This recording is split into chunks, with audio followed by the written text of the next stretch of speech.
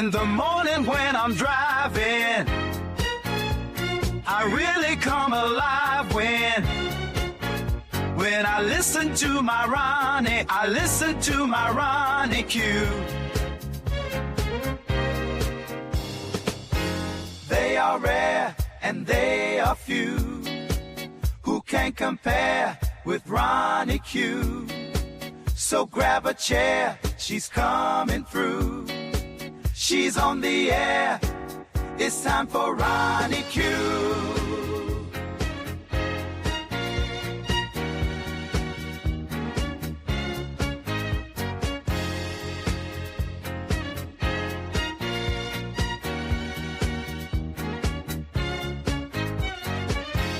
They are rare and they are few who can compare with Ronnie Q. So grab a chair, she's coming through. She's on the air, it's time for Ronnie Q. Ronnie Q. It's time for Ronnie Q. Ronnie Q. It's time for Ronnie in the morning while I'm driving. Ronnie, I really come alive when it's time for Ronnie. I listen to my Ronnie. Ronnie, I listen to my Ronnie. It's time for Ronnie Q.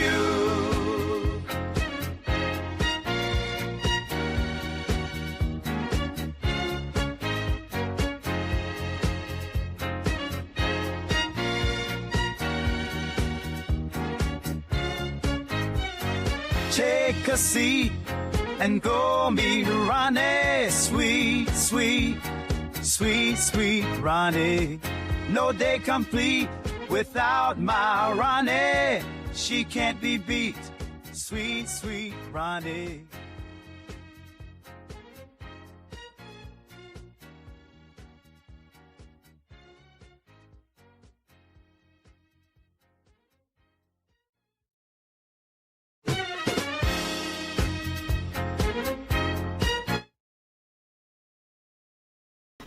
Good morning, Grand Rising. Thank you guys. Hold on. Okay, thank you guys for being with me.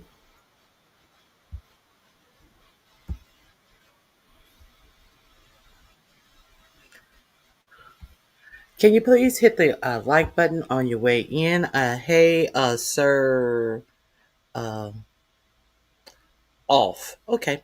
Uh, I don't know what that means. That means nothing to me. Grand Rising, Madison, it is good to see you. So let's uh, get into it. Please hit the like button since you're here.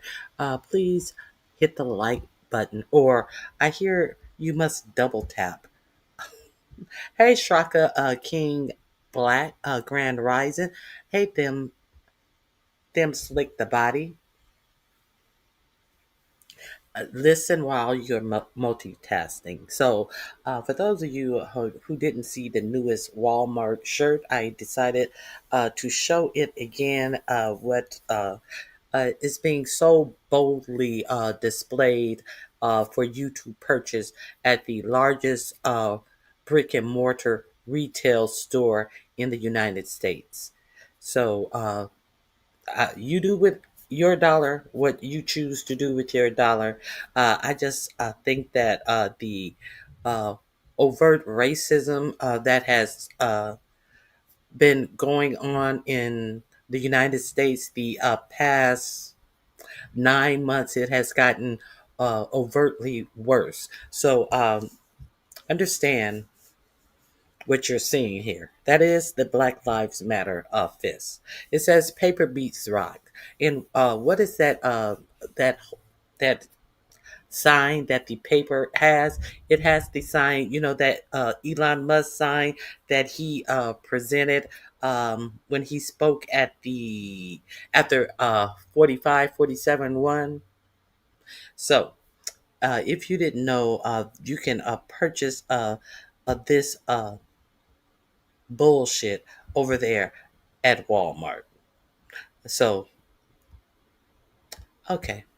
Live in your power, though. All right. Thank you guys for joining me this morning. I wanted to talk about several things. I want to get into if this government shutdown. Like I said, I did believe that Chuck Schumer was aware of who was going to vote for this government shutdown. Like I told you yesterday, the people who voted for this government shutdown, of the 8 of them that did vote for it, 2 are retiring, and the rest of them, they are not coming up for re-elections in their own terms till 2028 and 2030. Now, Sheehan went on Fox News and she absolutely said that Chuck Schumer was aware. But Chuck Schumer had to have been aware because he's over the Democratic caucus, and he was the one who put the vote to the floor. So it couldn't have gone to the floor without him. And if you're over the caucus and you don't know that 8 people are going to vote to, in effect, kick 13 million people off of their health care insurance, you need to be gone.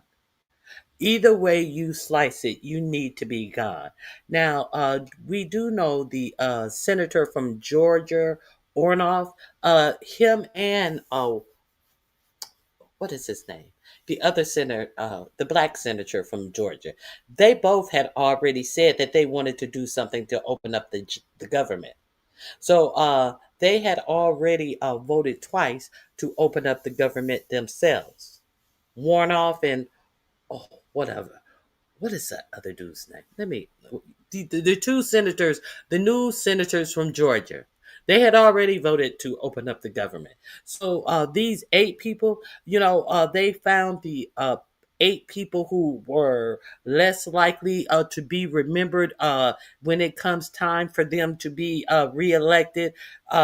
The people who were like the wallpaper of the Democrat Party to come out and lay on the sword. But so understand, while Chuck Schumer was talking about he was against it and he was still going to fight. If he was still going to fight, he wouldn't have put the vote up to be voted on. So what I'm telling you is, you have to be very cautious of these elected officials. That's what I'm telling you.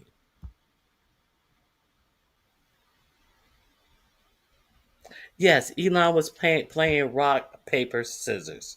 Exactly. So that's what I wanted to tell you. Um, I have been hearing a lot of complaints about Mondami, but I cannot complain that Mondami was an authentic candidate. He was not propped up by a big money interest or APEC. What I can tell you is that his message resonated with the people. Hey, Starboy, thank you for joining us. I appreciate your support. Now, what I can tell you is, now there are complaints on every aspect of Mandani.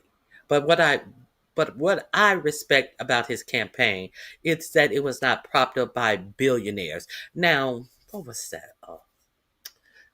What is that? Billionaire Bill Ackman.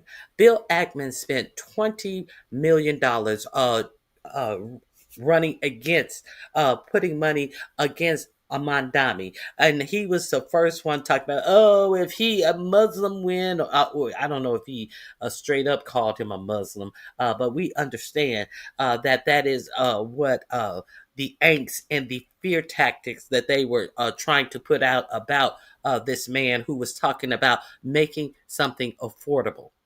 And billionaires had an issue with it. And then they tried to scare you into the fact of this man's religion. But they want you to be beholden to the Jewish religion. You understand that is their religion. But they want you to be you can't say anything, or they're gonna you can't divest, you can't say you want to divest, or they're going to take all your FEMA money away from your state if you talk about the Jewish religion. But they want to use scare tactics about the Muslim religion. See, I'm not into any religion. I grew up in under a religion.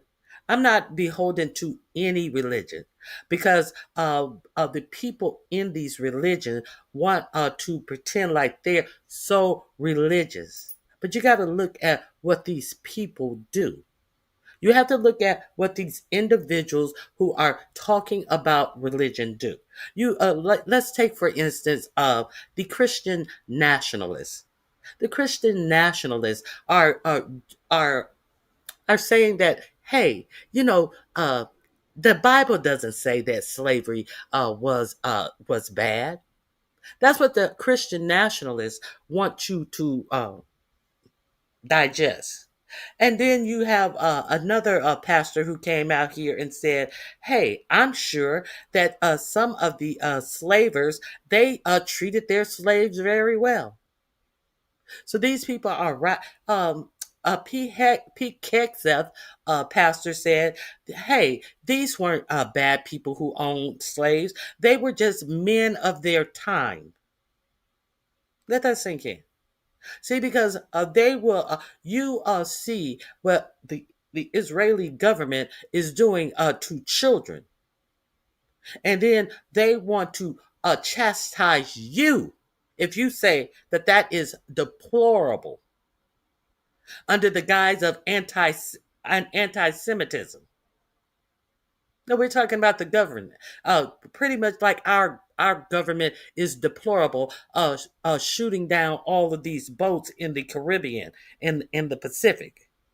And without any fact, without any evidence, they're not even trying to give you any. And the thing that should scare you the most is the Congress isn't even asking them to bring in any facts or information behind the narco terrorists that are gang members in this, they bringing drugs into our country when they are 2,000 miles away from the United States and could be going to any number of countries in the Caribbean. What's to scare you?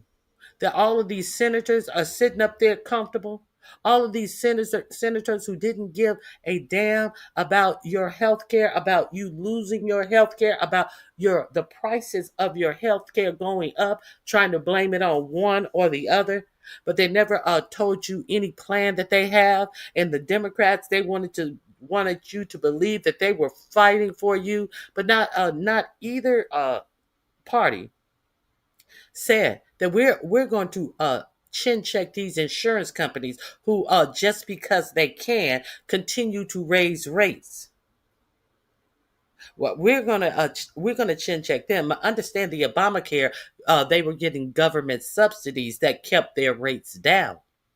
But it is expected that some people's rates are going to double or quadruple because they are not getting the subsidies. If you really wanted to fight for it, you'd have fought for it. But why do you care? Why don't they care? Because if they sit two terms under their elected offices, they get the gold seal of healthcare for the rest of their lives. So you think they care about your healthcare? Do you think that they are feeling the angst that you're feeling? No, they're not. So that's what I have to say about that. Hey, foot soldier, it is good to see you. Grand rising. Now, let's get into a couple of more things that I wanted to talk about. Now, did you hear that Keg Breath, the Secretary of Defense, says that no one from the Pentagon can talk to Congress, not the press. We've gone beyond him saying that they can't talk to the press and they have to sign NDAs and all of this type of stuff, like he's on a Hollywood set. Talking about privacy in the Pentagon is done by NDAs. While in the meantime, he's on the Signal chat, giving out all this private information where a reporter was bought in on the Signal chat. But he wants captains and generals and anybody else in the that works in the Pentagon to sign NDAs. Hold on.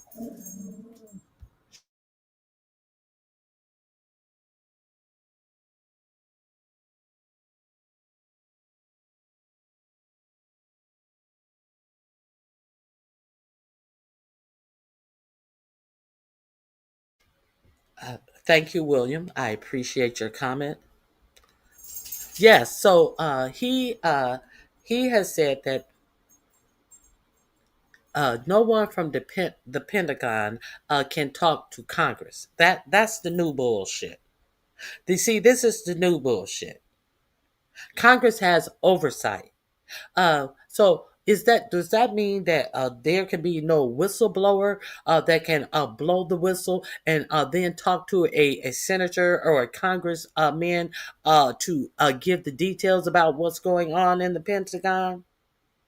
Does that mean if the Pentagon wants to investigate these illegal strikes that they're doing over in the Caribbean, that their career would be threatened to even talk to Congress? You understand that a lot of these people actually have military careers, actually are looking to retire, close to retirement, don't want their retirement to be snatched by these vindictive people, unserious people. Okay, so I just didn't know if you guys knew about that. I wanted to tell you about that. Now, there is something else I wanted to tell you about if you were not familiar with it. Have you guys heard about flocking? Um, I've talked about all of this big tech that they have released via Palantir to all of our government agencies, police forces, and all of this type of stuff.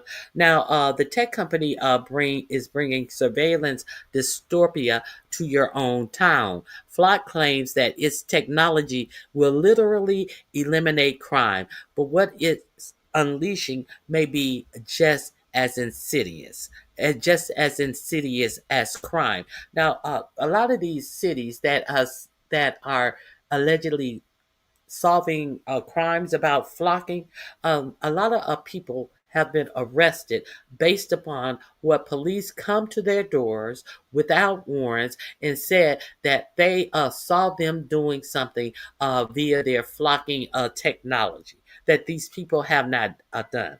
They're not even going to bothering to get warrants out for your arrest. Okay, so there is an article uh, out that I want to share with you. Let me drop the link. All of my links that I share are in my description box.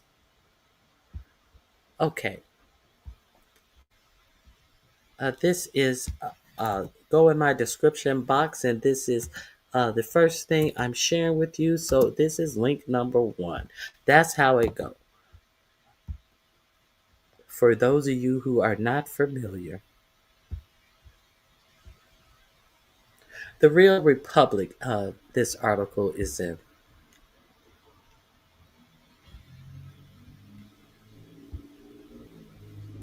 And we talked about, hold on 1 second.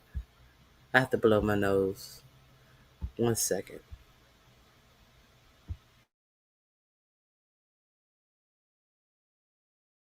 We've talked about your social credit score, the thing that they're doing over in China via all of this surveillance type of uh, apparatuses, apparatus cameras, and basically following you and getting all of your data, face recognition technology, and all of this type of stuff. So let me share this with you as well.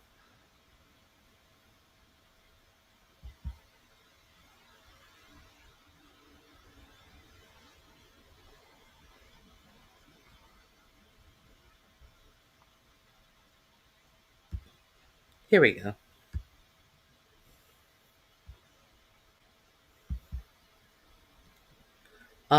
Here we go. The North Texas law enforcement. Oh, wait a minute. I'm missing something. Wait a minute. I guess that's how it starts. Starts with the North Texas law enforcement officers knew right away there was something off about the boyfriend's request that they search for his girlfriend. She taken abortion medication 2 weeks before, but he was only now concerned for her safety. He explained he'd need to process the event. The district attorney had told them that there was nothing which they could charge her. While selling abortion pills is illegal in Texas, taking them isn't. The police ran the search anyway, using surveillance tools from a company called Flock Safety. In the in the required reason section of the search form, a sergeant entered had an abortion. So there's a problem right there. There's a problem right there. If taking the pill is not illegal, how is he putting that she had an abortion in Texas? Nonetheless, when the woman walked into the sheriff's office a week later, detectives recognized her name. They assumed she was there to help to tell her side of the story and asked her to write a timeline of the events. Only after interviewing her did officers learn something that cast her boyfriend's request into a new light. She was there not to defend her actions or explain herself, but to report the boyfriend for assaulting her less than an hour after she had taken the medication. He choked her, put a gun to her head, and made her beg for her life. The assault report was only uncovered after initial coverage of the events. Before that happened, Johnson County Sheriff Adam Knight attempted a spin containing a pitiful grain of truth. Her family was worried about her. He told 404 Media if he meant her parents and not her piece of shit partner, well, they should have been. They probably should still be. Um, But amid the sordid story, it is another party to these events that raise eyebrows. Asked about the apparent misuse of flock technology to find this woman, Flock Safety CEO Garrett Langley told Forbes, "When I look at the Johnson County case, everything is working as it should." I don't get it. Get to the point. Okay. The line between the personal and vengeance and public power always is thin, is being methodically erased by market forces, resurgent bigotry, and new and unaccountable surveillance tool brought to us by our ogreous friends in the tech industry. The Torment Nexus is here, and it's attached to the telephone pole and in your neighborhood. Let me enlarge this. I apologize.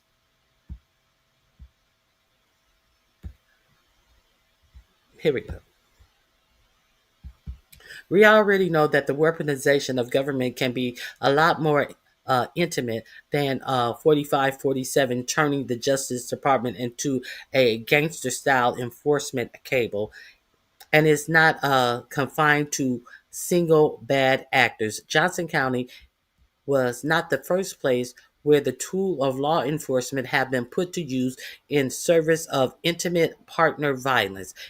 It wasn't even the most immediate version of how it can happen. Flock technology and other surveillance networks have been used by stalkers who are themselves law enforcement officers, but in this case, the Flock involvement in particular illustrates an expansion of the horrifying capacity to meld personal obsessions and the state's interests at a systematic level. In big and small towns across the country, upwards to 60,000 police departments are adopting Flock's growing arsenal and, more importantly, buying into Flock's stated ambition. Our mission is to eliminate crime, full stop. As Forbes put it, Langley is convinced that America can and should be a place where everyone feels safe. You notice how they always uh put in some fucked up technology or some fucked up engagements or some fucked up rules under the guise of safety. Okay, everyone should feel safe. Safety is how the powerful sell control. Safety is how the powerful do what? Sells control. Okay.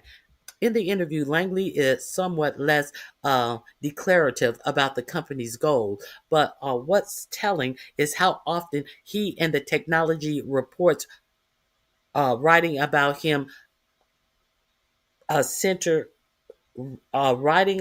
center their discussion on ending crime and not say violence or even breaking the law. They call it crime, not violence, not breaking the law. Whatever crime means to them, you know, not violence, not even breaking the law. This crime that they want to tell you that is going on. The company seeks to do this from the bottom up, marketing its tools as aid to those that have aggressive designs on cracking down on crime, but lack the personnel resources. Not just smaller police departments, but homeowners association, community organization, schools, K through college, retailers such as Simon Properties, Home Depot, Lowe's Corporation, and as of this month, individual owners of Ring doorbell cameras. They bill themselves as the largest, relative to what they won't say, public-private safety network, boasting our intelligence platform unites communities, business, schools, and law enforcement, combining their power to solve and deter crime. I guess they mean all together. Flock pitch is a touch quaint compared to Flock's pitch is a touch quaint compared to the howling brutality of the administration itself. Its framing works for suburbanites turned off by the outright thuggery because it turns anxiety into authority, makes uh, pattern the pattern of makes the patternless feel like a public service and dresses the threat in the uniform of care. I don't know.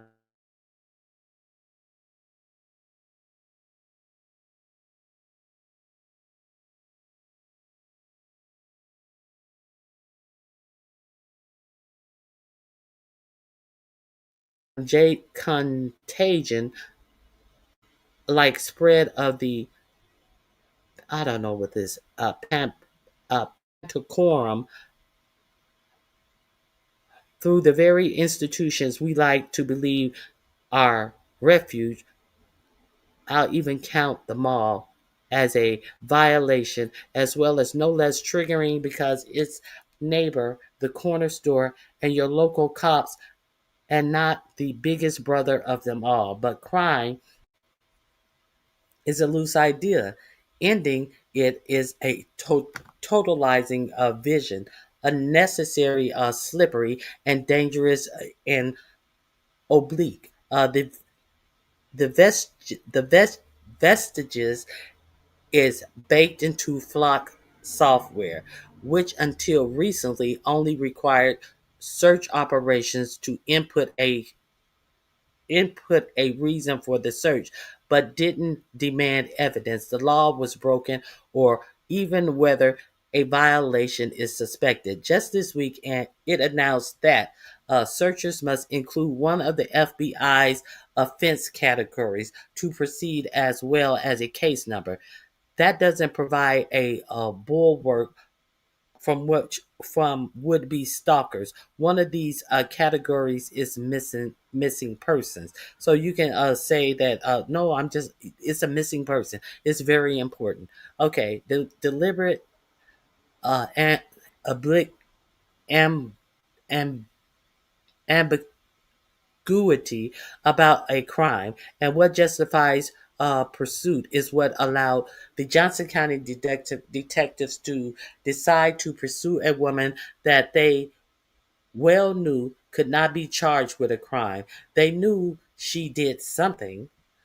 Beyond controversy around the Texas self-managed abortion case, Flock has had to respond to evidence that local law enforcement agencies have used their data to assist immigration and custom enforcement, and now it has offered assurances that jurisdictions uh, uh, proactively banning data sharing related to immigration status or abortion seeking will be excluded from national searches as long as the local Yahoo with a tactical undershorts is dumb enough to put ICE or abortion in the required reason field.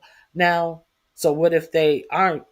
What if they are dumb enough to put it in? Are you saying that they still can be able to track people down? So you're trusting that they will not put uh, ICE or abortion in the field. So it seems like it's dependent on the person. If they're a stalker, they're gonna put missing person in the field. And so you're saying that they're still gonna be able to find the person that they're stalking by saying they are missing person? It seems that way. But it turns out that once you've built a massive uh, dis- distributed surveillance network, it's hard to rein it in issues. Okay, so it seems like you can still find a person that way. The state of Washington explicitly bans sharing data or equipment with federal officers for the purpose of immigration enforcement, but the University of Washington found dozens of examples of exactly that. Some local departments explicitly open up their flock data to the feds despite the state's law. Others had their information siphoned off without their knowledge, being a unspecific technological era.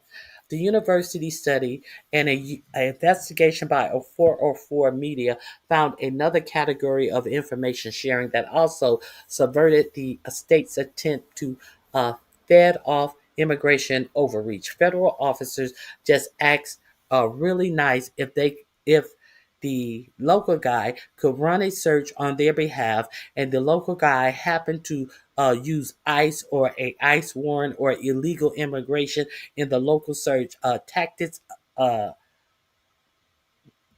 tactical undies recognize tactical undies, worth noting, a local officer are well informed about the jurisdictional data sharing limitation would just not enter ICE as the reason for the search.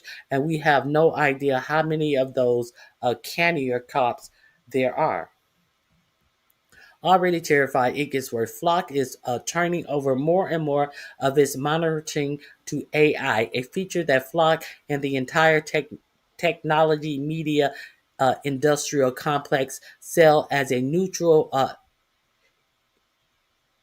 efficiency. Efficiency.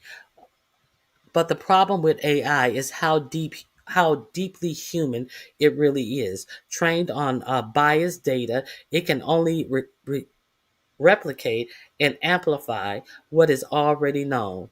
Misogyny and white supremacy are built into surveillance DNA and are using it to search for women seeking abortions or any other suspected, in quote unquote, criminal, can only make the echo chamber more intense. This month, an AI powered security system, not Flock, surprisingly, tossed out an alarm to a school resource officer, and he called the police to the scene of a black teenager eating chips. I do remember that.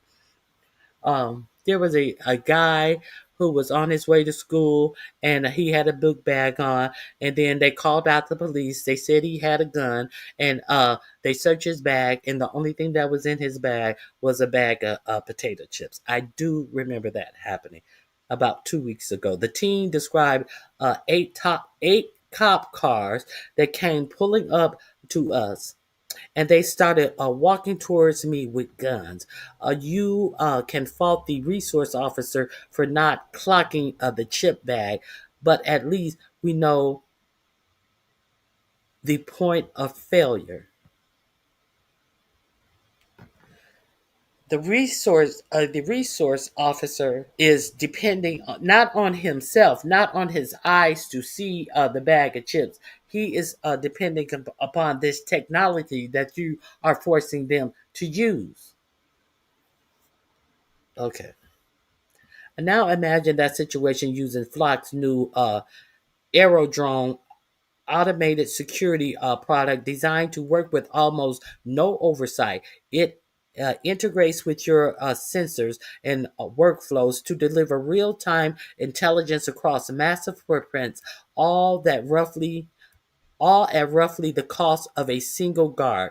The same potentially fatal false alarm will occur with fewer and fewer touches of a human hand, even to pause the system. AI pattern matching is a black box. You can't know how a a decision is made until it's too late to make the decision. A private surveillance firm plunging AI into policing doesn't democratize, democratize safety or create objectively. It accelerates suspicion based on existing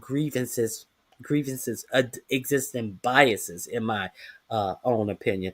Except when it is designed to suspect nothing. Flock response to controversies about privacy has included supposed transparency features, as well as tools that claim when will enable public audits of searches and results. If your small police department that turned into Flock for a manipulator doesn't have the staff to run audits, no worries. To support agencies with limited resources for audit monitoring, we are developing a new AI based tool. This tool will help agencies maintain transparency and accountability at scale using an AI to monitor an AI. That's kind of like getting a cop to investigate cops. You know, the cops always get off when they have to investigate themselves. Yeah, that's how it works. So we got now we're getting AI to monitor AI. The that has implicit biases already built into the prompting of these AI models. So how do you think that's going to work out? So this AI model says that, hey, this black kid has a gun, and now you're gonna have AI show up to the situation. So what is AI going to do in the situation that these humans were able to say, hey, that's not a gun, that's some potato chips. So you're gonna put AI in. What AI gonna discover? What AI is gonna treat that as? And then if something goes wrong, you're gonna have another bias as AI to investigate it for fairness and transparency. Okay, okay. I think Dick would recognize another irony. AI surveillancing us sounds like a dispassionate threat from without. But the ghost in the machine is we cannot scrub away the passions and the resentments that incite the obsession to begin with. The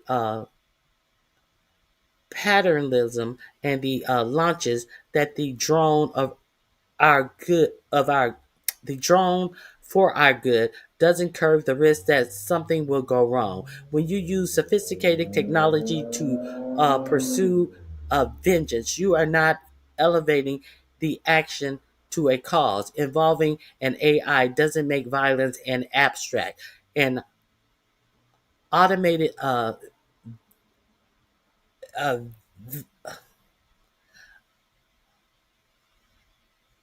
an an automated vigilante isn't impersonal, just efficient. Okay, so that's that. Let me see. I think that's it.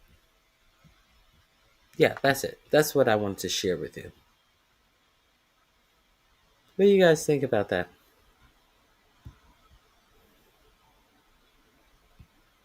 What do you guys think about that? Hey, M. Renee.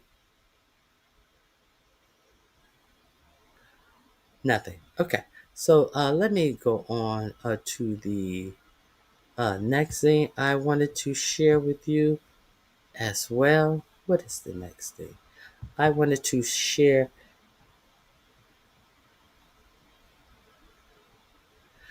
AI is supercharging the war on libraries, education, and human knowledge. If you guys are not aware of that, let me share with you that they have AI actually working in libraries.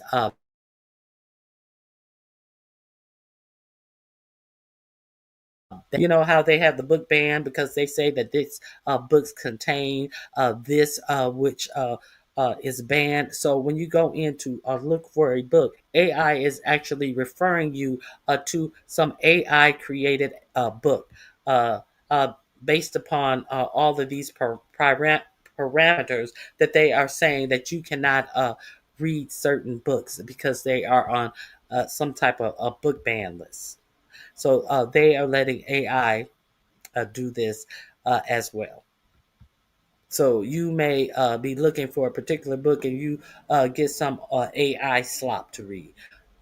Last month, a company called the Children's Literature Comprehensive Database announced a new version of a product called Class Shelf Plus. The software, which is used by school libraries to keep track of which books are in their catalog, added several new features, including AI driven automation and contextual risk analysis, which include a AI powered sensitive material marker and traffic light risk rating system.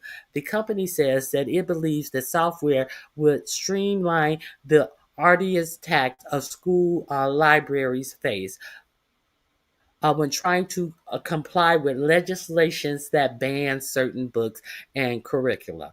Uh, Districts using Class Shelf Plus V3 may reduce manual review by workloads by more than 80%, empowering media specialists and administrators to devote more time to instructional priorities rather than compliance checks.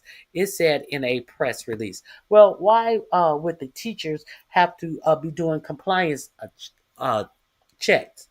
See, that's not the teacher's job to be policing no motherfucking books.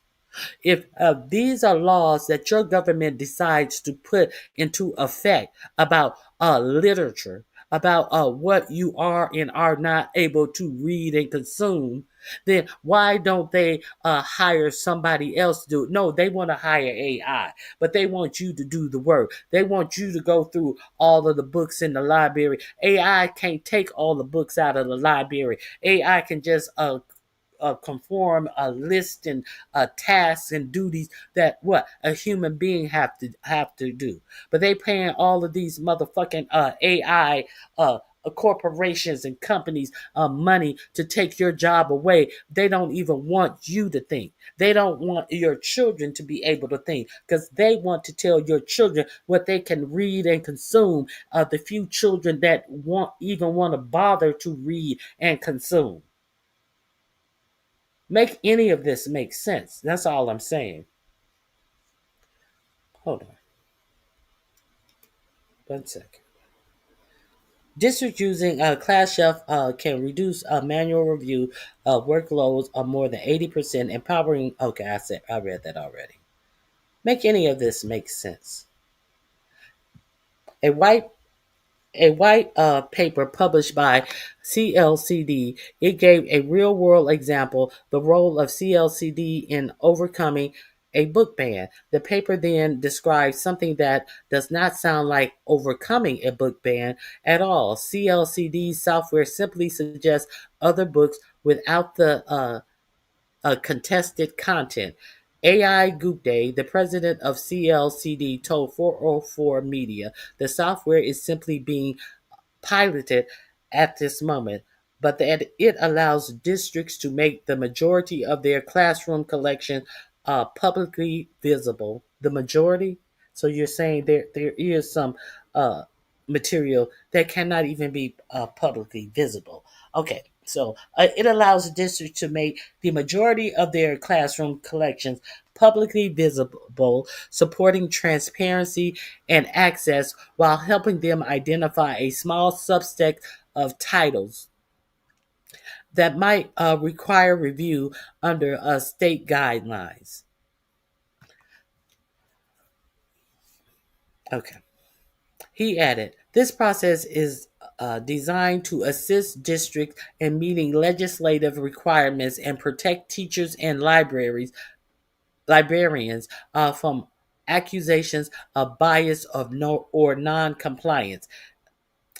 So this book banning bullshit, why is this important? Now, they are firing teachers and librarians about material that are in the schools, libraries, and all of this type of stuff. So while they're figuring out ways to ban books, to keep information and facts from children, they are creating AI modules that really there allegedly to help you. Billionaires are getting rich by creating AI systems. Make any of this make sense? Why not stop banning books? Wouldn't that be easier and cheaper to stop banning books? But they looking for a way to fire you. But they always are looking for a way to employ AI as the right solution. Make any of this make sense? Um, Accusation of bias or non-compliance. It is purpose built to help educators defend their collections with clear data driven evidence rather than subjective opinion. But isn't AI a program? So wouldn't it be the subjective opinion that is fed into the AI module itself? So the subjective opinion of AI is going to be based on what whoever programmed it or whatever measures that are used to program these AI models that go into libraries. That is swayed toward an objective opinion. So, but you're trying to save the teacher or the librarian from being losing their job about their own subjective opinion in the area that they have studied in and excelled in and have decided to make a career in. But the AI model is designed to make money for billionaires. That's the only subjective opinion that matters in these AI prompted uh, things that are put out to take people's jobs. It's not about anything but making money for billionaires.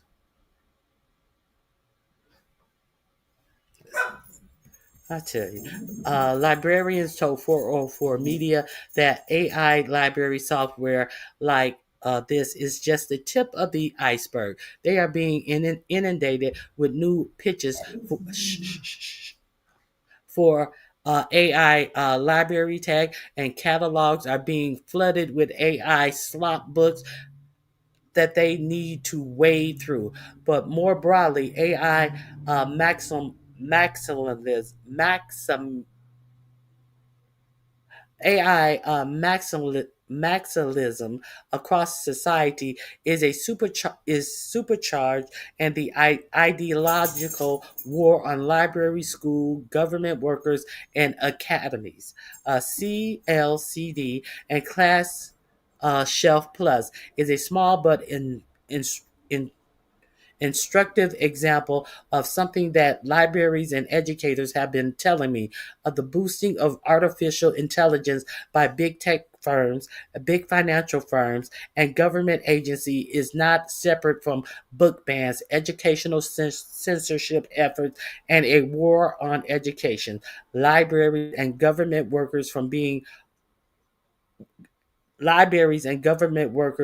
being pushed by groups like the Heritage Foundation and any number of MAGA groups across the United States. This long running war on knowledge and expertise has sown the ground for the narrative widely used by AI companies and the CEOs adopting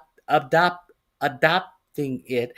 Human labor, inquiry, creativity, and expertise is spurned by the name in the name of efficiency. With AI, there is no need for human expertise because anything can be learned, up, up, approximated, or created in seconds. With AI, there is less room for nuance in things like classifying or tagging books to comply with laws. A LLM or a machine algorithm can decide whether content is sensitive, not a human being. No, you can't decide. Yeah, everybody is on the same level of maturity of knowledge. Everybody's on the same level. Treat everybody like the same. You in the seventh grade. This is what is appropriate for you. You are in the seventh grade and you are well read. You have a different life experience from someone who doesn't read, who has no experience other than playing video games, for instance, age appropriate or not. Treat everybody the same. Okay.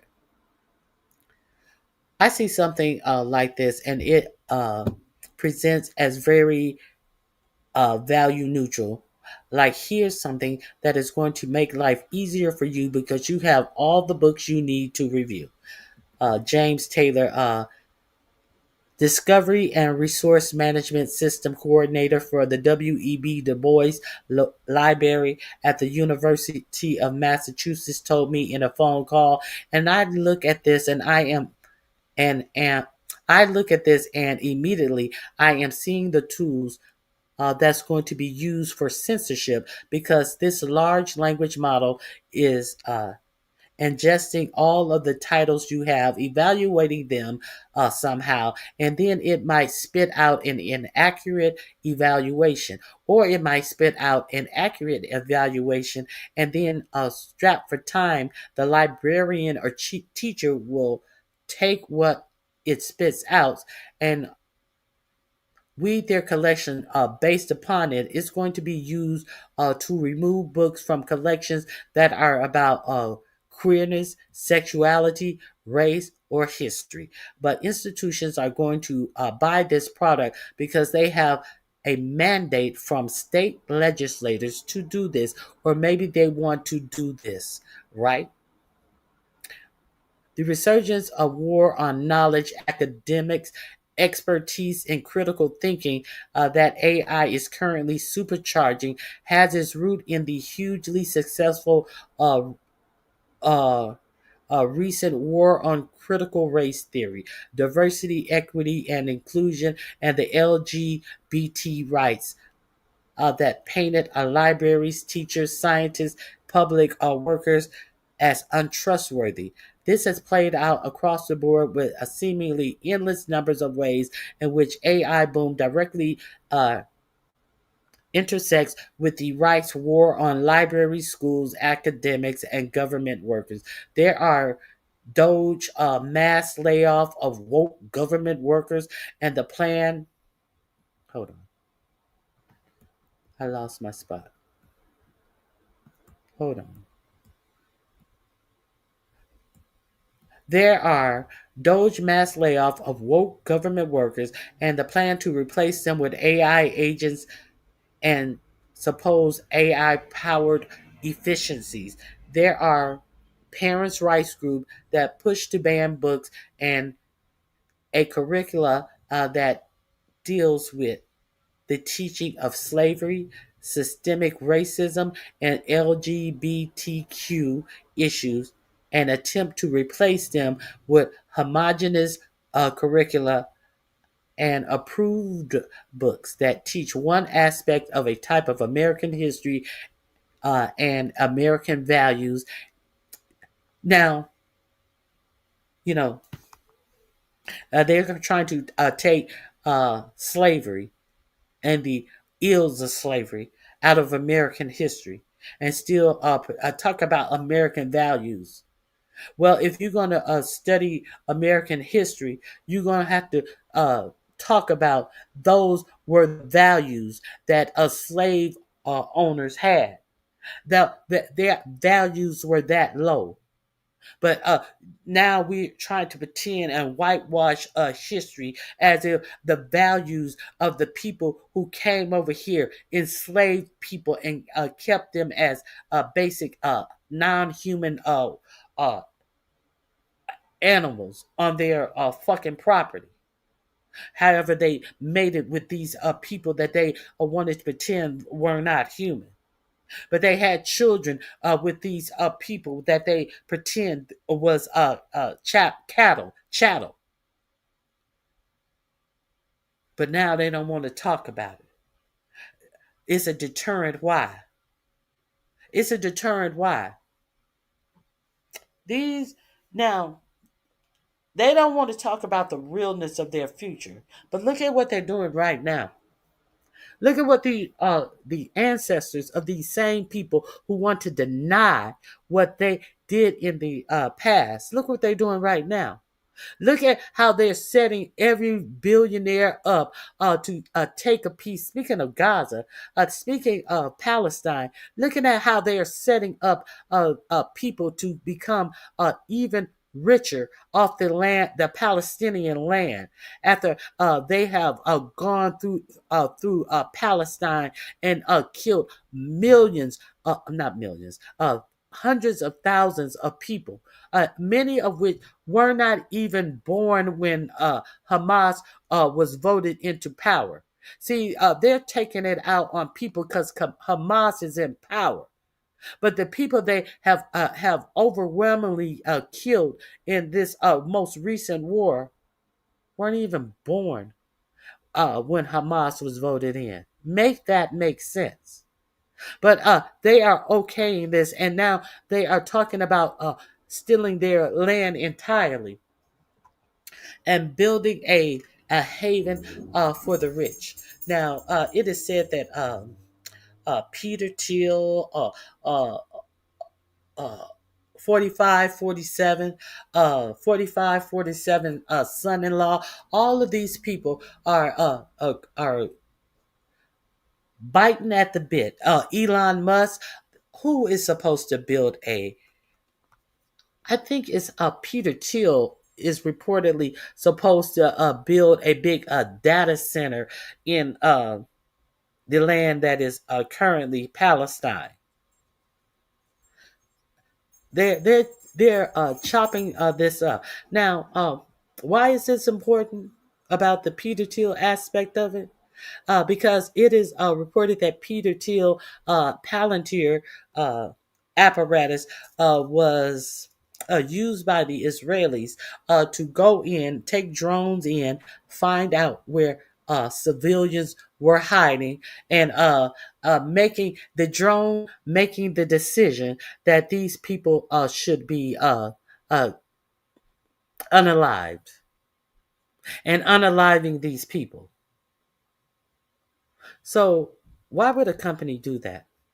Why would a company just find people all bundled together in the middle of war, and not being war fighters, go in and have somebody go in and search out people, unless they wanted, unless this was the plan all along, is to rid this land of its people, to take over their land. So of course they don't want to tell you about slavery. Talking about approved books that teach one specific type of history and American values. America has no values. America is financing what is has gone on in Palestine, and they want you to ignore what they did on their own land. Where are the values?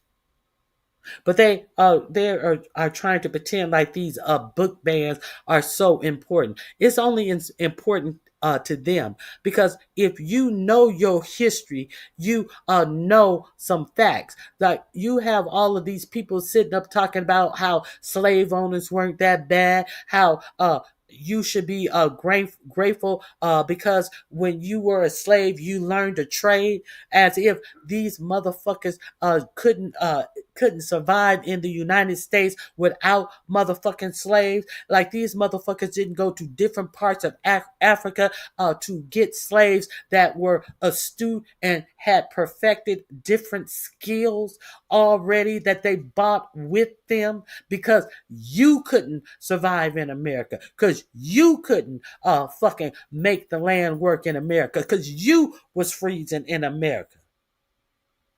Like, y'all went over there in like y'all went over there and got a bunch of chimpanzees, and y'all taught them how to work the land. Y'all taught them how to work with metal and steel and be all of this type of stuff.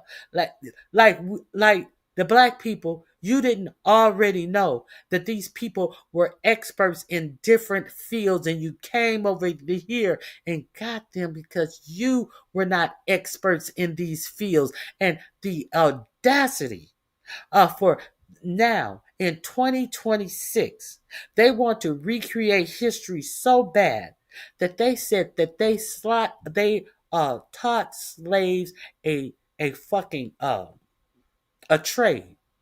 They taught slaves a trade. So therefore, they shouldn't have to repay the slave, because they gave slaves a way to make money in the Jim Crow South. After they set the slaves free, after building America off of slave labor, and they when the slavery was over, they set black people out with absolutely nothing but what they knew and what they had instilled within themselves. And y'all want to pretend like y'all did so much. Y'all want to act like y'all did so much when slaves built this motherfucking country. See, that's what you don't want to say. That's what you don't want to say, because if you had to build the country yourself, you were the ones who were dying out in America, didn't know what to do in America, didn't know how to make it work in America. Anyway, I don't even know how I got on that, but there. Let me drop this link in the description box as well. Okay, many teachers feel they are not allowed to teach about slavery or racism, and increasingly spend their days grading student essays that were actually written by robots. Oh my God. Okay, let me see, where was I? Where was I?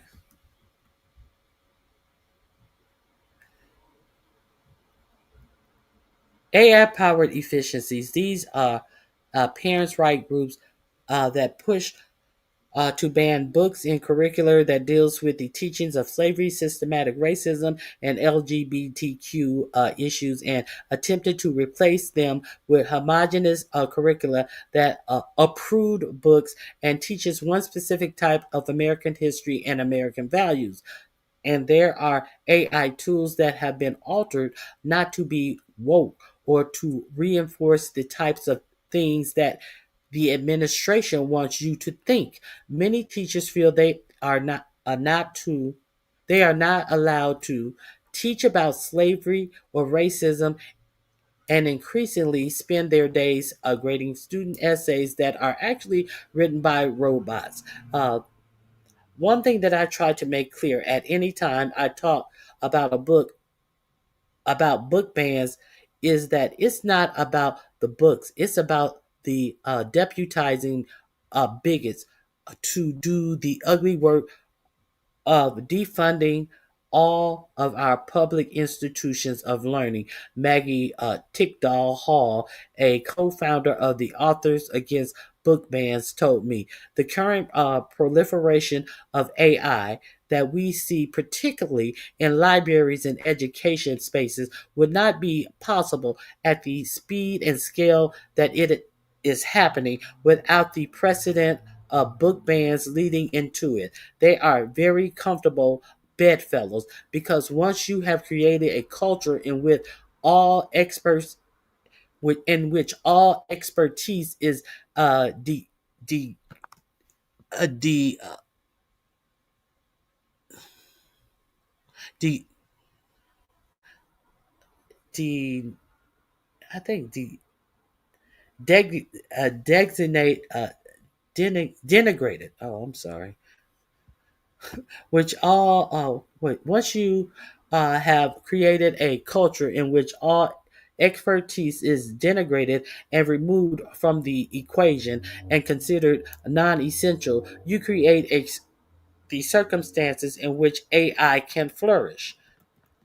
Justin, the co-host of the podcast Library Punk, told me that the project of offloading cognitive capabilities to AI continues apace. Part of the fascist uh,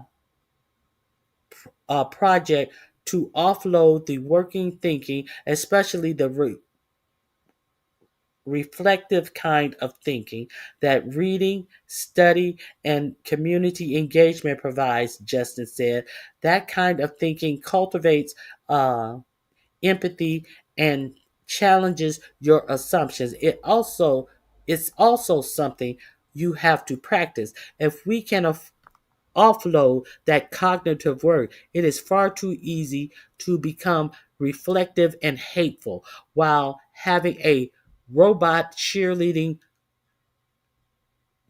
while having a robot cheerleader telling you that you were right about everything all along. These two forces, the war on libraries, classroom, academics, and AI boosterism, are not working in a vacuum. The Heritage Foundation right wing agenda for remaking the federal government Project 2025 talks about criminalizing teachers and librarians who poison our children and pushing artificial intelligence into every corner of the government for data analysis and waste, fraud, and abuse detection. Librarians, teachers, and government workers have had to spend an increasingly amount of their time and emotional bandwidth defending the work that they do, fighting against censorship efforts and dealing with the associated stress, harassment, and threats that comes from fighting educational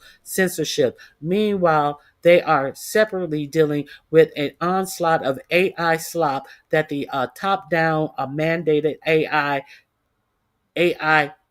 AIification of their jobs. There are simply fewer and fewer hours to do what they actually wanted to be doing, which is helping patrons and students. The last 5 years of library work, of public service work, has been a nightmare with ongoing harassment and censorship efforts that you're either experiencing directly or that you're hearing from other colleagues. Allison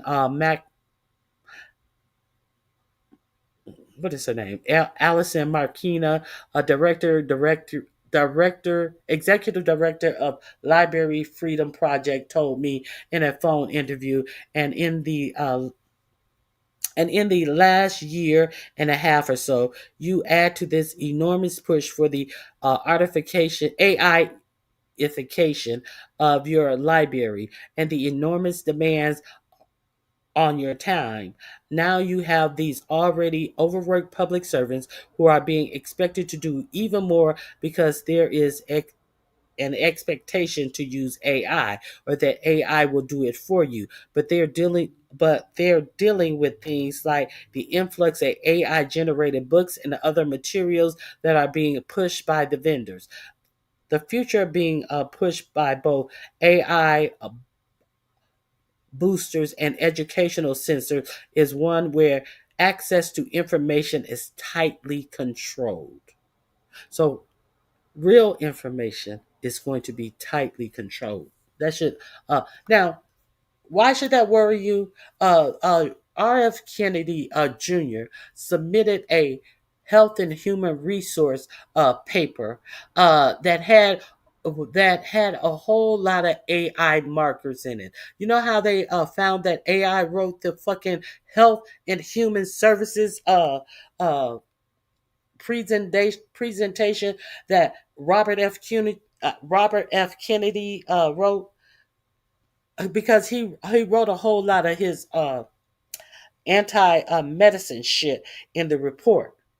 But how they found out was the sources were wrong. The sources that they had linked, where they allegedly got this information for, they were bogus sources or links that did not work. That's how they found out that the head of Health and Human Services was putting some bullshit together via AI that was not even accurate. So if the sources were not accurate, what was the context of the information that was allegedly sourced by fake sources?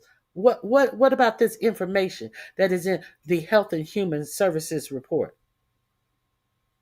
See, that's a problem. That's a problem.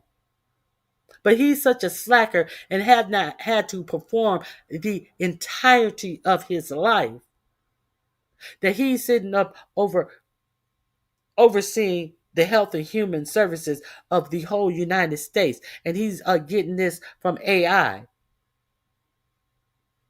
and it cannot be fact checked. So therefore, we cannot consider anything in that report to be facts. That's very detrimental to us to not discover our own facts. Well, not have the facts available to be discovered. I'll put it that way. Okay. The future being pushed by both AI boosters and educational censor is one where access to information is tightly controlled. Children will not be allowed to read certain books or learn certain narratives. Research will be performed only through one of the select few artificial intelligence tools owned by AI giants, which are uh, uniformly aligned behind the 45-47 administration, which have gone to the ends of the earth to prevent their black box machines from spitting out woke answers, lest they catch the ire of the administration. School boards and library boards forced to comply with increasingly restrictive laws, funding cuts, and the threat of being defunded entirely, leap at the chance to be considered forward looking by embracing AI tools or applying for grants from government groups like the Institute of Museum and Library Sciences, which is increasingly giving out grants specifically to AI projects. We previously reported at the ebook service Hoopla, used by many library libraries has been flooded with AI generated books. The company has said it is trying to cull these from the catalog. In recent survey of libraries, uh, Macarina's organization found that librarians are getting inundated with pitches from AI companies and are being pushed by their superiors to adapt AI. People in the survey results keep talking about, like, I get 10 aggressive pushes email every day from vendors demanding that I implement their new AI product or try it, jump on a call. I mean, the burdens have become so much, I don't even know how to summarize them. Fascism and AI, whether or not they have the same goals, they sure are working to accelerate one another. Okay, so this is uh, what I wanted to you guys to know. While they're talking about the race for AI, as if they don't know what they want to do with AI. Like they want AI to help you. Uh, it's propaganda. They want to just give you the things that they approve of. They want you to have as less knowledge as possible via your school, your libraries, your formal teaching is a bunch of propaganda under this administration. So I just wanted to share that with you. Let me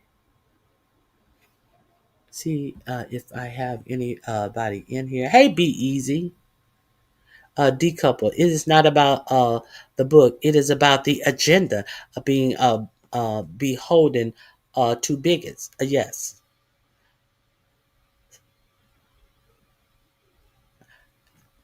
exactly, exactly. Do you think that they want you to have the real information? That is exactly why they're talking about taking biases out from what the teachers are teaching, as if these AI models are not programmed with biases. Get the fuck out of here. Yeah, so that is one of the things that I wanted to share with you. Now, if you guys are unaware, now while they were voting on this uh, bill to reopen the government, did you hear that a 4547 has pardoned all of the attorneys, all of the people that are were involved with that lie that the 2020 election was fake, and the results of the election, it was a stolen election, that he won the election. You know, a lot of attorneys lost their licenses, uh, perpetuate, uh, perpetuating, perpetuating that lie that 4547 actually won that election. None of that was true. Now, he has gone through and pardoned 70 people, 70 people who was running around the countries, lying, going to court, telling lies, and had to do jail time. 70 people.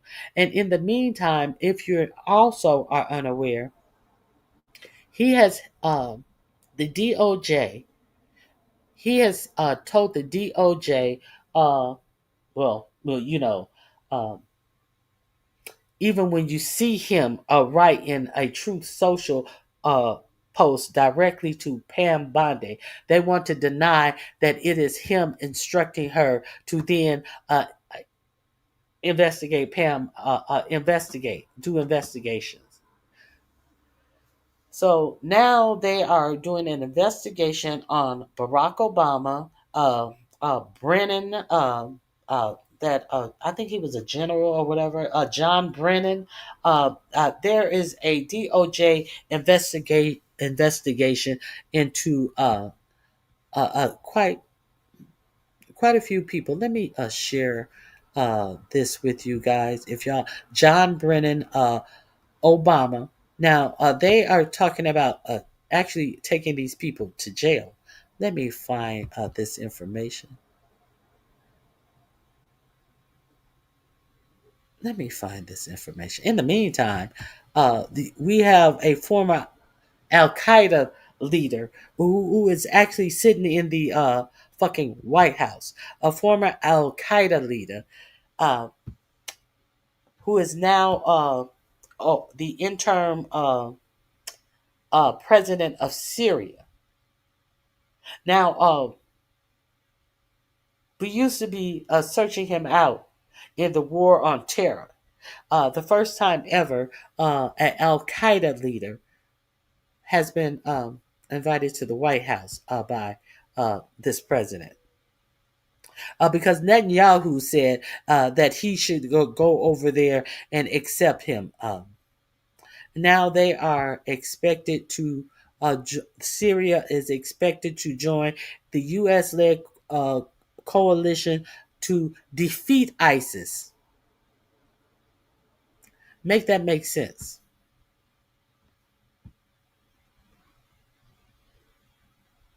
President Ahmed al-Shara is live video to our monitors coming now from the White House. Happening right now, President Donald Trump meeting with Syrian President Ahmed al-Shara.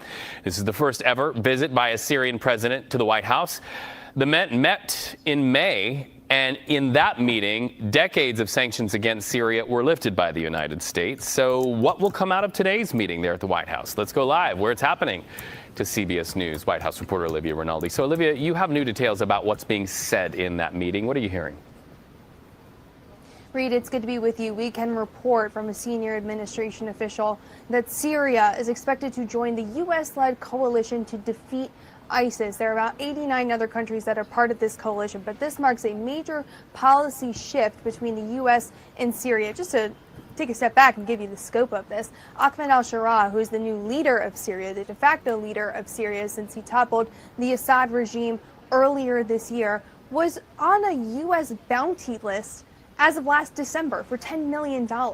And just a year later, now he is in the Oval Office, or at the White House rather, meeting with President Trump. So really just a remarkable assumption into power here, but now a willingness by the United States to work closely with him in defeating ISIS. We know that Syria has been involved in a 14-year civil war, so they are now in the efforts of rebuilding that. And this seems like a first step towards really a normalized relationship between the U.S. and Syria. Another thing that is potentially up for discussion between these two leaders is the efforts to rebuild Syria after that civil war. One estimate that I looked at said it could cost up to $216 billion to rebuild that country after just being absolutely ravaged for the last decade or so in that war. So certainly a notable meeting here today. And just to provide a little bit of color of what this meeting has been like, normally when you and I talk and there's a foreign leader who arrives here at the White House, you see the flags behind me, there's a large procession, President Trump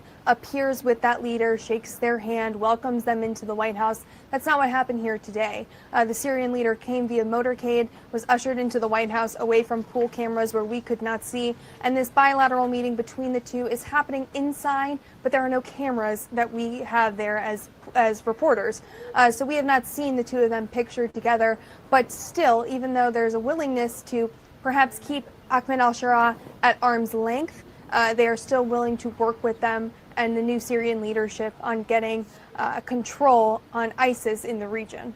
Looks like there's at least hands at the end of those arm's length reaches that are shaking there. Okay, so as those headlines develop out of that meeting, we know you'll bring them to us. But I also want to ask you about the headline of President Donald Trump making sweeping pardons today. They are people who stood accused of election interference. What's this story all about? Well, it's quite interesting. So last night, the Department of Justice pardon attorney Ed Martin actually tweeted out the pardons, the list of pardons that the president allegedly signed on Friday, pardoning people who were part of the effort to overturn the election in 2020. Some of those people include Rudy Giuliani, the president's lawyer, Jenna Ellis, Sidney Powell, people who worked on Trump's legal team in the efforts to overturn the election back in 2020. Also, Mark Meadows, who was once the White House chief of staff during the first Trump administration. But Reed, these pardons are largely symbolic. These are pardons for federal crimes, of which none of these individuals have been charged. They have been charged on state levels, and that is where the president does not have the ability or the jurisdiction to issue them pardons. So largely symbolic, but certainly notable that President Trump is still focused on that 2020 election and issuing these pardons as a result. All right, Olivia Rinaldi, thank you so much. I've made statements which are true, that it is rational to fear Islam, given the number of terrorist attacks that have happened. That's that damn Randy Fine. Oh, let me.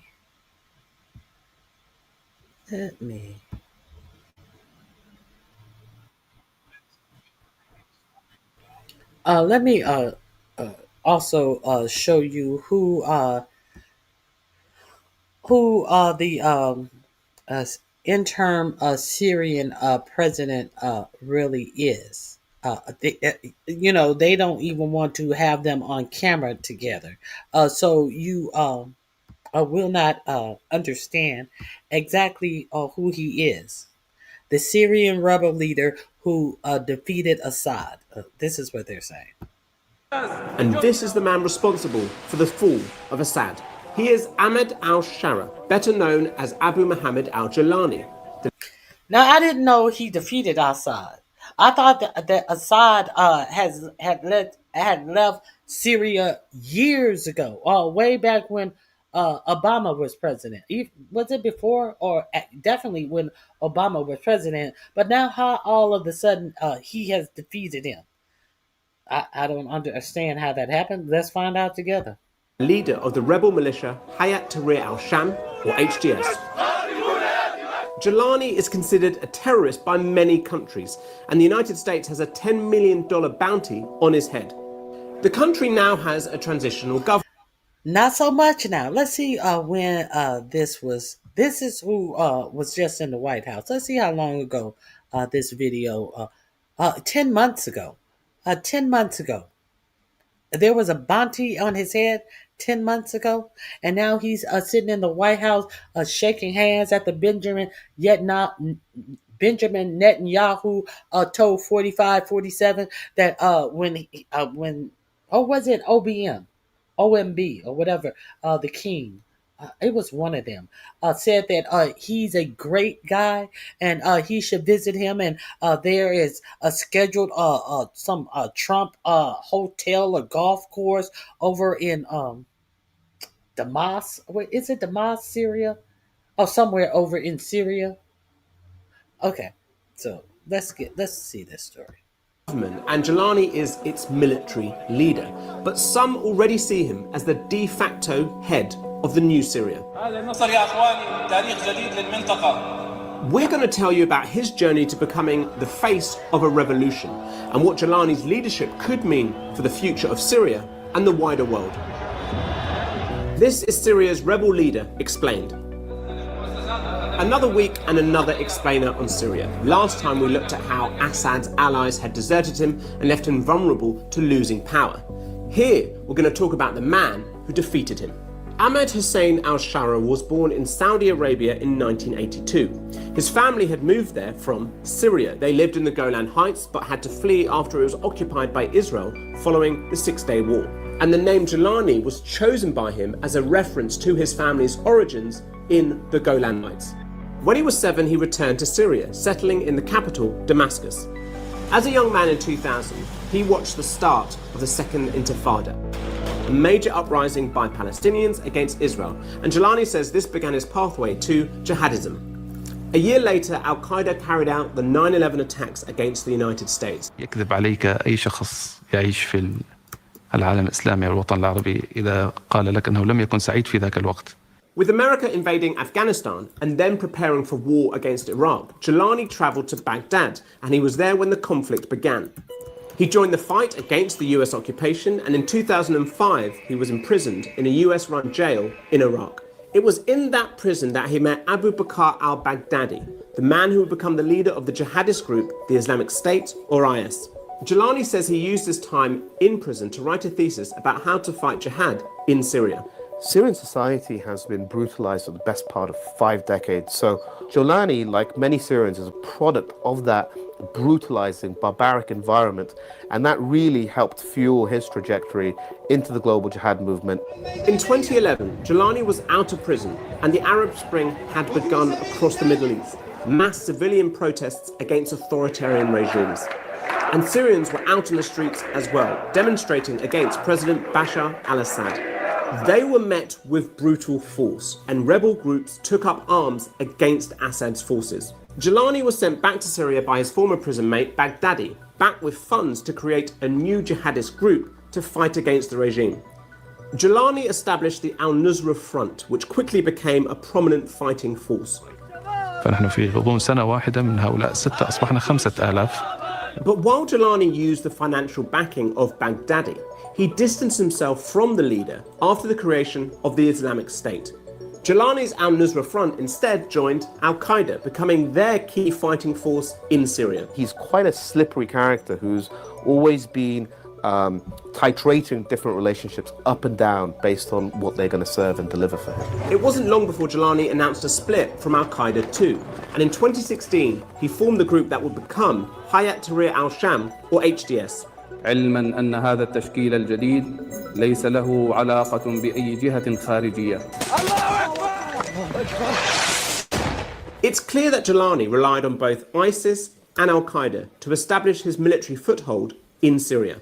And Amnesty International accused Al-Nusra, along with 4 other rebel groups, of committing war crimes and other violations of international humanitarian law with impunity. But Jelani has tried to distance himself from some of the most extreme elements of jihadism. The man who cites 9/11 as having a key moment in his journey to becoming a fighter.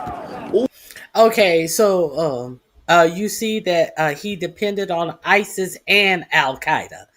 That's why I got it mixed up. I thought I couldn't remember which one was which because it was both. ISIS and Al-Qaeda, Tantan Brew. That's why I couldn't. It both sound right, and it appears they were. The link is in my description box. I'm gonna play a little bit more. Also says that he always and we're gonna look at this relationship. Well, we see that he what the relationship was. So how did it become that he's sitting in the White House? Opposed the killing of innocent civilians in his fight against the Americans in Iraq, as well as against the Assad regime in Syria. One of his key messages to Syria, as well as the wider world, is that while ISIS and Al-Qaeda fight a religious war, his war has always been against President Bashar al-Assad. With that firm focus on Syria, HDS under Jelani became the dominant force in the northwestern Syrian province of Idlib, home to 4 million people in 2019, a rebel stronghold in the face of the Assad regime. They created a civilian front, the Syrian Salvation Government, appointing ministers and providing public services. Jelani was very... Okay, so that's about it that I want to share on that. So let me share this with you that I found. This is where this first got on my radar when 4547 took his trip to the Middle East. And I was like, what? Discussing the situation in Syria with the Crown Prince, your Crown Prince.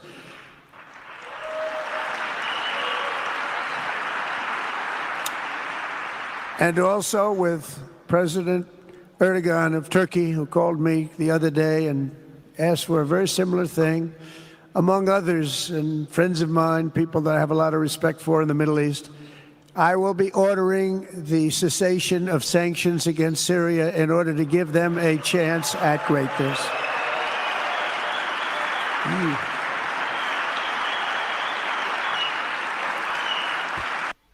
So that's all they had to do was ask, because they're good men, and They are good men, and it is alleged that this is the same man. Whatever. Okay, they're good men. It has nothing to do with the billions of dollars that they are putting in your fucking crypto shit schemes. This is how this got on my radar.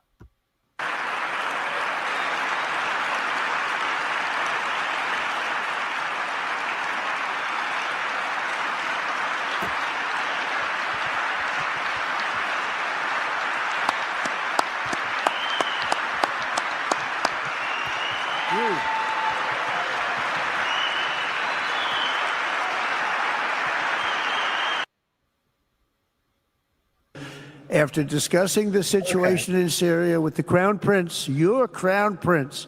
Okay, so that's what I want to show you, and look at how they are trying to make you feel like, hey, he's damn near American. Hey, look at what this guy is doing. This is another one that I wanted to share with you. Please, behind you, Caitlin, behind you. Thank you, Caitlin. On Syria, can we expect an announcement on a pact between Syria and Israel, or an announcement on them joining the anti-ISIS? Yeah, you can expect some announcements on Syria.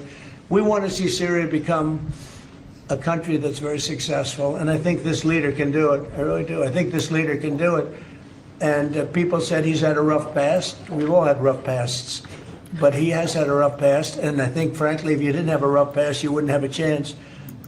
He gets along very well with Turkey, with President Erdogan, who's a great leader. Erdogan's a great leader, and very much in favor of. He's had a rough past.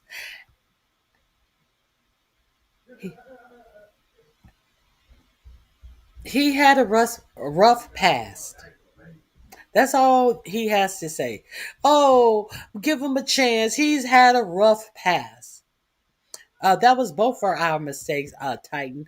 We both got them confused. That's all he has to say. He had a rough past. These are the people that they are putting up in your face, inviting to the White House. But they're saying if you protest your government, that you are what is it? You are Antifa, and you are the motherfucking enemy. You are a domestic terrorist if you protest your government. Look at this face. Look at this face. And look at what is being done in your government. Let's continue.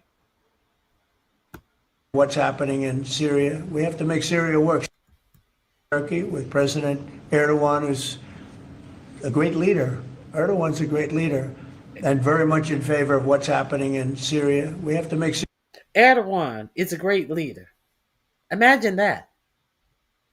Oh my God. Syria work. Syria is a big part of the Middle East, and I will tell you, I think it is working and really well. We're working also with Israel on, getting along with Syria, getting along with everybody, and that's working amazingly. As you know, Hamas has given us back numerous bodies. It sounds pretty gruesome, but it's something the parents want more than. So he went from, we are working with a former Al-Qaeda member to because Israel told us to, and it's going very well, and we're getting bodies back, trying to not let you think that what he said should fucking amaze you, that should haunt you.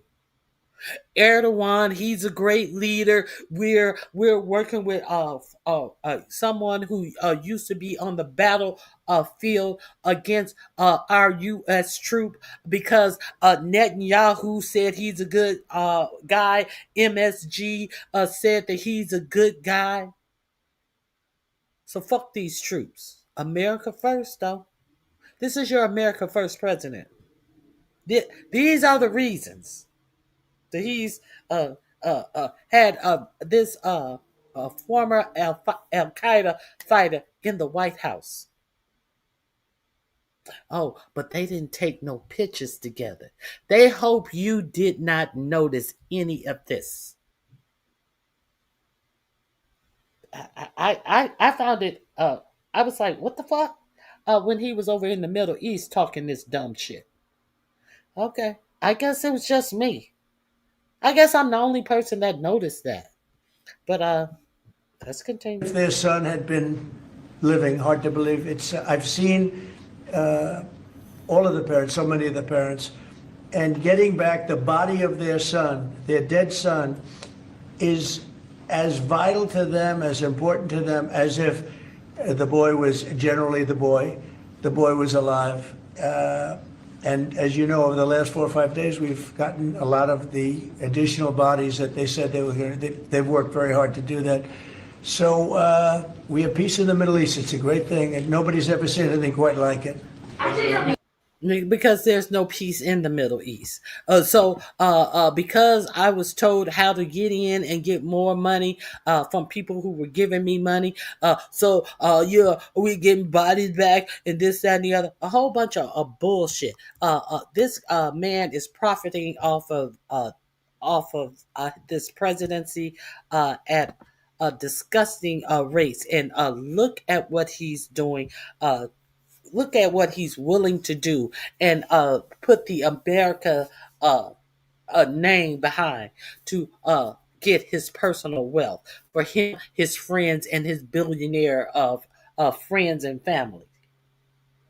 This is what this while you're not paying attention. Now you are exactly right. I definitely was going to talk about what he said about the air traffic controllers. They better get to work right now, or I'm gonna sanction. I'm gonna stop their pay, and for the ones who had the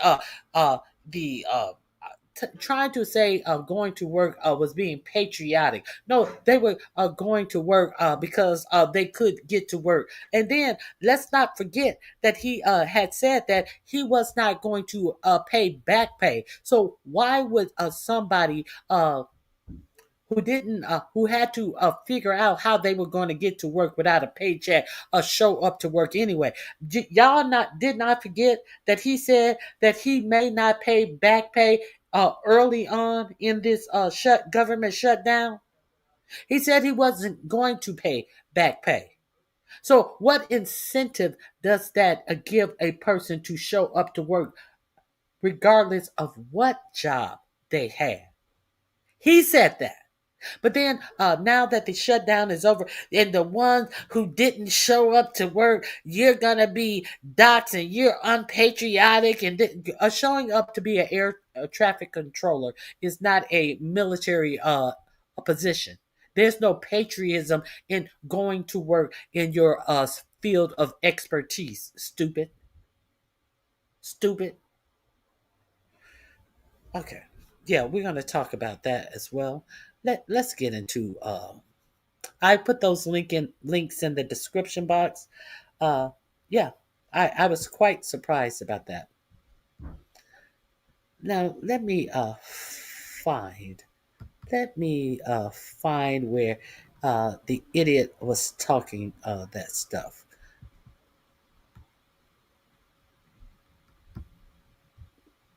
Where is it? I'll find it.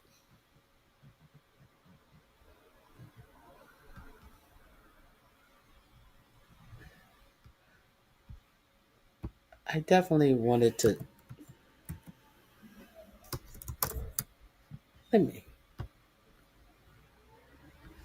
Let me share this with you.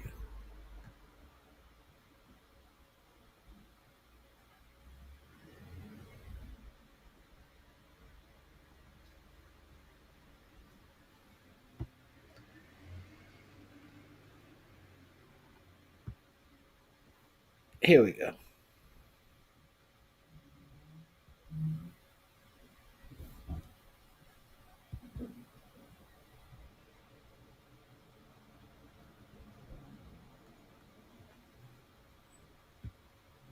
Uh-oh, I gotta find it. I can't find it. I thought I had it held.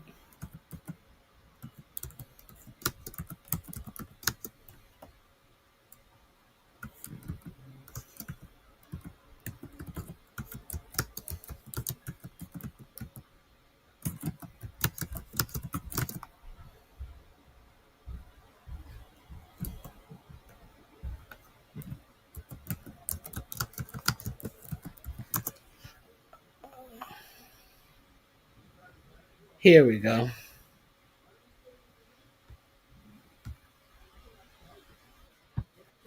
Here we go. I was trying to find something other than CNN. That's the first one I was able to find. Uh, Here we go. And what he posted this morning, which I'm just going to, can we just talk about the president and what he posted this morning, which I'm just going to read it. Yeah, okay. Very good question. This is about air traffic controllers. I'm going to read it. All air traffic controllers must get back to work now. Anyone who doesn't will be substantially docked.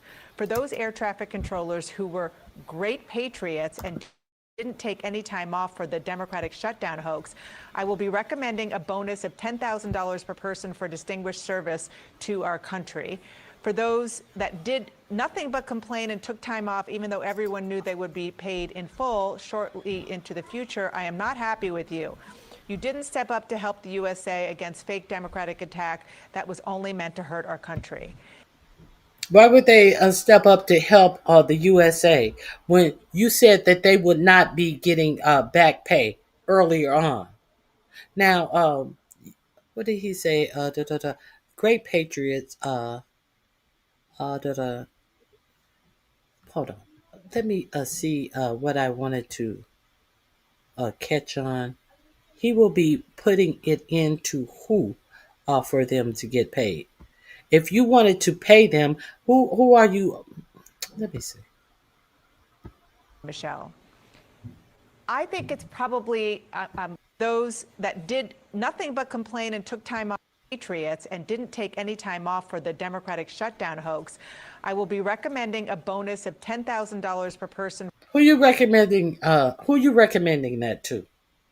Who you are the president of the United States, so you want to come out here and make everybody believe that you're giving everyone who went to work $10,000 bonus. You're recommending it to whom?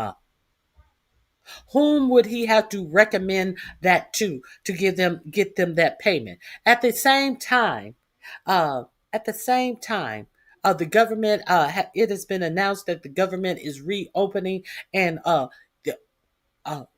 he still is trying to fight giving releasing food stamps. Food stamps still haven't been released. He's still at the Supreme Court trying to get food stamps to be held up for November. There have been, I think it was New Hampshire, is the one who immediately hit the button when they made the announcement of this agreement to open the government, and they gave the full month of food stamps. Now, 4547 says that he's going to penalize any state that has already gone ahead and gave out the full food stamp amount for November. Why? Because he's still in the courts. And he's also come out and said something about, he's also come out and said that food stamps food stamps is a whole fraud, and a lot of people on food stamps, it's a fraud. See, because the government shutdown was not about food stamps, but now all of a sudden food stamp is on the cutting block again. They already cut food stamps in that big bloated bill. Now food stamps is another thing that they are talking about, because people can't stay focused. People cannot stay focused. Food stamps is absolutely not what the government was closed down before. But since he decided to make it a linchpin, people fell for it. Acting as we need to have a discussion about food stamps. Had nothing to do with the government shutdown. Okay, so understand that he says that he's going to uh, uh, imp, imp, impart some type of retribution against the states that have released the full amount of food stamps. Understand that he is still he has re-threatened grocery stores since they know the government is open, and he has re-threatened grocery stores that they cannot offer food stamp recipients anything that they don't offer to the cash buying public. In other words, no, you can't give them fronts. You can't give them discounts because you know they stamps are coming. You can't do any of that unless you're willing to do it to everyone who comes to your store, or I will take your ability away to even uh, process food stamp payments. He's threatening people who has the least, who can't buy food. Now, a lot of people would like to pretend like these are people who just don't get up and go to work, while ignoring the fact that there are a lot of people who have jobs who are on food stamps as well. But instead of barking at their employers, some of these employers who are the biggest employers in the United States, like Walmart, instead of barking at their employers, they're barking at the people who are getting up and going to work and still can't earn enough to eat. Uh, they're still trying to play that game, like everyone on food stamps is lazy, and therefore it's okay to play with their food stamps. They're playing like there's not a lot of old people who are on food stamps. So I guess they want them to make that on Good Times they want them to make a meatloaf for the potluck, and nobody eat it because they think it's made of pet food. I guess that's what they want the seniors to do.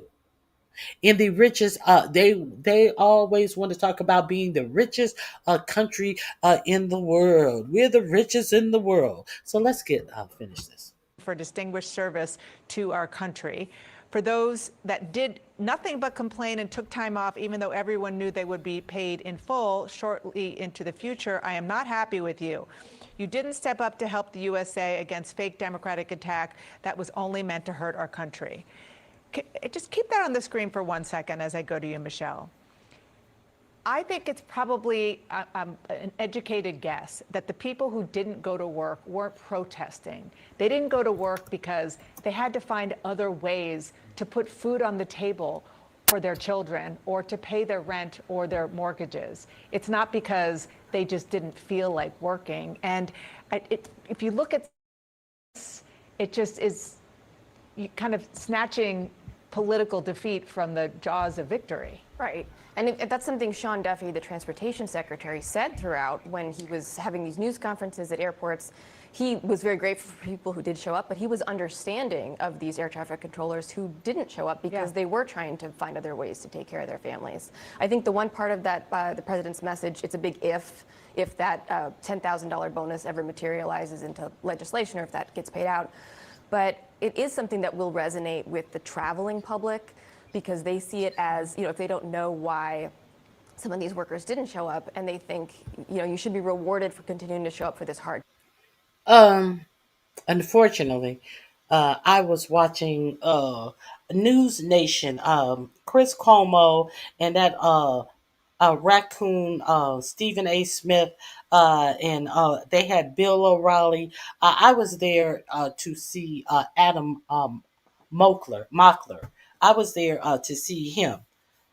And I had to see all of those idiots. And what was I? Why did I interrupt this? I was there to watch them. But unfortunately, I did see a segment of this. Why did I interrupt this? I lost my chain of thought. I apologize. What was I trying? Job that could workers didn't show up, and they think you should be rewarded. Workers didn't show up. That's where I was, and there was actually a air traffic controller. Hey Jill. Hey Vinny. Um, I don't work for CNN. I can't answer any question. Now, there was an air traffic controller in the audience, and he got up to. They were taking questions from the audience, and he explained that he was an air traffic controller, but he had one question because he had to get back on his job driving for Uber. Now, I also since then I saw a news report showing him, and he was a black. A guy who was an air traffic controller. His daughter has high school tuition that he had to work for Uber Eats or one of these Uber either one of these people. DoorDash or Uber Eats or something, because he needed money right then. So fuck talk what you talking about. You didn't show up to work, and you don't know how your stupid ass government is going to be out out of session because you, as the president, are telling Republicans to do not even talk to the Democrats. But you expected him to show up for work. People need money today. As you during the shut, as opposed, if you thought that they were so needed, if you thought that they were so patriotic and they was doing the country a service, instead of paying Argentina $40 billion, how come you didn't put in for them to whomever you're putting in to give them a $10,000 bonus for showing up? How come you didn't put in for them to get paid, bitch?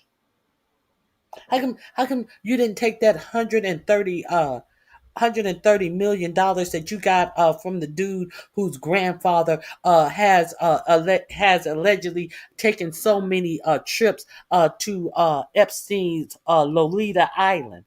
How come you didn't take that $130 million and pay air traffic controllers to continue to go into work instead of pretending like you were paying the military with $130 million, and somebody should be grateful to somebody who daddy is one of Epstein's good visitors to his island. You can't pay the military. It's against the law to pay the military with private funds. I don't think it's against the law to pay air traffic controllers with private funds. $130 million wouldn't even get the entire military $100 apiece. So why did you make a big deal about $130 million? And you talking shit about people who didn't show up to work because possibly they had to get gig work during this government shutdown. You didn't give a fuck if they get paid or how they got paid. You actually said you were not giving people back pay, government workers back pay. That's what you said. So there's that. Let's get into something else. The link is in my description box. But who was getting paid? ICE was getting paid. Now you want to talk about patriotism and the whole goddamn airlines were about to get shut down. And also you also may want to know about these airlines.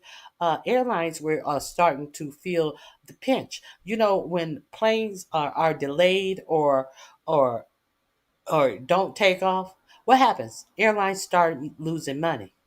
So it wasn't about the poor people not getting food. It's about these corporations losing money.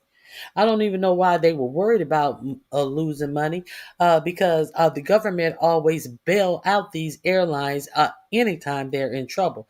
But they're with all the 40% cut in air traffic, that meant airlines started losing money. And you know who these airlines gave money to? They gave money to politicians. American Airlines has a American Airlines super PAC, and they give money to politicians. And all of the politicians except one, who were Democrats, got money from American Airlines PAC. One got money from an American Airlines PAC and another PAC supported their runs. So if you didn't know that, I found Sabby Shats. What is her name? Shabby. I think she is. I think she used to be an attorney. I got that information from her, and I looked it up, and they had the whole list of people that airlines actually have super PACs. You don't need no motherfucking super PAC. They're gonna bail you out regardless. Hey, you gotta chill. ICE was paid because their funding was already passed. Learn how the government works. I already know how the government works. I don't care if their funding was passed or already passed or not. Food stamps was already passed too. Food stamps were already funded too. So what you got to say about that, Doug Shawley? What the fuck you got to say about that? Who gives a fuck about ICE already being funded? ICE has the largest fund of any police agency in the United States, and why? But the food stamps were funded too. The poorest of the poor, children, elderly, that was already funded too. So tell me how the government worked, Doug? Since you think I don't know nothing, and you think you know so much, Doug. Talk, Doug. What? Talk, Doug. You want to run your mouth? Run it now. Run your mouth, Doug. Oh, I thought so. You got the wrong one, Doug. Anyway, let's move on. Let's move on. For continuing to show up for this hard job, that could be something that could potentially be a message that resonates with the broader public, not people who are. Whatever, bitch. Anyway, let me show you what else this clown was up to this weekend.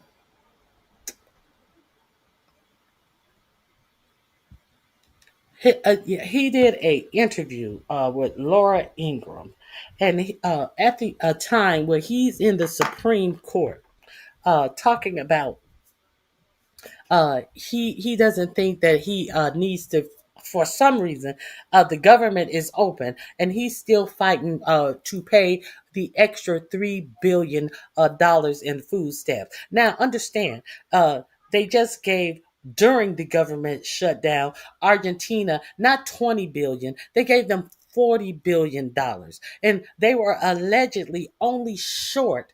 $3 billion to pay food stamps, which, unlike Doug's stupid ass, don't know how the government work, were already funded for November.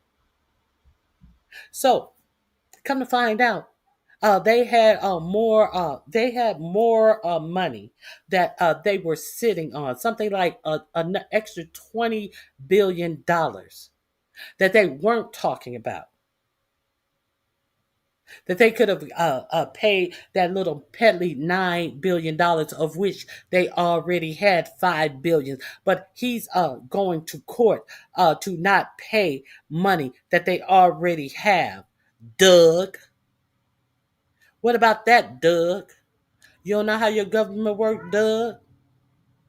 What about them also talking about giving Argentina another $20 billion? Doug, is that how your government works?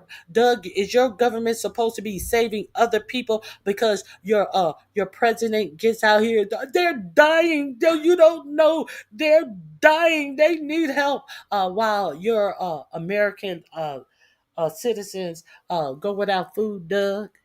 Is that how government work, bitch? Come on, Doug. Tell me if that's how government work, Doug. Where Doug at? Scroll up. Scroll up, Jill. Scroll up. Let me show you who Doug is. Doug! Come on, Doug! Doug! Where Doug at? Doug thought he was talking some good shit, huh?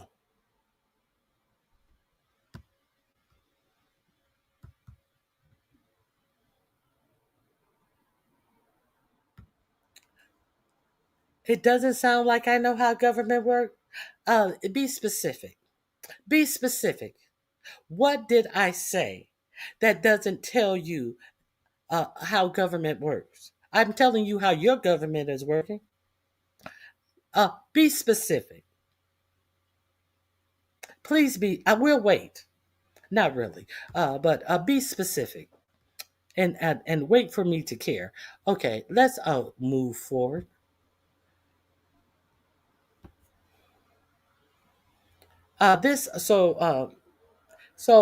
He's talking about all the gold that's in the White House. This is he wants you to believe that this is real gold. You know, the many different shades of this fucking gold leaf, this gaudy gold leaf that is all over the place. He doesn't want to talk about food stamps. He wants to talk about, look at this gold. Everybody's impressed. This is real gold. And you can see one of the pieces that are on the fireplace is a piece that is that was in Home Goods, that was gold leaf and stuck up on that fireplace. And you even see Laura Ingraham shading him. She said that didn't come from some home place. He said, no, this is real gold. This is real gold. I know how this government works. Say I don't. Snap is a threat to America. Here, play this clip. At Snap can judge this meltdown for yourself. Here, Donald Trump says the entire Snap. I didn't share it. I'm sorry. Let me. I am sharing it. Okay. Program, food stamps, puts our country in jeopardy. He says that SNAP is a threat to America. Here, play this clip. So they're used for the people who really need them? It's meant for people. And you know what it does is it really puts the country at jeopardy. People that need it have to get it. I'm all for it. But people that are able-bodied can do a job. They leave their job because they figure they can pick this up. It's easier. That's not the purpose of it. He then goes on to talk about what his priorities are. Building a grand ballroom. He says the greatest ballroom in the world. It's one of his biggest priorities. And he said the East Wing was a bad site. And so we needed to demolish the whole thing. He thinks that's very important right now. And that's what Americans care about, he says. Here, play this clip. Well, first of all, the East Wing was a beautiful little tiny structure that was built many years ago that was renovated and expanded and disbanded and columns ripped out. And it had nothing to do with the original building. It was a poor, sad site. And I could have built the ballroom around it, but it would not have been. We're building one of the greatest ballrooms in the world. By the way, zero money spent by the government, zero. The East Wing is being spent by private donors. And it's a $250, $300 million building. It's going to be the most beautiful anywhere in the world. And he goes on to say that East Wing, it looked like hell, he said. Here, play this clip. And I built a lot of them. You know that. You know a lot of them. This will be one of the greatest ballrooms in the world. There was a report that Melania didn't love this idea. Is that true? She loved her little tiny office. But you know what? She's very smart. In about one day, if you would ask her now, she says it's great. But just so you understand, the East Wing sounds good, right? It sounds good. But the East Wing, that building was renovated 20 times, including adding a floor to the top, which was terrible. It was out of common brick, little tiny windows. It looked like hell. It had nothing to do with the original building. And I didn't want to sacrifice a great ballroom for an okay ballroom by leaving it right smack in the middle. Then he attacks California Governor Gavin Newsom. He calls Newsom a horrible governor. Seems like you're pretty scared there, Donald. Here, play this clip. His fire stuff is out of control. The forests are burning down all over the place. And honestly, I always liked him, but he's a horrible governor. He's a horrible governor. If he ran the country like that, we would have an absolutely gonzo country. This country would be gone. The fact is... Then Donald Trump goes on to talk... I definitely want to talk about that. Bert, no abstus, what is that? Abscessos check or testing. The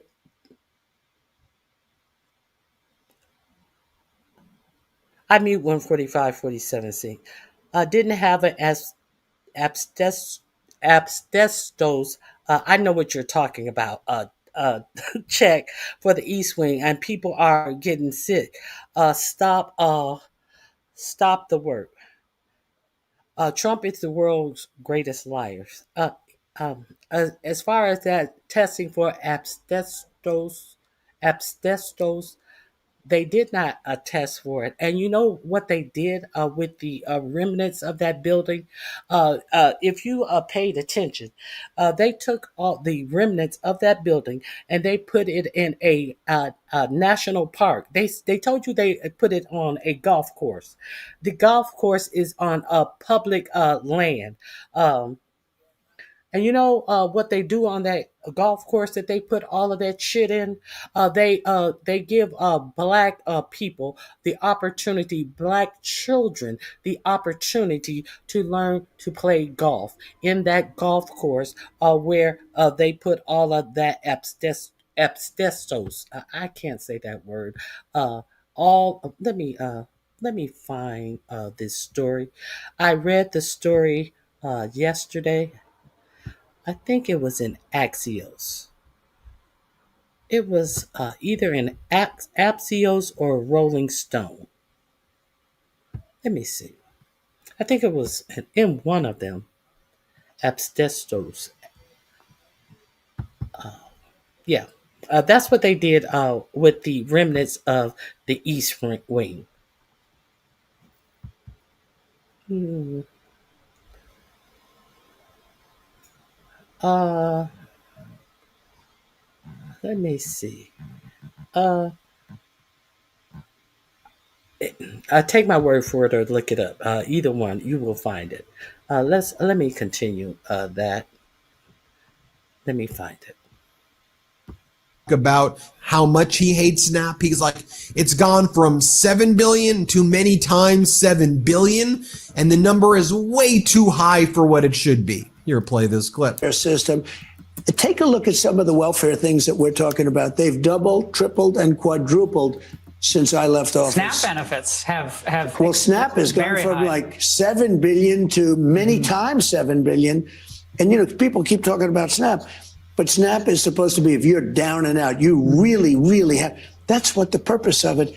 People are getting, they walk in and they get it automatically now. So the number is many times what it should be. It's disgraceful. Can we change You wouldn't that? have been, I'll tell you what, this country would have been busted, 100% busted within 5 months into a new administration I didn't win. Can we reform SNAP Yeah, and I these think we benefits can so they're reform it. used I for the think I people who should. really need them? It's Now all of a sudden, everything is about SNAP. Now you know they took billions. I think it was either between 130 and 300 $1 billion away from SNAP in that big busted bill. I heard one report it was $300 billion. I heard one report it was $139 billion was taken away from SNAP in that budget. But now all of a sudden, everything is about SNAP. The shutdown is over. And notice everything is still about SNAP. This interview was last night. After it was already said that the government shutdown is over. But now all of a sudden, SNAP is the big boogeyman. Is he talking about them giving thinking about giving Argentina another $20 billion though? Huh? Is no, we talking about $3 billion for the month of November to feed hungry and people, children, disabled, veterans, people who are working and still underpaid and can't afford to live in the United States of America? No, smoke and mirrors. This is all smoke and mirrors, and he's all hyped up, and it's just, it wasn't made for that, and it wasn't made. Yes, this is exactly what it was made for. meant for people. And you know what it does is it really puts the country at jeopardy People that need it have to get safety. It puts the country at jeopardy. You tell these people it's about safety. What jeopardy does it put the country in? What jeopardy is the country in when you feed poor people? The country becomes in jeopardy if you stop feeding poor people, because they're gonna start knocking people upside the head just to eat in the richest country in the world. I'm all for it. But people that are able-bodied can do a job. They leave their job because they figure they can pick this up. It's easier. That's not the people. People that are able-bodied that can work. They leave their job because they think that this is easier. When we're going to ignore. We're going to try to pretend like there are working people who still pick this up. So, food stamps alone, 100. What the agriculture secretary said is, on average, people on food stamps make $172 a month. So you mean to tell me that somebody gonna have a job and be like, oh, well, I can quit my job because I get $172 or less in food stamps on average? This is the fucking president of the United States talking about the country is in jeopardy behind food stamps, as he's making billions of dollars with former Al Qaeda captains up in the White House. the purpose of it. So then a job to get it. Really puts the country at jeopardy. People that need it have to get it. I'm all for it. But people that are able-bodied can do a job. They leave their job because they figure they can pick this up. It's easier. That's not the purpose of it. So then after trashing... Because all you need in America, you don't need any cash for anything else. As long as you get food stamps, why have a job? It's not like you have to pay rent. It's not like shit. Food stamps won't even let you buy goddamn toilet paper. But I will quit my job if I get some food stamps. What a fucking idiot. He has no excuse for still being in court trying to withhold food stamps. So now food stamps is a big security risk for the United States. He's saying that because he's still trying to fight not giving the poor people in the richest country in the world their November food stamps. Now, imagine, let's not forget, this is the month of Thanksgiving. When the Pilgrims came to the United States, lost because Christopher Columbus was a motherfucking idiot and called himself discovering a new world when it was full of motherfucking people. And I remember how the Pilgrims, they didn't know how to manage themselves. They were starving. They were hungry. And what did the Native Americans do? They fed them. They made sure that they ate, because these motherfuckers didn't even know how to hunt. And they made a good tradition called Thanksgiving, and some way it got turned around as if the Pilgrims were feeding the Indians. I don't know how that happened. They how they don't want you to know the real history. So in the month of November, which is supposed to be Thanksgiving, what if the indigenous people had treated the motherfucking Pilgrims the way that this administration is treating the poor? I think it would have been shit. I think they should have treated them the way they. What if the Pilgrims had treated their starving, hungry, cold asses the way this administration is trying to treat the poor? And sitting up there having these gaudy ass, disgusting ass balls and parties and shit at Mar-a-Lago. Think about it. Think about it. The ones that helped these motherfuckers survive would have second thought. Would have second thought if they knew that these motherfuckers are sitting up in the United States as if they were the ones who built this country. And look what they are doing to the least of us while professing to be Christians. Ugh. I'm not on food stamps. I say us as a collective citizen of the United States. And if you are not worried about what happened to the least of us as citizens of the United States, all I can tell you is you know where you have been in life, but you don't know where the fuck you going in life. So you may want to pay attention. You may want to pay attention how everyone is treated in this country as human beings. It ain't like I'm on food stamps, I'm missing food stamps, but I know fuck shit when I see it. I know bullshit when I see it.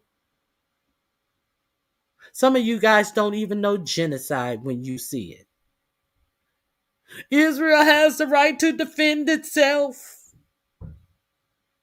From over 20 million Americans, while he's saying that SNAP in general should go away.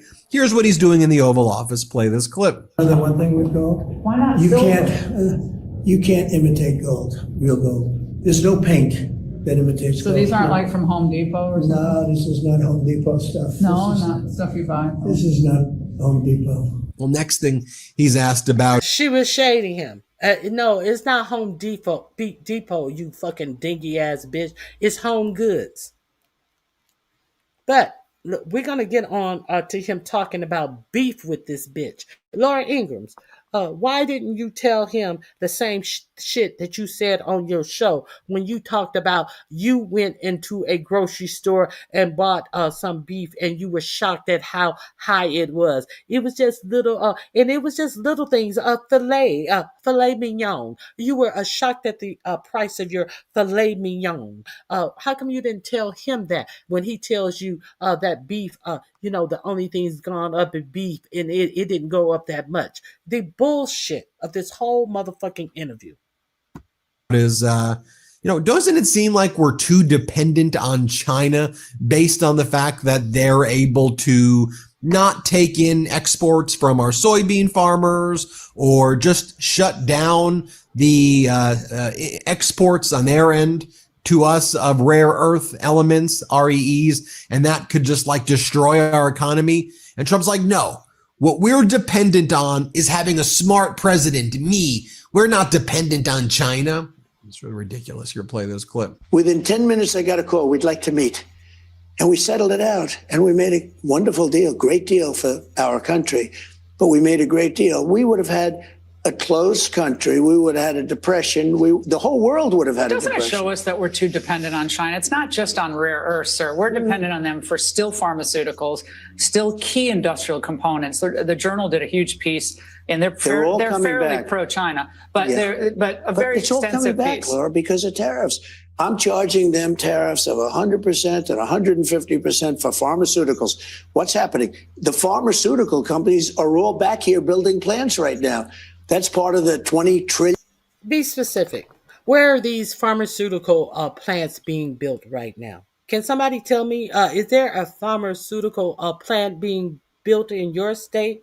I need some answers, because he said all the pharmaceutical companies are back. The last time we saw someone from Big Pharma, they were passed out with their legs up in the air in your office at the announcement of them reducing the price on fat drugs.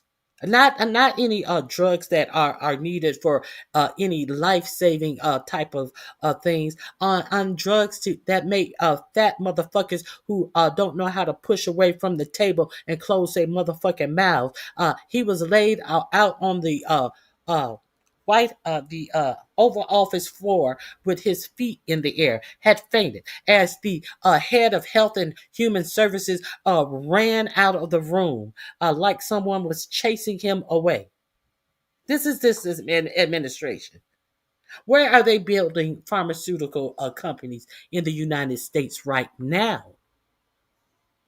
A fucking liar. $1 billion of money that's come in because here percent for pharmaceuticals. What's happening? The pharmaceutical companies are all back here building plants right now. That's part of the $20 trillion of money that's come in because of tariffs. And we're not dependent on China. That's all part of the $20 trillion of money that's coming in here from the tariffs. But I am still in court about $3 billion that I already have that has already been appropriated for food stamps. I'm impressed. You're impressing us all, the Donald. Impress us a little more, the Donald. We're dependent on having a smart president. If we have a smart president, we're going to have no trouble. If we have a stupid fool, lying fool, we have big trouble. Now, let's be specific. Over 1.3 million jobs have been lost this year alone. 1.3 million jobs have been lost. And this motherfucker is in court to prevent from giving food stamps. Make that make sense. When was the last time that you got job numbers from this administration? The last time that you got abysmal job numbers was the last time that you got job numbers from this administration. Because they said that they have been doing bad in telling you how this economy is doing. Yeah, because they have not been giving any facts about this, how this economy is doing. So he has said that his secretaries of his different departments need to come out and let you know what your pockets are not filling, and they need to pump up the lies that they are telling you about this economy. We're going to get into this economy during this interview. Let's get. Laura Ingraham says, well, what do you say to people who are anxious about the economy? And Donald Trump says those are all based on fake polls. Let's play it. We're down on energy. We're down on interest rate. You know, interest rates are down despite the Fed. Now, if we had a normal person at the Fed, would have really low interest rates, and we will soon have that. We'll have somebody that's. And why are people? How are interest rates down despite the Fed when the Feds are the one who actually make the interest rates? They actually keep them where they are, raise them or lower them. But interest rates are down in spite of the Fed. Make that make sense. That the Fed would have really low interest. They're all based on fake polls. Let's play it. We're down on energy. We're down on interest rate. You know, interest rates are down despite the Fed. Now, if we had a normal person at the Fed, would have really low interest rates, and we will soon have that. We'll have somebody that's. And why are people saying they're anxious about the economy? Why are they saying that? I don't know that they are saying. I think polls are fake. We have the greatest economy we've ever had. We will have over $20 trillion come into our economy, and it's largely because of my election, but it's also largely because of tariffs. And then he goes on to say affordability in general is a con job. And so even Laura Ingraham's like, so are you saying that voters misperceive how they feel because they're actually living in a golden age, but they don't realize it? So that's why they feel bad because it's a con job and that you've actually defeated inflation? Play this clip. The economy was listed as a top concern. I know you know this for voters in New Jersey, New York, Virginia.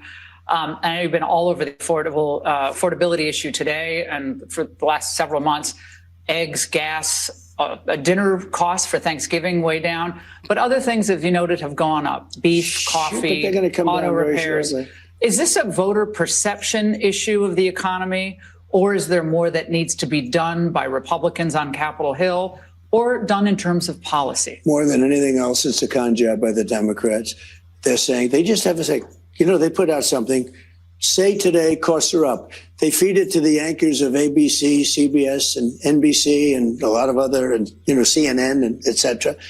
And it's like, Fox News has said the prices are going up as Laura Ingraham sit there and says absolutely nothing when she has even complained about price. It is a fact that prices are going up. Now, he said that Thanksgiving dinner is down 25% at Walmart, and he had to be corrected about that lie.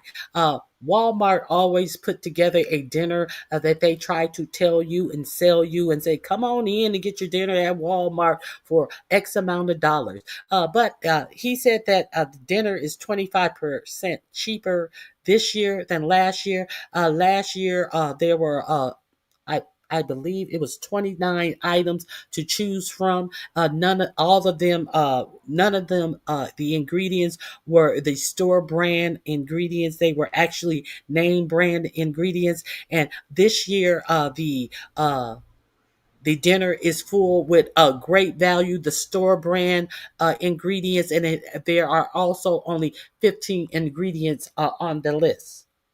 He was corrected. Now, let's continue with this bullshit. Like a standard, I'll never forget, they had used a word like manufactured. Do you remember the word manufactured? It's a manufactured economy. Nobody uses that word.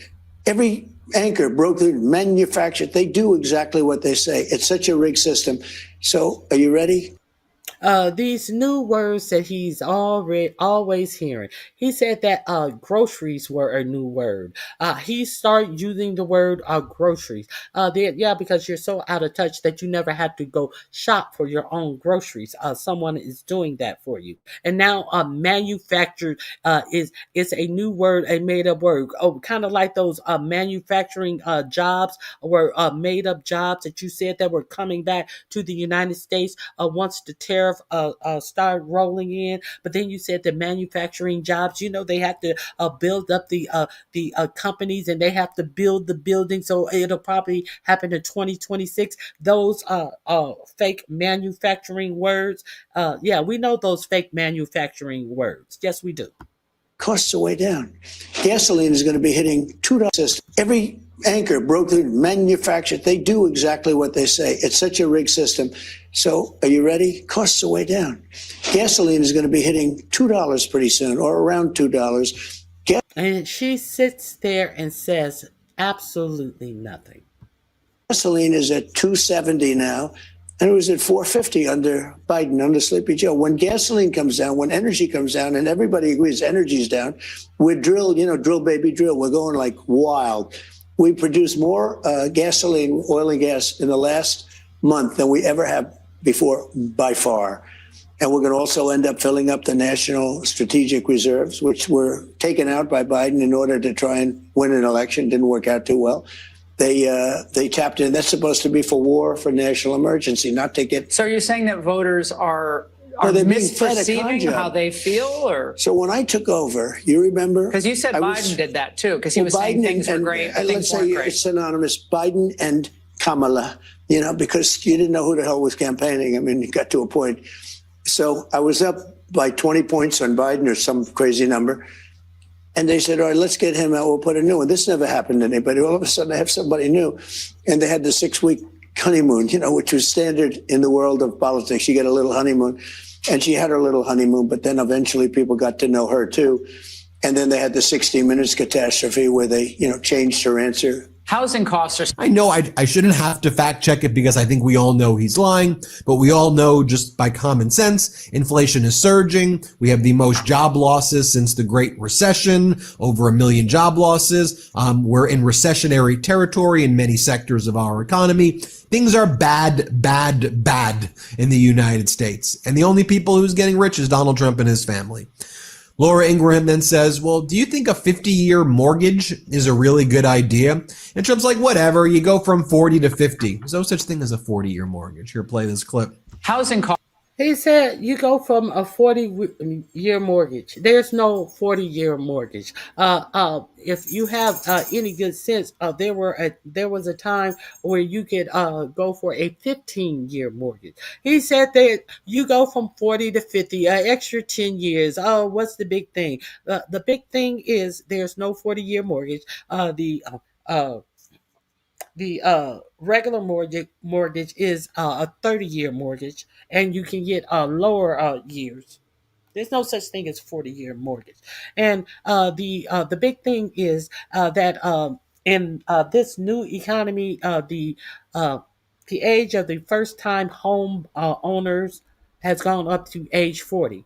So if you get a 50-year mortgage, you're going to be paying on your home into your 90s. What's the problem with that? The problem with that is you may as well be a renter, because that's what you are, a glorified renter. There will be at no time in your life existence that you will own your home outright, if at all. Costs are still out of reach. The other problem with that is also the price at which you buy your home for. Those extra 20 years he wants to add to a mortgage, they're not going to do anything for you. They're going to have you paying for housing for an extra 20 years. But what is it going to be? What is it going to do to who lent you, your mortgage lender? It's going to enrich them. It's not going to put more money in your property. It's going to put more money in their pockets. These billionaires who are doing these home loans to you. Understand that you can buy a $450,000 home.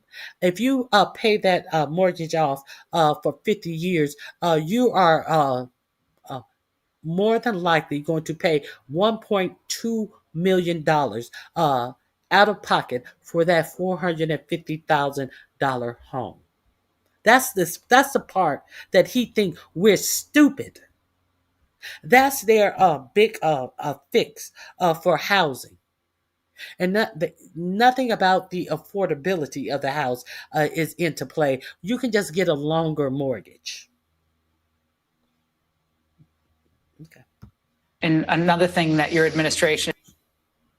Get your play this clip.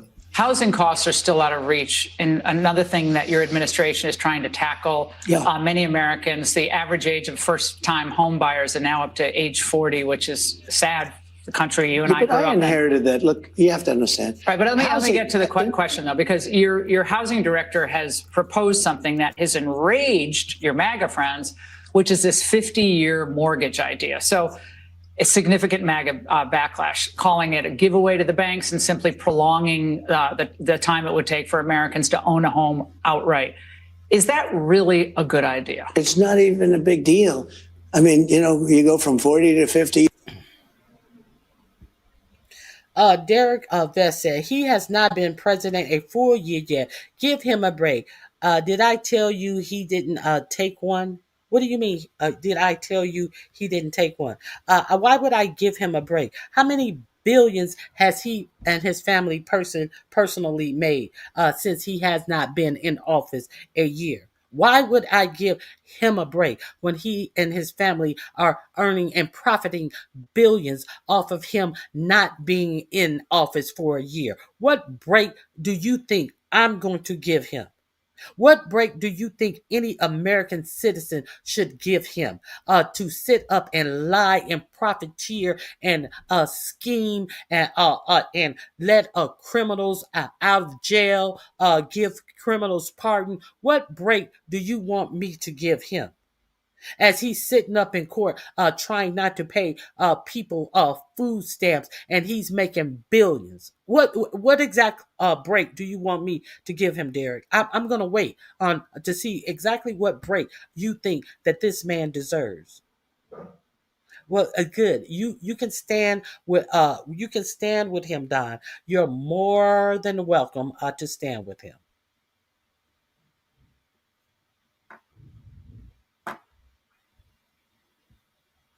Because it's nothing like seeing stupid people get the brunt of his policies. It's nothing like seeing, I was wrong. Everything was fine until it happened to me. It is so great to see it when it happens to you. Years, and what it means is you pay you pay something less. But you didn't say, I'm lying. From 30, that some people had a 40, and then now they have a 50. All it means is you pay less per month. You pay it over a longer period of time. It's not like a big factor. It might help a little bit, but the problem was it's not like a big factor. It might help a little bit. So why do it? Why do it if it's just going to help a little bit? It is going to help the people who are financing these home loans a great bit. Are you kidding me? It's just 10 years. You're just going to be paying 10 more years. That Biden did this. No, actually, you're going to be paying 20 more years. It's not that bad. He increased the interest rates, and I have a lousy Fed person who's going to be gone in a few months. You put Jerome Powell in as the Fed. Biden brought up interest rates. Biden cannot bring up interest rate. The Fed, the same Fed that you put in and Biden allowed to stay in his job as the Fed, that guy. That's your Fed. That's your Fed man. That's not Biden's Fed man. That's your Fed man. But now that you done fucked up the economy and you want him to do some shit to try to prop it up and make it look cute and pretty, which would bring us into a depression, he won't do it because that's not his job to prop up your failures. Now is Biden brought up the interest rate and Biden and none of this my fault. Jerome Powell, he won't do what I'm you have no answers. You're a fucking mess, and this economy is a fucking mess under your tutelage. Then Donald Trump says, what I want to do is get rid of insurance in general, but we'll give people a check and that'll go into their bank accounts and we'll call it Trump Care. And then we'll get rid of We'll call it Trump Care because we have to get rid of Obamacare because I am so insecure that I cannot run this country as good as a black man. We have to get rid of Obamacare. Well, we know that has always been your mission, but we're just going to give you a check and you go shop for whatever insurance. What a $2,000 check? How much of a check? How much are you going to give people? And they can just and then you go shop. We're not going to tell the insurance company that they have to bring down their prices. No, you just do a shop. We give you a check, and whatever you can get, you can get. If you can only get Band-Aid care for the check that we give you, that's the care we're going to give you, and we can call it Trump Care. To put your name on any type of healthcare policy, you have to create a healthcare policy. And if you think that it would be better just to give everyone a check and they can go out, well, why don't you just call it universal health care? Why don't you just put some universal health care in? So since you want everyone to individually be able to go out and procure their own insurance, why don't you just put in universal health care? And that'll be that. But no. You want all the glory for doing no work. You want something named after you, but you can't name a policy for any health care. But you want a health care policy to be named after you that you cannot even create. Typical.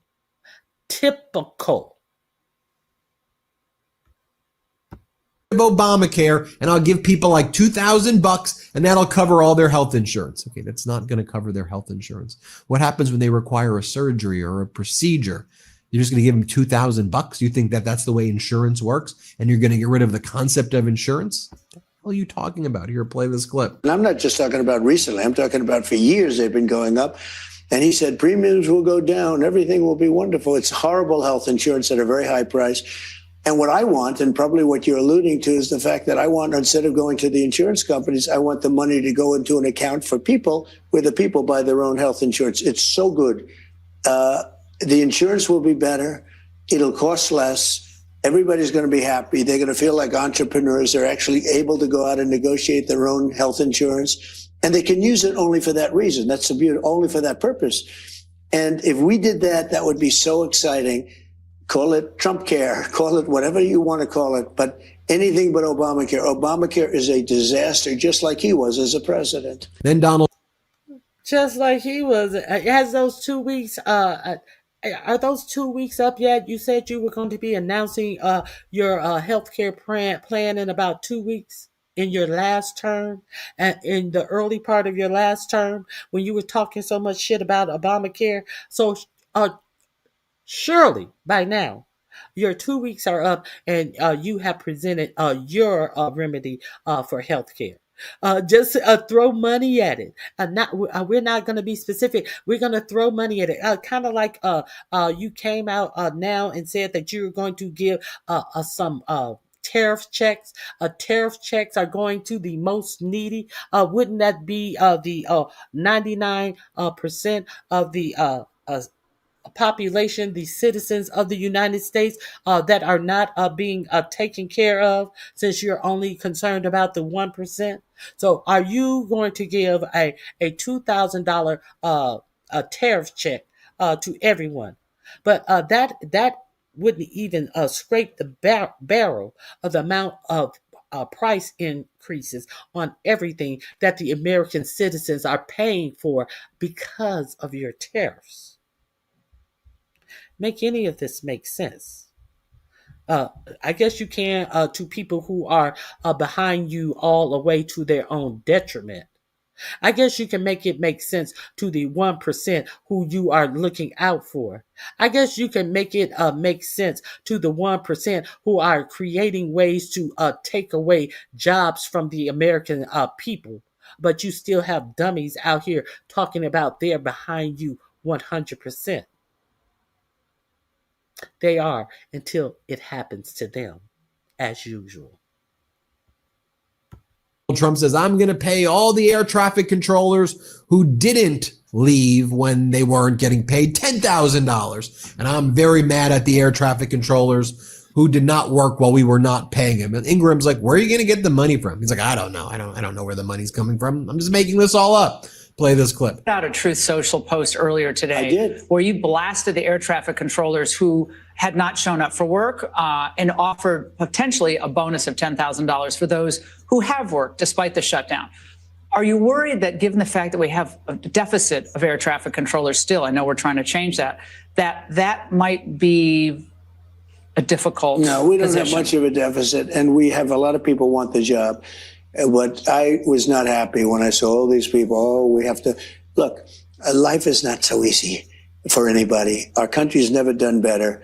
We should not have had people leaving their jobs. And what I basically did is say the ones that stayed, of which there were a lot of them, I'm sending them a $10,000 bonus. Where's that money coming from? I don't know. I'll get it from someplace. I always get the money from someplace regardless. It doesn't matter.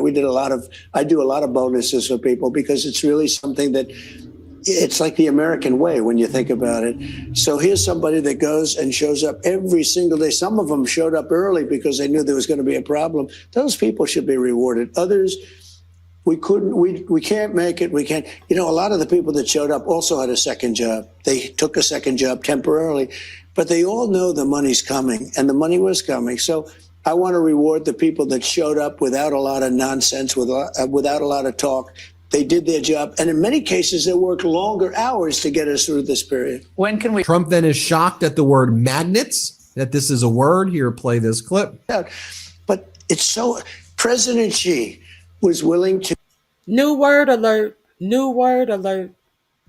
Here this dunce with his new word: groceries, affordability, and magnets is the, and what was the other one? Manufacturing. Okay. To do the rare earth thing, that's magnets. Now, nobody knows what a magnet is. If you don't have a magnet, you don't make a car. Nobody knows what magnet is. For me, magnets are those little things that I have used since I was a child. Magnets are the things that I use every day in my everyday life. One woman, I don't know many women that are not familiar with magnets in their everyday life because most purses, most wallets, they have magnets that will on the snaps and on the clasps that close your purse. Most of them have magnets in it. I don't know how this bumbleclot doesn't know. Think that Americans don't know what magnets are.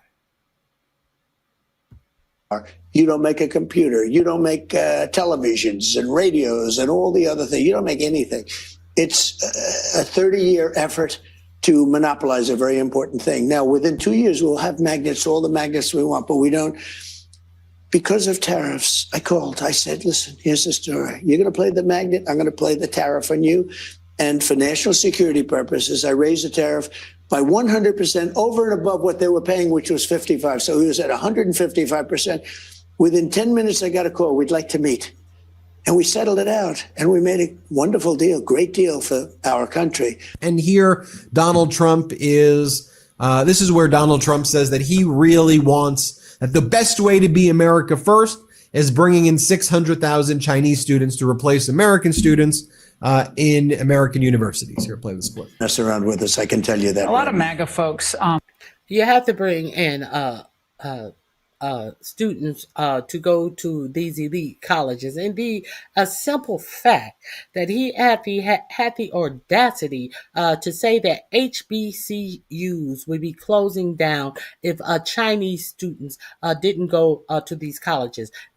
Chinese students are not going to HBCUs in mass, if at all. They're going to Harvard, Yale. They are going to the best universities. You know why they are able to do that? They're able to do that because they have education. You know, the education that you want to close down in America and leave it up to the states because they are being educated enough to get into these colleges, unlike American students.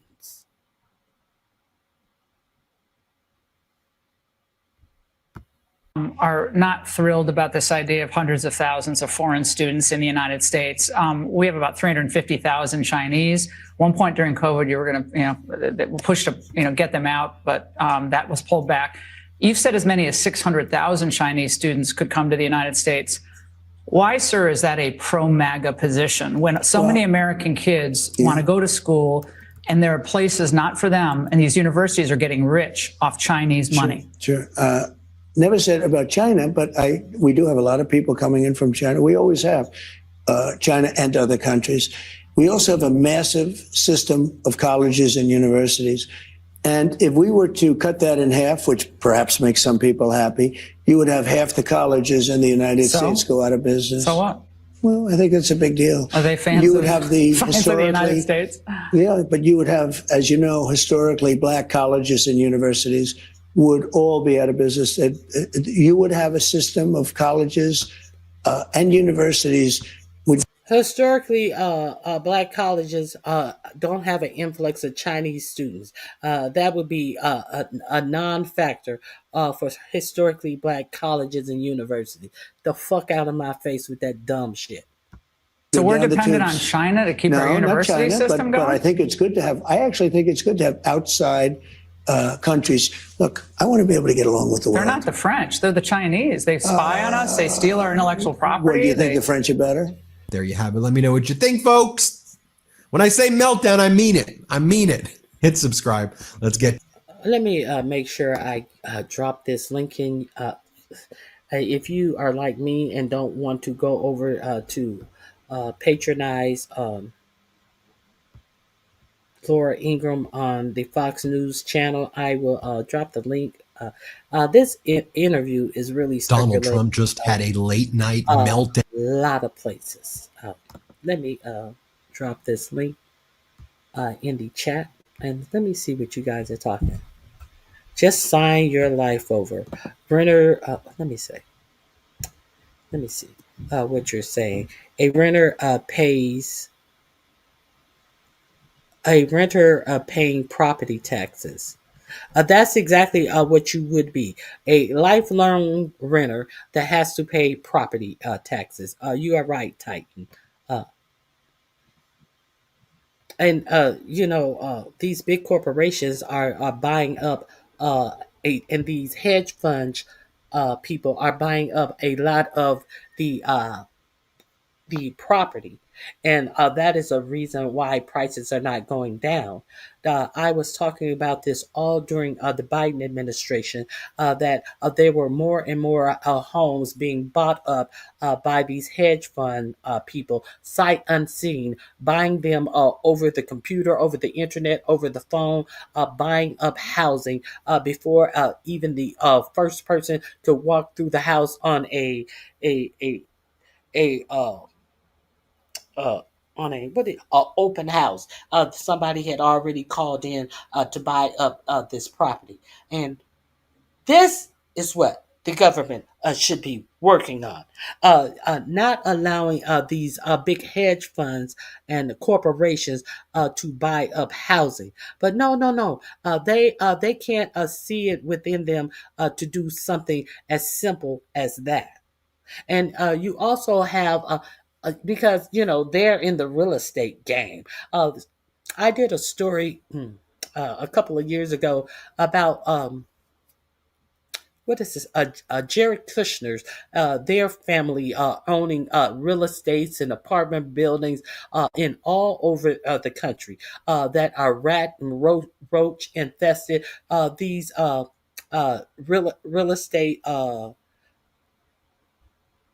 These landlords and real estate moguls who own countries in states that they do not live in, and are just using them as a place to soak up money, not doing repairs. There was I think it was either 60 Minutes or 2020 report with Leslie Stalls. I think she's with, I forget which a media company she's with.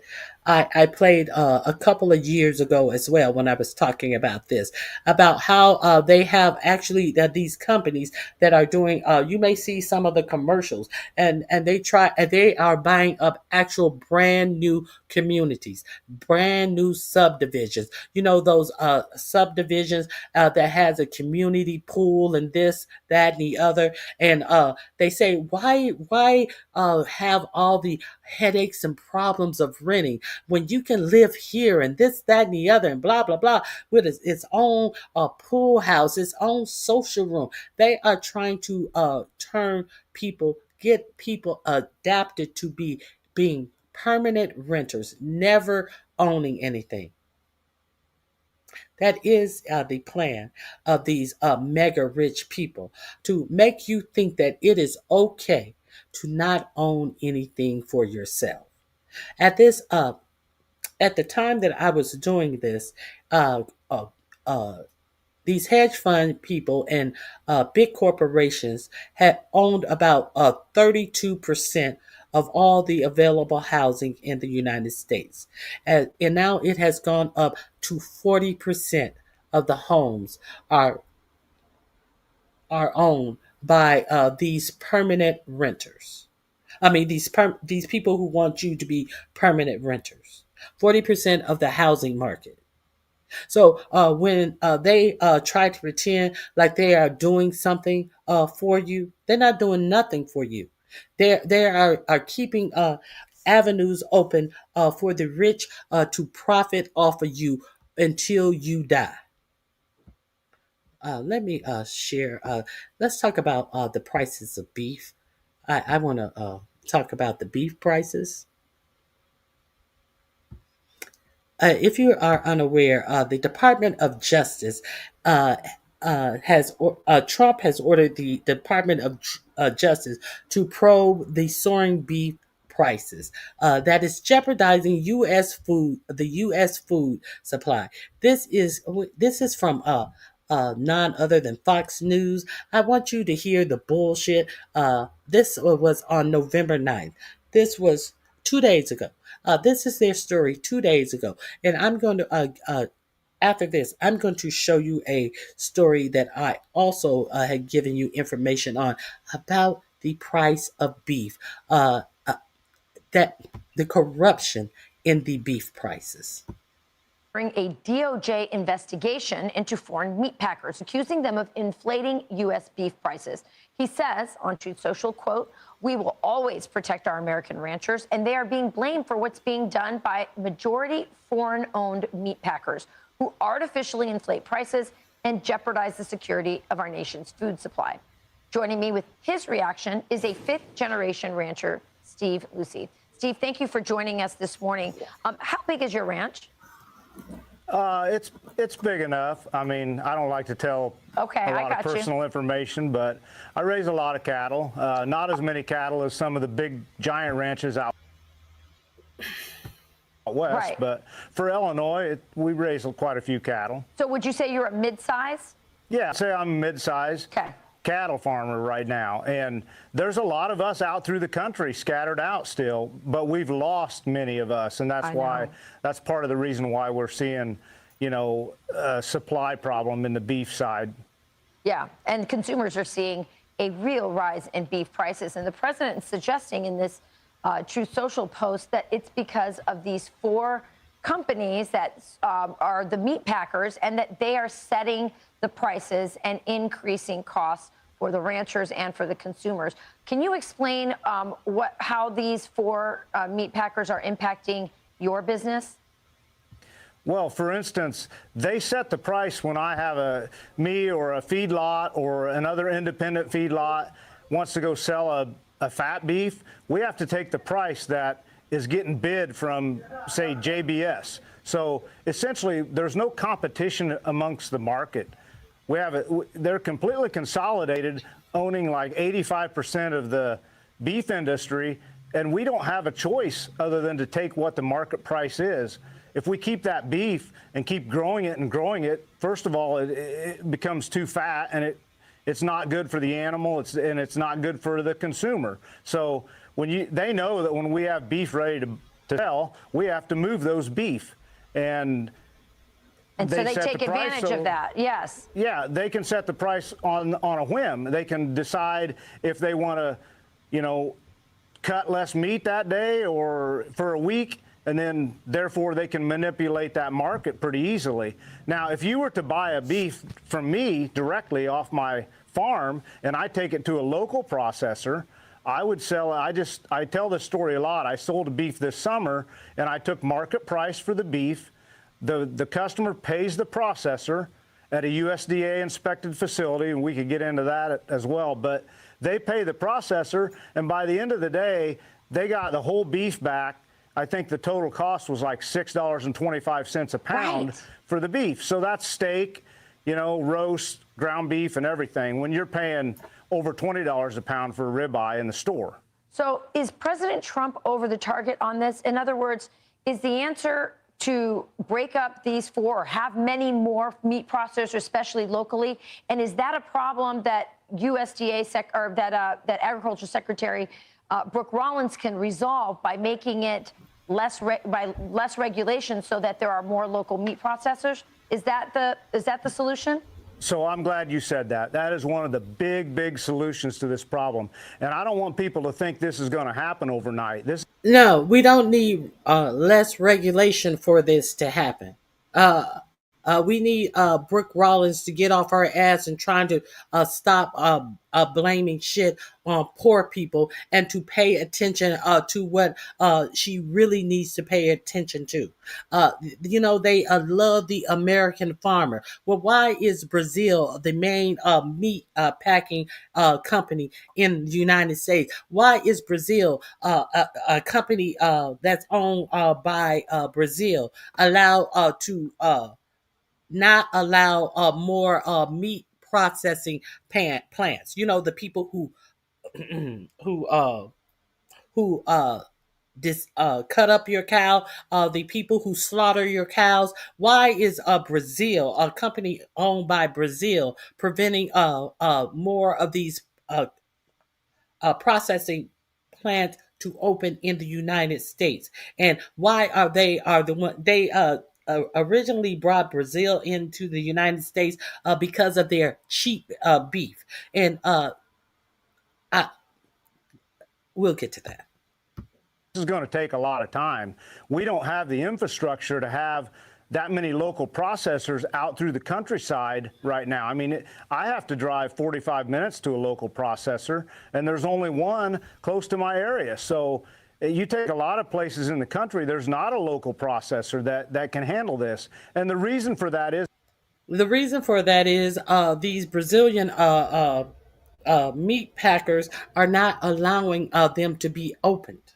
And our government is so stupid that they have allowed this to go on.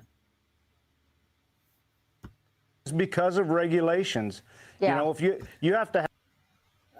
There they go with this deregulation. Fuck you. I don't trust anybody who don't want fucking regulation in meat packing. I don't want no rats and other vermin in my motherfucking food. It's not about regulation. It's about allowing people to come in and buy up whole industries. That's what it's about. Motherfuckers letting people create monopolies in this country. That's what it's about. I'm gonna drop this link in the chat. This motherfucker is talking on some bullshit. I should have known. That's why he's on Fox News. Now I agree. If it would be better to pay double your mortgage price. I'm in Southwest Florida. My homeowner's insurance is triple what it was only 3 years ago before the Hurricane Ian. We got hit hard by Ian. I understand that a lot of insurance companies are actually leaving Florida, and the prices are for insurance is very high in Florida. Either you can't get wind insurance, you can't get flood insurance. I hear that it's all over the place, and that the state insurance had to stop. They have some type of state insurance in Florida, homeowners insurance, and they had to stop admitting people because so many house insurance company has left Florida that they cannot honor. They can no longer take any more insurers in and honor their claims. Yes, I've heard about Florida real bad. Over 200,000 in damage, and our insurance company at the time went bankrupt. We had to use the state program to get funding to make repairs. We're good now, though. I am glad you were able to get your repairs. I hadn't even gotten to this statement.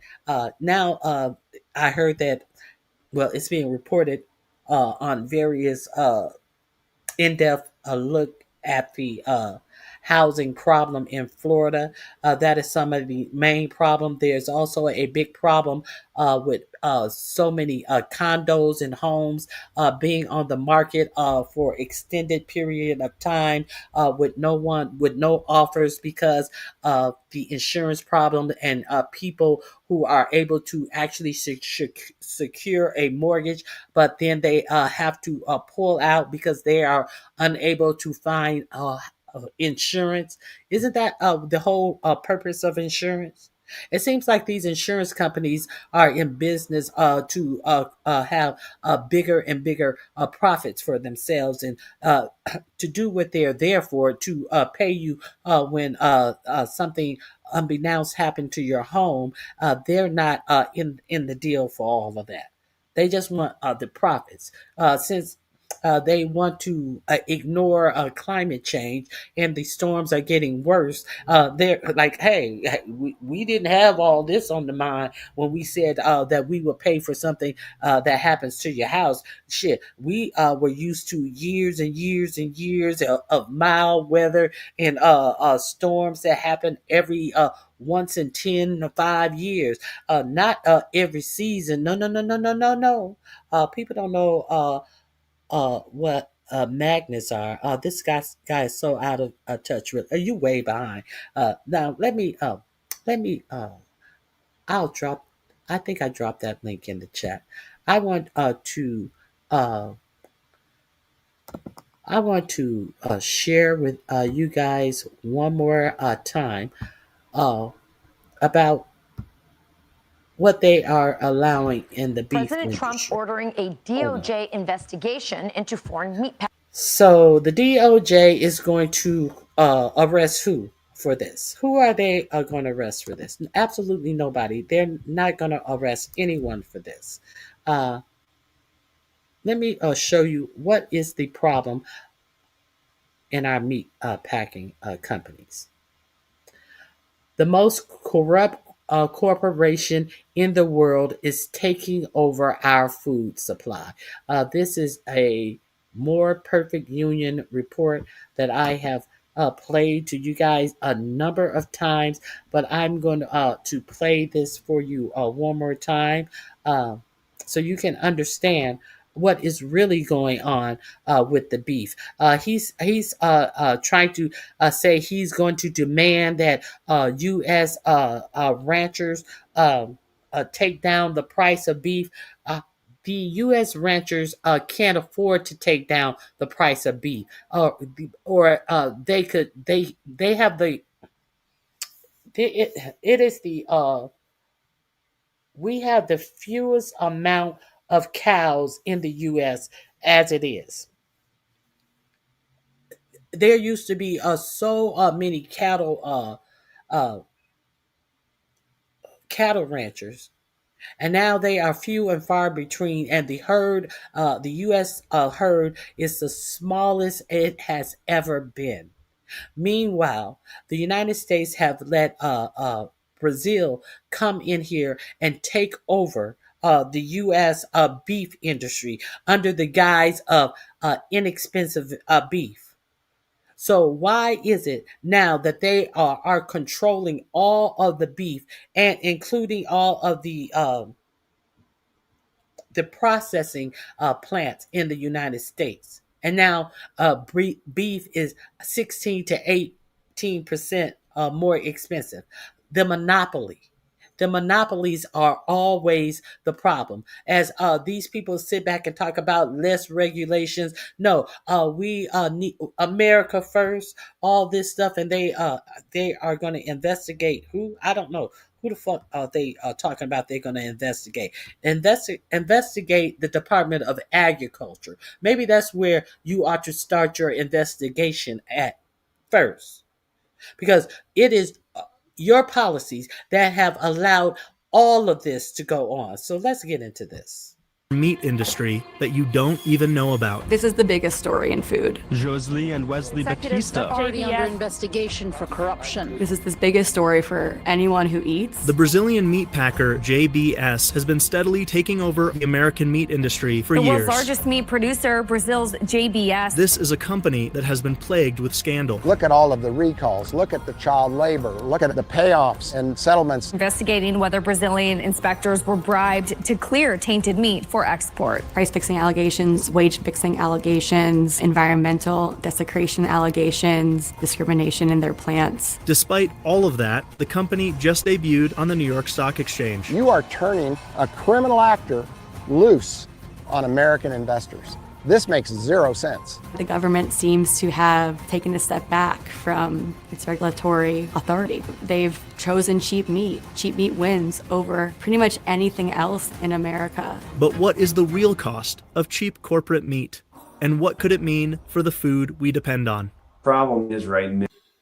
Okay, hold on. Let me tell you when this came out. July 8th. When you want to let big corporations run and control everything, this is what you get. Now, we have set this up for a major collapse. You're standing in front of our Angus Wagyu cross calves. We have a couple thousand head in this feedlot. Well, for an independent rancher, this is a good size operation. But in comparison to the industry, it's extremely small. The biggest feeders now are 100,000 head plus operations. Mike Calicrate is an independent rancher. In over 30 years of ranching, he's seen just how much the industry has changed and gotten worse for small producers like him. Out of this very facility, I used to sell to 20 meat packers at any given time, and that got down to 0. Why is it that U.S. ranchers are going out of business? It's for lack of market access. Mike now operates Ranch Foods Direct, a vertically integrated meat business focused on local, ethical, and sustainable meat production. As far as the number of folks in the U.S. that do what we do at Ranch Foods Direct, which are basically pasture to plate, there's hardly any. Pasture to plate. That means Ranch Foods Direct raises the cattle, slaughters them, then processes and packages for direct sale. But that is not typical for most producers. The biggest challenge in the production of livestock, if you're going to be selling meat, is that slaughter piece. That slaughter piece, the processing and packaging that happens before meat reaches customers, is where just a few big meat packers are able to set pricing and squeeze the ranchers selling them cattle. Because of consolidation in the industry, ranchers have basically no other option but to accept, a problem Mike has been speaking out on for 30 years. Because we only have 3 packers in the business today basically setting the price, we've decoupled supply and demand. So you don't have a high level of competition out there that will pay you a premium for your cattle. Back then, the Brazilian meat processing giant JBS wasn't even in the U.S. market. But now, JBS is our biggest meat company in the world, and they're essentially a predator in the industry. JBS is a particularly concerning company because there's been a history of over a decade of different bribes, over 1,800 politicians in Brazil. Chloe Sorvino reports on the food industry and the titans who run it, like the billionaire brothers behind JBS. Joesley and Wesley Batista took over their family's meat packer in their 30s, and they set their sights on going abroad and going abroad as big as possible. And so they looked at the US to acquire assets on the cheap, and they ended up using bribes and a kickback-fueled corruption scheme to finance loans that helped them get some of the most iconic American meatpacking assets. They've pled guilty.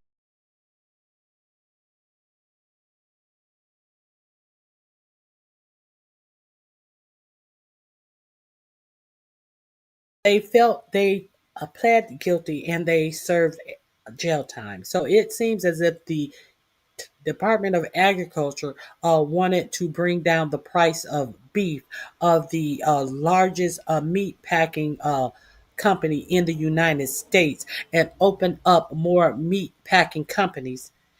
They don't have far to look, but we do understand that this administration seems to be fond of bribes and criminal actors. To me, it appears that these are the type of people that this administration wants to protect. That's what it seems like to me. With all the things that are corrupt about this administration, do not expect the prices of your meat to go down anytime soon, is all I'm saying. Let's continue.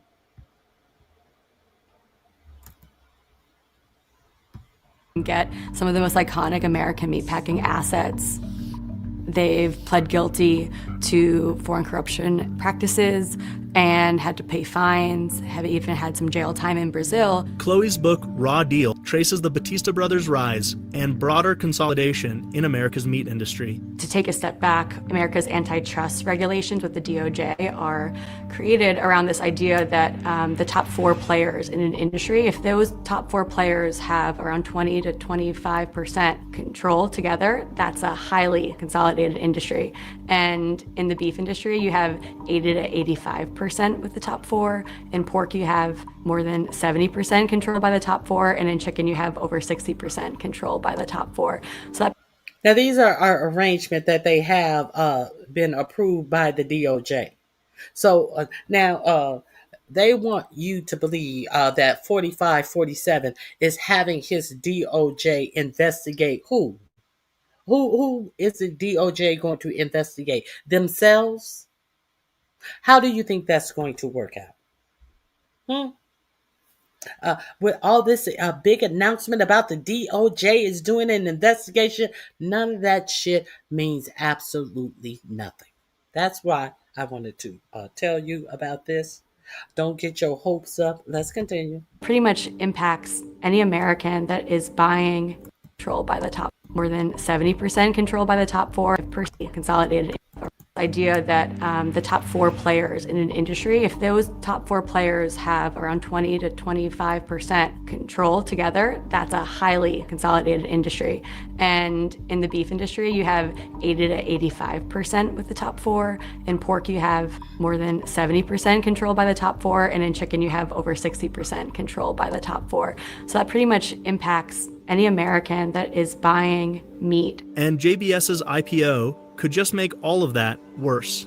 JBS trading means that it's going to have access to U.S. investors and pension funds and all of these funds that are pouring more money in, and they will be able to finance better loans. They will be able to have more capital to do whatever they want with. That means more money to fuel their acquisition spree, further consolidating the market, giving more power to the packing companies and less to the farmers and ranchers whose livestock will eventually end up there. For American food producers, it means that JBS is not going away anytime soon. I think it is important to look at the sheep industry as the canary in the coal mine, and I can tell you what will happen to the beef industry if we don't take action now. Carson Jorgensen is a 6th-generation lamb rancher in Utah. This was it. I guess there's not as many people now as there used to be with that connection and those roots, and it just makes for a different dynamic. In 2001, Carson's family joined roughly 150 sheep ranching families that banded together to leverage their own power against the big meat packers. Mountain States Rosin Co-op was a family-owned operation just prior to COVID. MSR was having some difficulties. In 2020, as restaurants shut down and production lines stalled across the country, Mountain States Rosin filed for bankruptcy. That being said, they had a buyer to come in and buy the plant. That was the plan. There was a Canadian company that was going to come in and buy it and process American lamb and keep it here in the United States. And that was the plan. Well, JBS owns the plant across the street. And JBS's contract with MSR was for the wastewater management and for the steam that it takes to run the plant. JBS wouldn't transfer over the wastewater contract and the steam contract to the new buyers because ultimately they wanted that plant, and they knew if they couldn't sell the plant, it would go defunct and they would end up with it. And that's exactly what happened. After JBS converted the plant into a beef facility, sheep ranchers across the West were left with very few options for regional processing. That was really critical piece of infrastructure for us producers here in the Western United States. Many opted to go to Double J in Texas, a family-owned processing plant more than 1,000 miles away for producers in Utah, Wyoming, and Idaho. But Double J is now also at risk of closing, once again leaving ranchers with alarmingly few options for selling or processing their meat and scrambling for solutions. It's like watching a car crash in slow motion. It's coming. You know the train's about to hit that car, and everybody's yelling and everybody's screaming, but there's just a lot of people sitting there watching it happen, and there's not much anybody's doing about it. JBS going public would be the final nail in the coffin. AJ Richards is an entrepreneur promoting regional meat systems. Now for us, it's more of the mentality, it's better to have and not need than to need and not have. AJ has been vocal with his concerns about what JBS going public could mean for ranchers and for our food supply. Mr. President, I love you, I appreciate you. It is our job as citizens to hold you accountable, and whoever you've got in your circle, they ain't speaking truth because you're about to put us in a whole world of hurt. As the big meat processing plants have grown larger and gained greater control over pricing, it's become increasingly difficult for any alternative. Mr. President, I love you. You know that was not a Biden supporter. No sane person who supports a president other than the sycophants who support 45-47 comes on professing love. No one does that. No sane supporter. And he still is in love and wants to show his love as he's getting dick bent over and dick down by this president. supply chain to compete. We can't lose one more farm and ranch. And in fact, stopping the loss isn't what we have to do. We have to make a path so that more people can get into farming. Most of the people I grew up with, they've gone bankrupt. The family farms they're not family farms anymore, which is sad. JBS has been trying to go public for years now, but the company's alarming track record has prompted bipartisan efforts to block them from accessing U.S. capital markets, including a 2024 letter to the SEC signed by Cory Booker, Marco Rubio, Josh Hawley, and more. Monitoring, watching this whole JBS IPO for the last couple of years, I was happy to keep seeing it get shut down. But this April, the SEC finally greenlit their listing on the New York Stock Exchange. JBS got the green light. What April? This April, 2025. This April. Mr. President, I love you, bud. Light only a few weeks after they did give this big donation to the Trump administration. And they gave a big donation to whose administration? For the inaugural funds donation. You know, the inaugural funds that you get to keep if you don't spend them all. Did you see something so fabulous about this inauguration that the tech billionaires also donated up to $1 million a piece? That you don't think that there was no money left over out of that inauguration to fatten pockets? I'm just asking a question. I'm asking. So, big surprise. A few months later, now the people that donated $5 million are going public and nobody's standing in their way. Is a donation like that a quid pro quo? I'm not sure I can be the judge of that. I'm pretty sure you have seen no other actions from 4547 that would make you believe that he's in on a quid pro quo. Have you seen him comport himself as if he's in for quid pro quos? Of course you have. But what I can say is this is clearly a company and two billionaire top shareholders who have pled guilty and have a clear history of bribery, kickbacks, and corruption schemes. Regardless of how they got there, JBS is now a publicly traded company, and that could spell danger for our food supply. Meat packers say that they have these massive plants so that they can have cheap meat made as most efficiently as possible. But at the end of the day, they're also creating this kind of underlying vulnerability because it's super fragile. I mean, if one plant goes out, one feedlot goes out, or a few of them go out because of a hurricane or extreme weather or, a pandemic, this is a system that has no life preservers. So anyway, the carcasses come down and they go into the cut room here. The industry's consolidation and predatory behavior from companies like JBS have made it increasingly difficult to build alternative food supply chains. This is the place that the real investment occurs as far as meat processing. This is a vacuum packaging machine with a labeler, $135,000. The room is just full of this kind of equipment. And this is why not everyone can do what we do here in processing. It's really expensive to get into. Even Mike's...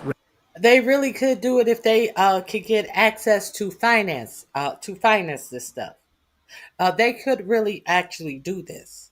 So is Brooke Rollins, the secretary over the Department of Agriculture, doing anything to get American farmers the access to the capital that it would take to have more processing plants? No, that bitch up there scraping back food stamp funds. That's what that bitch is doing. Let's continue. Ranch Foods Direct operation is only possible due to the financial success of another of Mike's business ventures. We've got to absolutely control the predators in the market. And only government is big enough to do that. Of antitrust and breaking up concentrated power and wealth, which has always been considered the greatest threat to any free society.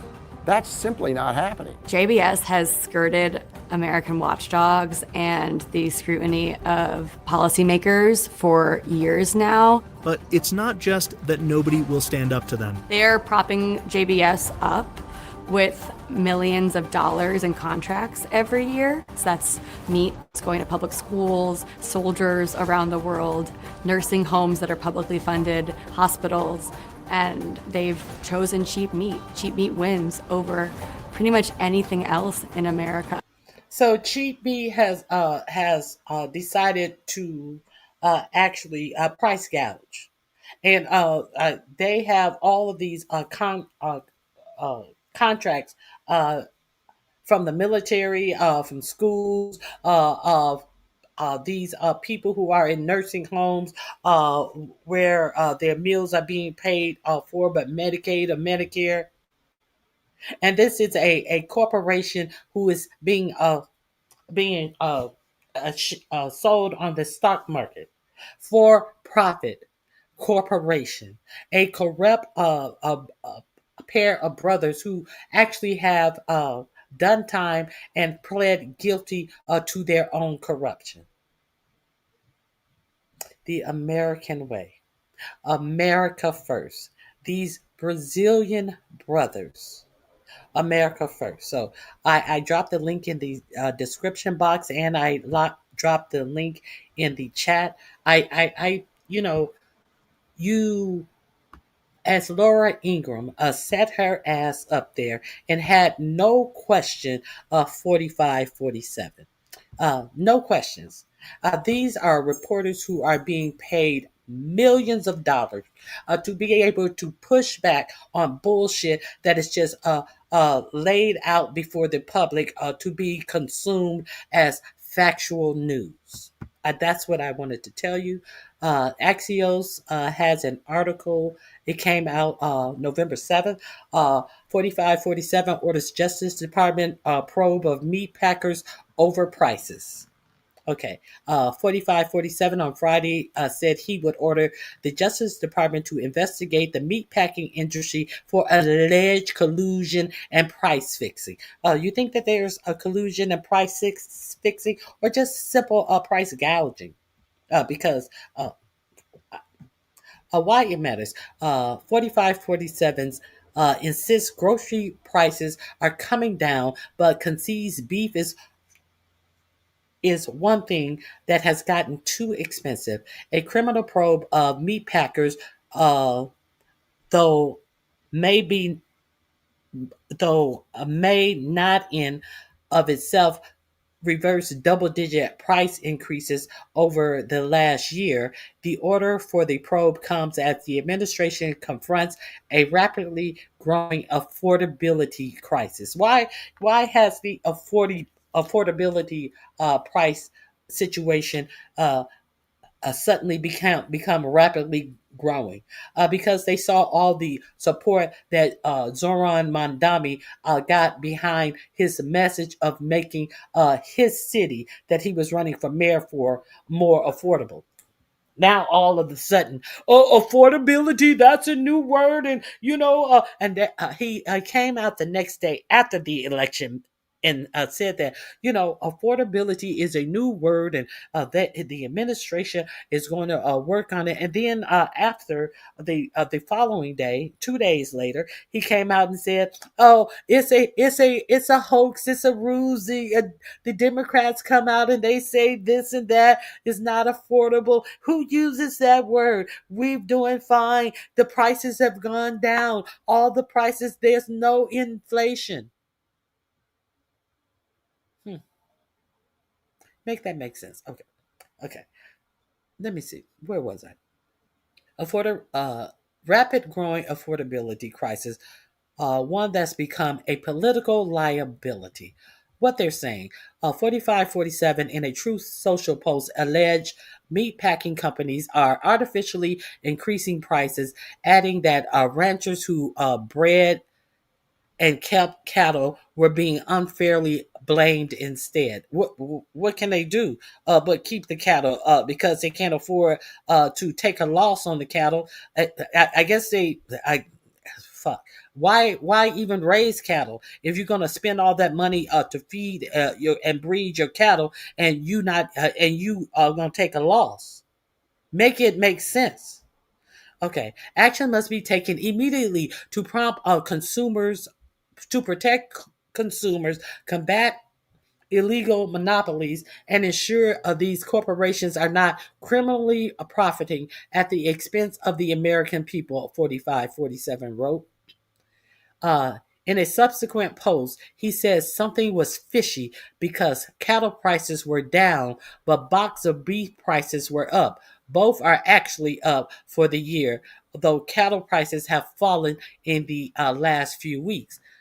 Cattle prices, they mean when you take a actual walking cow to slaughter. He is saying that those prices are down. However, when the the cow is processed, frozen in a box, all of a sudden the price of the beef that is being sold to the people is up. You know what they call that? They call that price gouging. You know what else they call that? They call that fucking the American farmers. Okay. The big picture. The price of ground beef is soaring up 13% year over year per the last government data.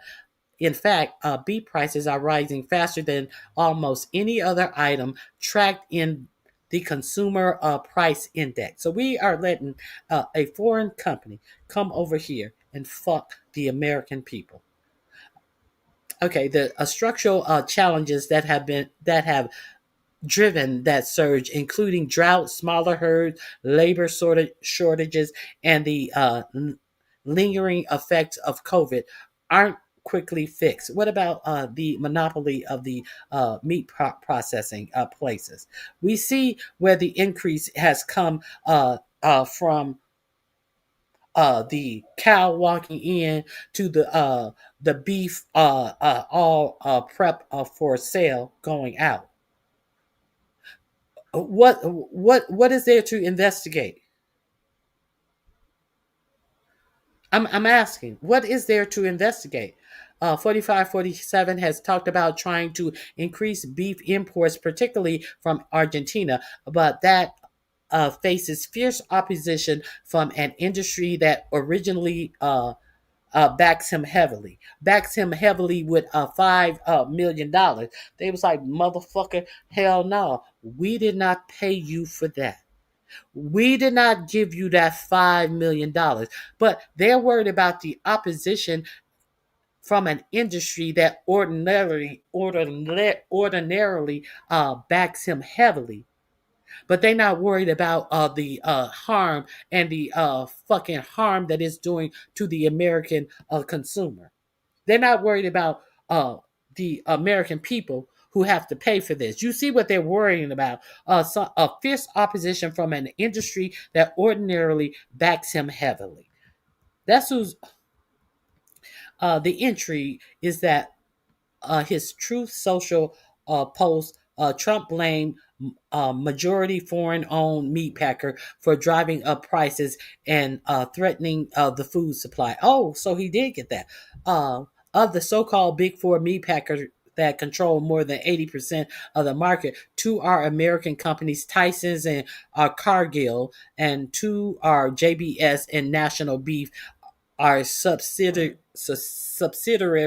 of Brazilian companies. National Beef was sold to Brazil Marfrig during 45-47's first presidency.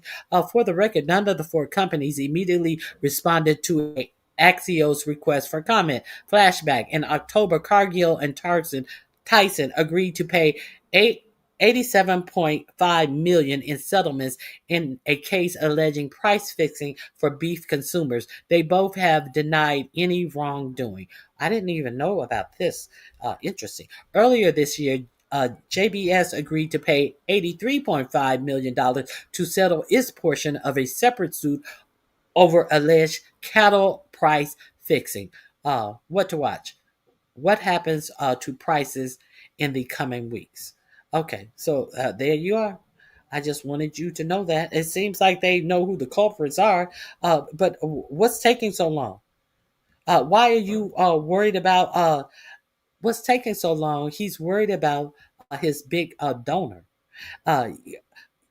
God forbid you fuck around with. Why do you think they gave me $5 million? So I just wanted you guys to be up on that. Let me see what else I got. Let me. I think it's something else that I wanted to share with you from them.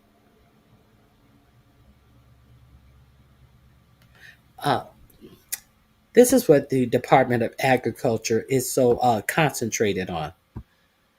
Uh, I did want to share another article from Axios. Trump says we can reform SNAP. So SNAP needs to be reformed. Uh, we can't figure out how to reform the prices that you have to buy for your beef. President 4547 criticized the SNAP program in an interview with Fox News' Laura Ingraham Monday night. Why it matters. SNAP is a decade-old anti-poverty program. Hold on. Why it matters. SNAP is a decades-old anti-poverty program is in the spotlight as the White House fight in court to avoid paying full benefits during the government shutdown. Zoom in. People keep talking about SNAP, but SNAP is supposed to be if you are down and out, he said on the Ingram angle. Some people are down and out for long spans of time. Some people are working and still down and out. What's your point here? That's what the purpose of it is. People are getting it. They walk in and they get it automatically now. So the numbers, is many times what it should. Wait a minute. So the number is many times what it should be. It's disgraceful. So people are just walking in and they are getting it. So they are giving people that don't deserve it as 1.3 million people this year alone have lost their jobs. So what are you saying? Of this Biden's fault? Is this Biden's fault that 1.3 million people have lost their job under your administration this year? The president said funding for the program has increased significantly, although he didn't specify over what time period. SNAP has gone from like 7 billion to many times 7 billion. Very vague. Very, very vague. Okay. Reality check. There are fairly strict requirements to get food stamps benefits, contrary to 4547's claims. SNAP is for people with very low income, with a household gross monthly income below 130% of the poverty line at about $34,000 a year and almost no financial assets. Adults who don't live with children are limited to just 3 months of benefits every 3 years or subject to other strict work requirements. I didn't even know that. Adults, you can get food stamps if you hit on hard time for 3 months every 3 years without having to do strict work requirements. So I imagine if you're disabled, I'm just taking it for granted. If you're disabled, they will waive the work requirements. But in the job market in the United States today, this day, when there are fewer jobs available than there are people who are out of work, how does that work? How does any of this work? Okay. I guess you get 3 months and hope you don't starve in the next 3 years. We see that this administration has no problem seeing people starve as he continued to send bombs into Israel as they were starving the people in Palestine. Starvation, no, that's no big thing. That's no big thing. Okay. Okay. Nearly 80% of those on SNAP are in households with children. An elderly adult or someone who is disabled, knows the Center on Budget and Policy Priorities. A White House spokesperson referred Axios to the Office of Manage and Budget for comment on Trump's claims that whether a reform plan was in the works. Now we know that Russell Vogt, the Dark Angel, is over the OMB. The Dark Angel, who is slashing and burning, and said that he wants bureaucrats to go to work in pain and leave them traumatized. That is who's over the OMB. This is what he wanted federal workers to be in pain and be traumatized when they went to work. So imagine what he think about people on food stamps. This is who they are going to get the reform for food stamps. By the numbers, spending on SNAP is actually down quite a bit from its peak at about 128 billion in 2021 when pandemic supports were in place. Spending fell to just 100 billion in 2024, has tickled up slightly so far this year, according to a tally of the USDA data from Brookings. Participation also fell off, but has been relatively flat for the past several years. See chart below. So there's a chart. There's a study from the Brookings Institute. However, 4547 actually said SNAP has gone from like 7 billion to many times 7 billion, he said. 7 billion, 7 billion. That don't even make sense. That lie doesn't even make sense because they said 1 month, the month of November alone, to pay out the SNAP benefits will be $9 billion. So is he saying that it went up many times 7 billion? If it was 7 billion and it's 9 billion now, that's not many times 7 billion. That's two more billion. So between what period he's talking about, it's 9 billion in November to pay out all of the SNAP benefits. But he said on that show last night, it said it's many times 7 billion. I don't know where he's getting the math from. The Brookings Institute says that the numbers are lower and heading lower. Let me see. Where is the chart below? Here's the chart below.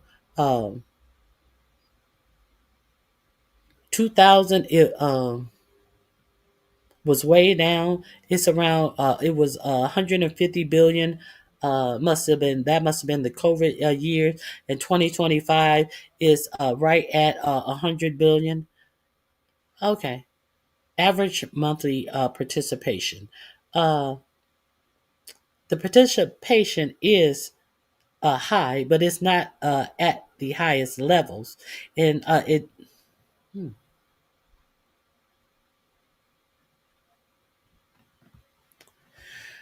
This is a 25-year span.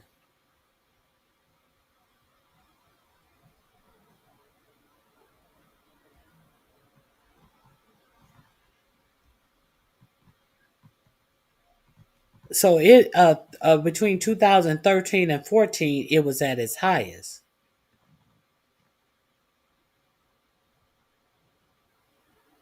This is 2020. It was a little above about 33 to 35,000. No, about maybe about 40,000. 40 million. I mean, maybe 4 million. I thought that was 32. That's 3.2 million.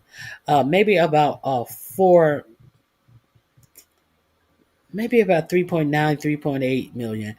Maybe that's about 4 million because this is 4.8.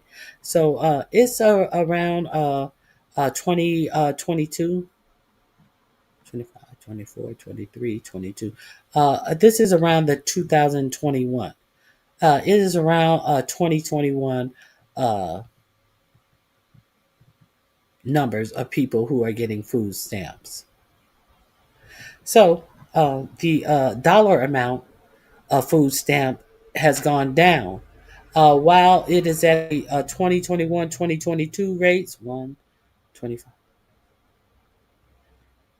21 in 2021 and 2022, people were getting more money who were on food stamps in 2021 and 2022 than they are in 2025, even though it's around the same amount of people. The amount of that's being given to them in food stamps, the dollar amount is lower. That's what I see.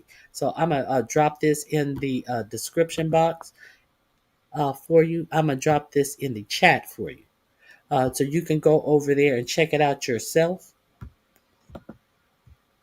Now, what are you saying?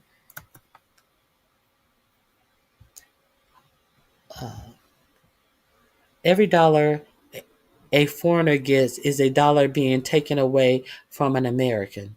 Okay, and they can really put a gauge on how many illegals have been used in SNAP benefits.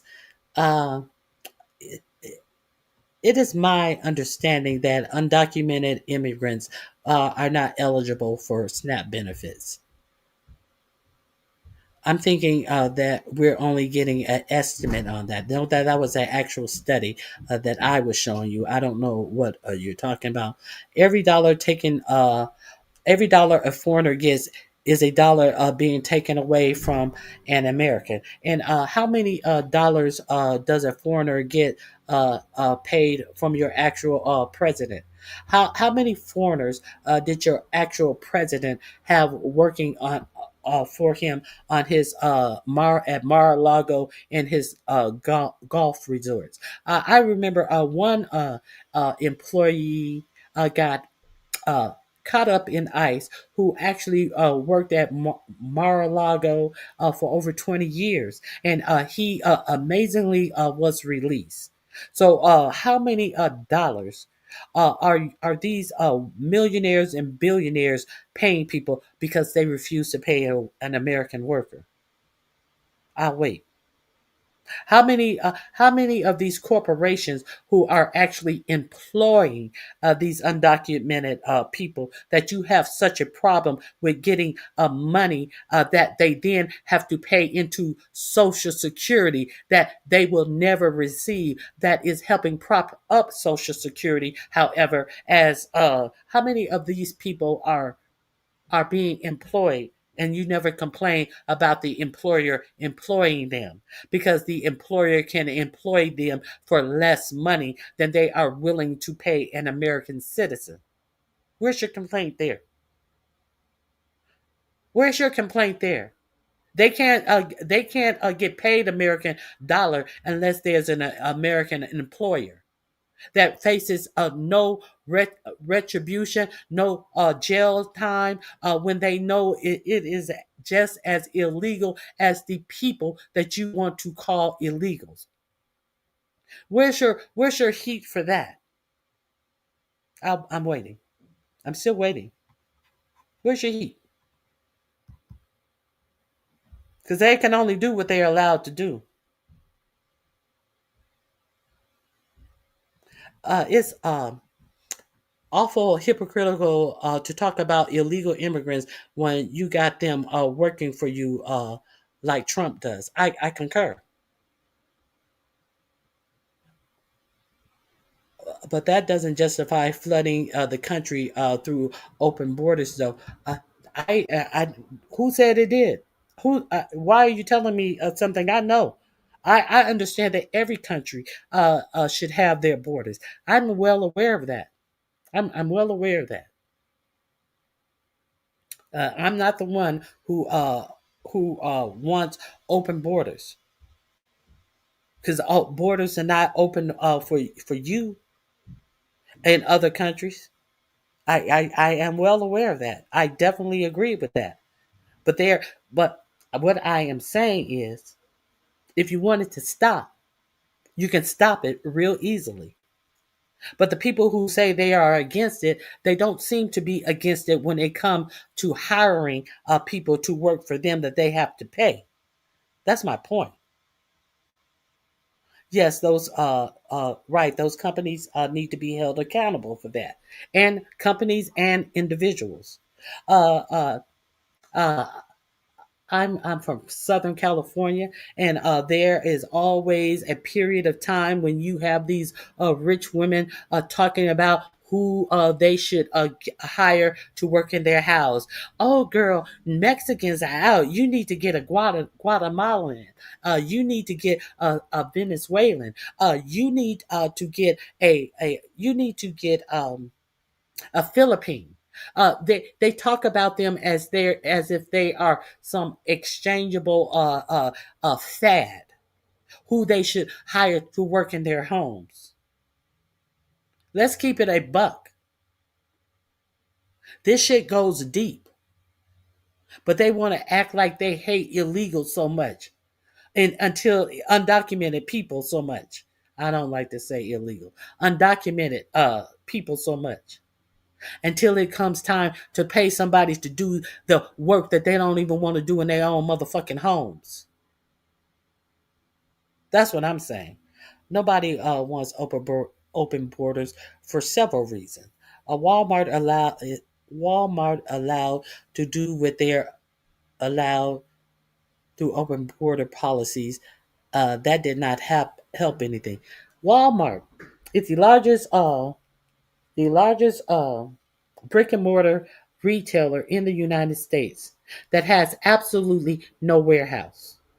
They have absolutely no warehouse where when they're shipping containers of goods come in, they usually for regular grocery stores, regular stores like Target and CVS, they usually have a central warehouse where all of their stuff is trucked to. You know why Walmart doesn't have that? Because they hire day laborers to unload their trucks into other trucks to break down their products from truck to truck with day laborers. And what happens when one of the day laborers get hurt? They cannot sue Walmart because technically Walmart can protect themselves by saying, oh, we contract out our people who break down our trucks. They don't work for Walmart. We contract them out. They need to do something about that too. But nobody can figure out how to do something about that. Nobody can figure out it makes absolutely zero sense for the largest retailer in the United States not to have a warehouse where they are breaking down their products to go out to their different stores. Nobody can figure that out. Everybody want to play dumb about that because they don't want to pay American workers a living wage to do that job, that back-breaking jobs. And when somebody does break their back, they not paying for them to get better. Because we don't know nothing, but I don't know about that. I don't know nothing about that. I don't know. I don't know. They don't know shit about that. Okay. Indentured slavery. You are exactly right. So, yeah, a lot of people are to blame about that. Now, there's a couple of more little news tidbits I will share with you that I got from the gram, and then I'm gonna get out of here. Let me see. What is this one? I'm not sure the order of this stuff that I have up here. Let's just enjoy it together.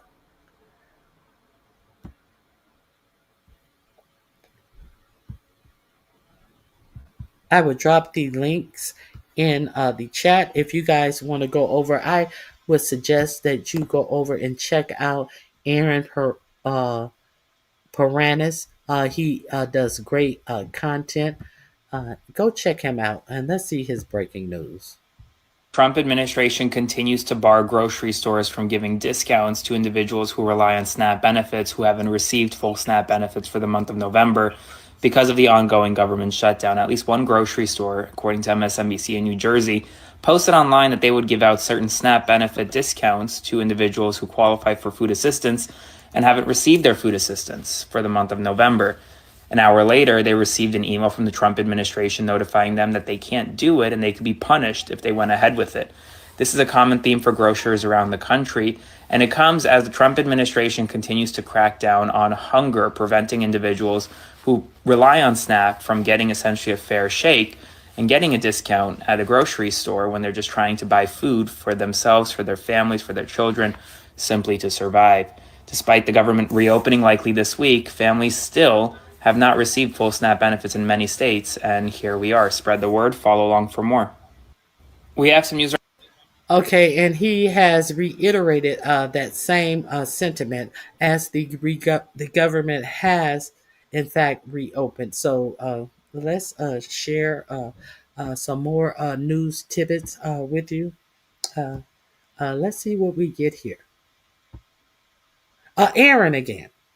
I love Aaron. I love to make sure I give you the information that he's giving out. Let's see what he's talking about. A key Justice Department office in the U.S. Attorney's Office for the Southern District of Florida, as 2 prosecutors have resigned, according to MSNBC, after being asked to work on a large conspiracy case against Trump political opponents to include former President Barack Obama, former CIA Director John Brennan, and others. According to MSNBC, they had a division-wide meeting held by the U.S. Attorney today because everyone is on pins and needles, because prosecutors are feared of being asked by the U.S. Attorney to work on a case that Donald Trump has said should lead to the arrest of a large number of individuals, including former President Obama, former CIA Director John Brennan, and more. And the Justice Department has already approved at least 30 subpoenas, including for Brennan and other FBI officials.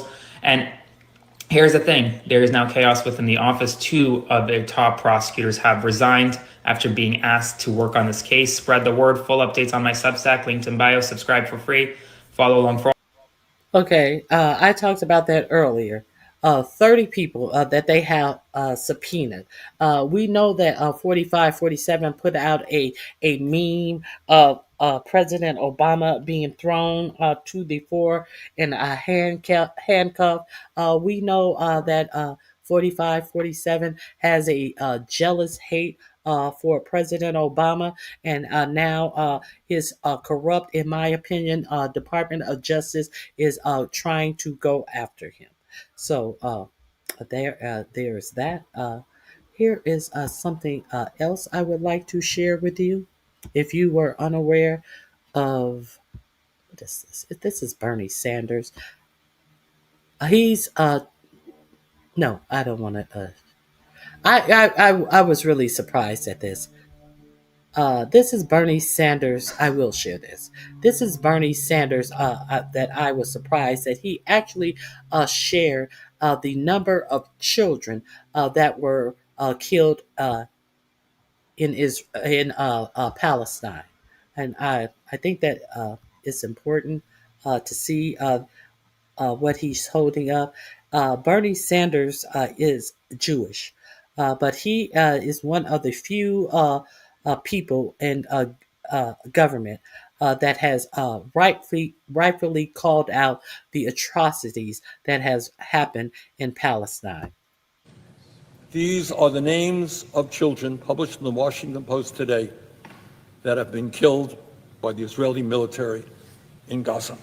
The United Nations reports that more than 18,000 children have been killed since this war began. And I should mention that more than 12,000 of these children were under the age of 12, and more than 3,000 children in Gaza have had one or more limbs amputated. These are emaciated children, their bodies in some cases barely more than skeletons.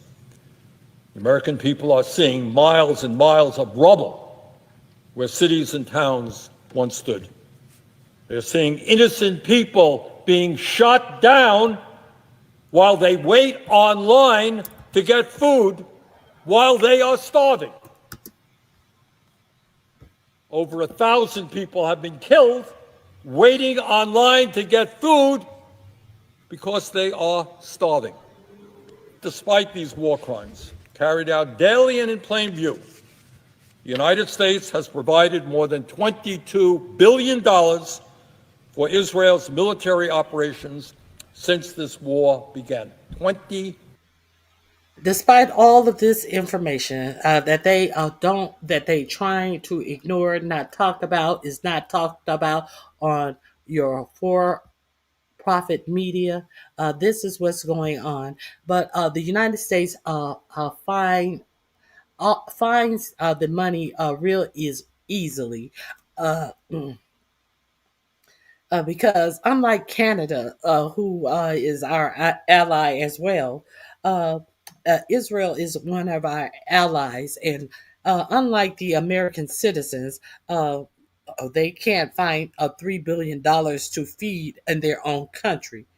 This is what they can find to do with $120 billion of American money. $2 billion. One estimate based on Brown University research calculates that the United States has paid for 70% of the Gaza war. In other words, American taxpayer dollars are being used to starve children, bomb schools, kill civilians, and support the cruelty of death. So you don't think that they have the stomach to starve their own citizens? They are telling you right now that starvation for the United States citizens is on the table, and they have an appetite for it. Netanyahu and his criminal ministers. Here is the list. These are the names of children published in the Washington Post today that have been killed. Okay, I definitely wanted to share that with you. Let's hear from Bernie about the government shutdown. Why don't we? The government being reopened is what I meant to say. So let's get into that.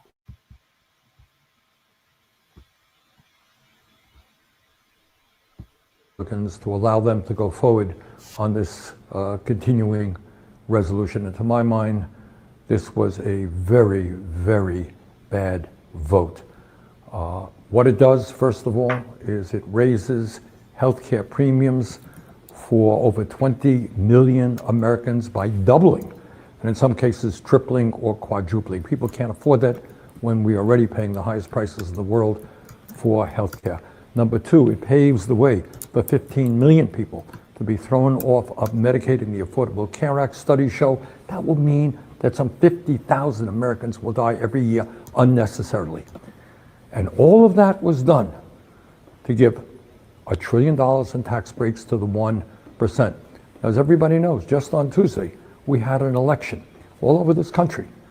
And what the election showed is that the American people want us to stand up to Trumpism, to his war against working class people, to his authoritarianism. That is what the American people wanted, but tonight, that is not what happened. So we've got to go forward, do the best that we can to try to protect working class people, to make sure that the United States not only does not throw people off of health care, but ends the absurdity of being the only major country on earth that doesn't guarantee health care to all people. We got a lot of work to do. But to be honest with you, tonight was not a good night. Thank you. Not a good night at all. That link is in my description. Tonight, 8 Democrats voted with the Republicans to allow them to go forward on this continuing resolution. And to my mind, it was not a good night at all. Let me share with you a little of Adam Mockler. If you're not familiar with him, go over there and check him out. I definitely want to share this with you.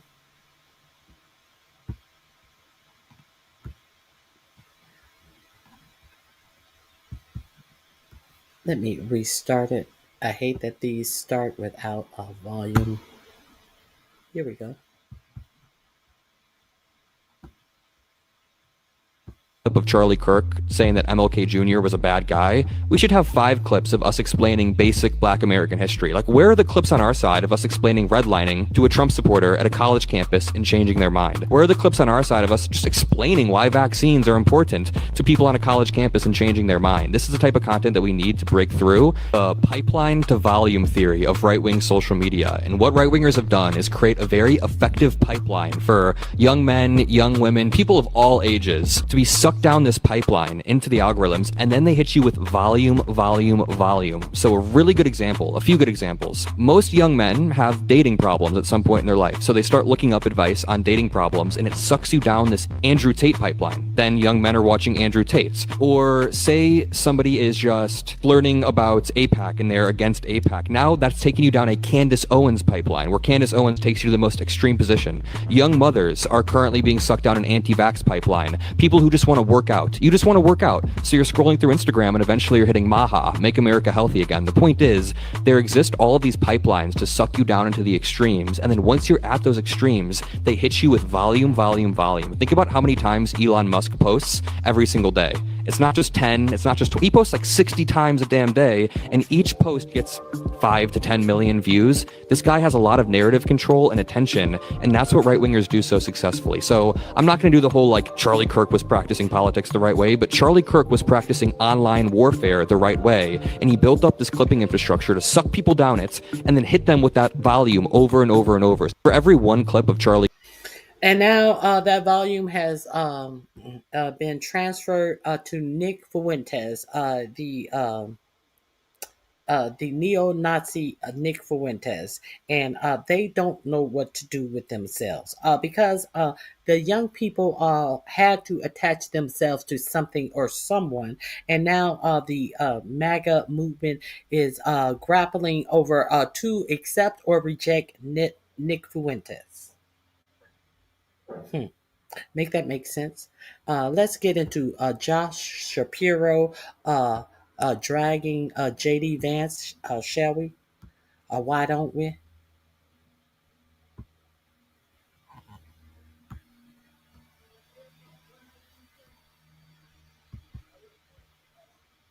Here we go. Let me answer both the J.D. Vance piece and the other piece. This is as a result of us continuing to push legally with the judge, and the judge ruling that no longer would there be a partial payment, but the full payment. And the moment we got that ruling, Secretary Arkush went into action, pushed that button, and got the dollars flowing again, the federal dollars. And look, as for J.D. Vance, I mean, I got to say, look, I think America has a president, a vice president that don't give a damn about all Americans. They have made that crystal clear. And I mean, at least with Donald Trump, he's transparent about that. J.D. Vance is a total phony. And let me explain why. J.D. Vance rose to some prominence by writing a book about growing up in Appalachia, where there's a whole lot of people who get SNAP. He made millions of dollars on the backs of telling their stories, and then he turned his damn back on those very people who he likes to write about and claim as his own. Here's another thing J.D. Vance claims. He claims to be... This is when J.D. Vance said the American people are going to start to feel a lot of suffering. J.D. Vance, who is under the ball sack of Peter Thiel, who got every job and opportunity in government prior to being in government via Peter Thiel's company, said with that shit-eaten grin on his face that the American people are about to feel a lot of pain as the government shutdown was going on and continuing. This is what he's talking about. A person of faith. I know my Bible. And my Bible teaches us that we are to love thy neighbor. And we are to feed the hungry. Deuteronomy says if you see a person who is in need, you don't give them a clenched fist, you open up your hand. So for J.D. Vance now to turn around after claiming all these things his whole life and literally go to court to stop hungry people from eating? That is not only phony, it is shameful. And this is who is leading America today. And folks got to wake up and realize the people who are leading in America quite literally want to keep people hungry. And you'll excuse me for getting emotional about it, but when I see hungry people in my state who are hungry because of J.D. Vance's bullshit politics, that makes me angry. And that's why I went to court. And that's why we're funding SHARE. And that's why we're putting dollars back on people's SNAP cards, because that's what the people of Pennsylvania deserve, and America deserves better than J.D. Vance. Of you guys going to court? Well, let me answer both the J.D. Vance piece and... Okay, I wanted to share that with you. Let me see. This is something a day late and a dollar short. However, I just want you to see what was going on in this food line. We see who's in the food line. The USA shirt, the American flag purse. Who do you think these people are standing in this food line? The red face, the red face. Let's see what happens in this food line that was going to hurt the Democrats worse than the Trump voters. Red hats today? Come on, man. Yeah, real fun. Just checking. We know. It's cold. Leave us alone. All right. We'll get inside soon. You guys forget your red hats today? Come on, man. Yeah, real fun. Just checking. We know. It's cold. Leave us alone. All right. We'll get inside soon. You guys. When it's cold outside, who are you holding? If you think you're cold now, ooh yeah.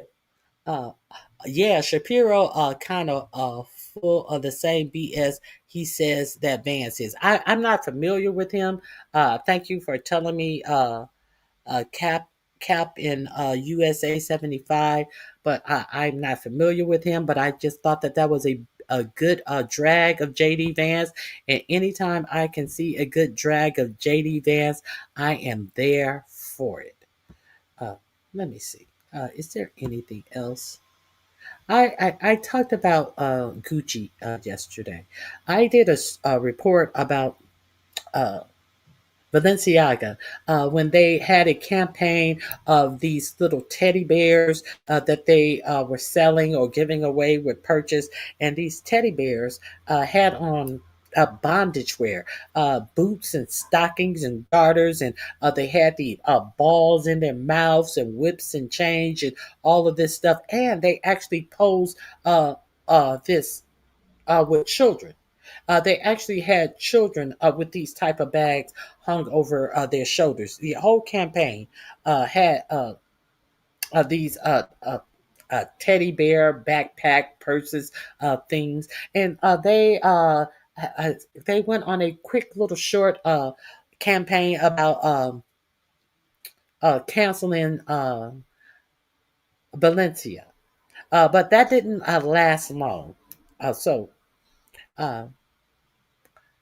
they blamed the campaign on the creative director that did the campaign. So they try to take all responsibility out of a campaign that they actually published and blamed it on the person that they actually paid. So come here. You okay? I'm sorry, I'm talking about dog. Okay, so I want to share this with you. What do you think happened to the person who was over that campaign? Ronnie Q, I have a question. You have a gift for your members? I have a question. You have a gift for your members? You want me to give you a gift? Is that what you're saying? Yes, I have a gift for my members. I'll share it for you right after this.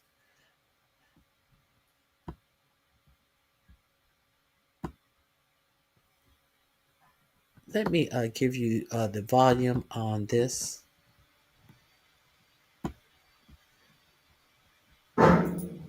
Anymore. I literally can't take it. Demna was named creative director of Gucci. Do you know who Demna is? Demna is the one who thought it was a great idea to do a campaign of little sad looking toddlers holding teddy bears in their arms in bondage gear. We're talking full bondage gear. No misunderstanding here of what that represents. I was so shocked. I couldn't handle it. The whole world couldn't handle it. There was a lot of anger.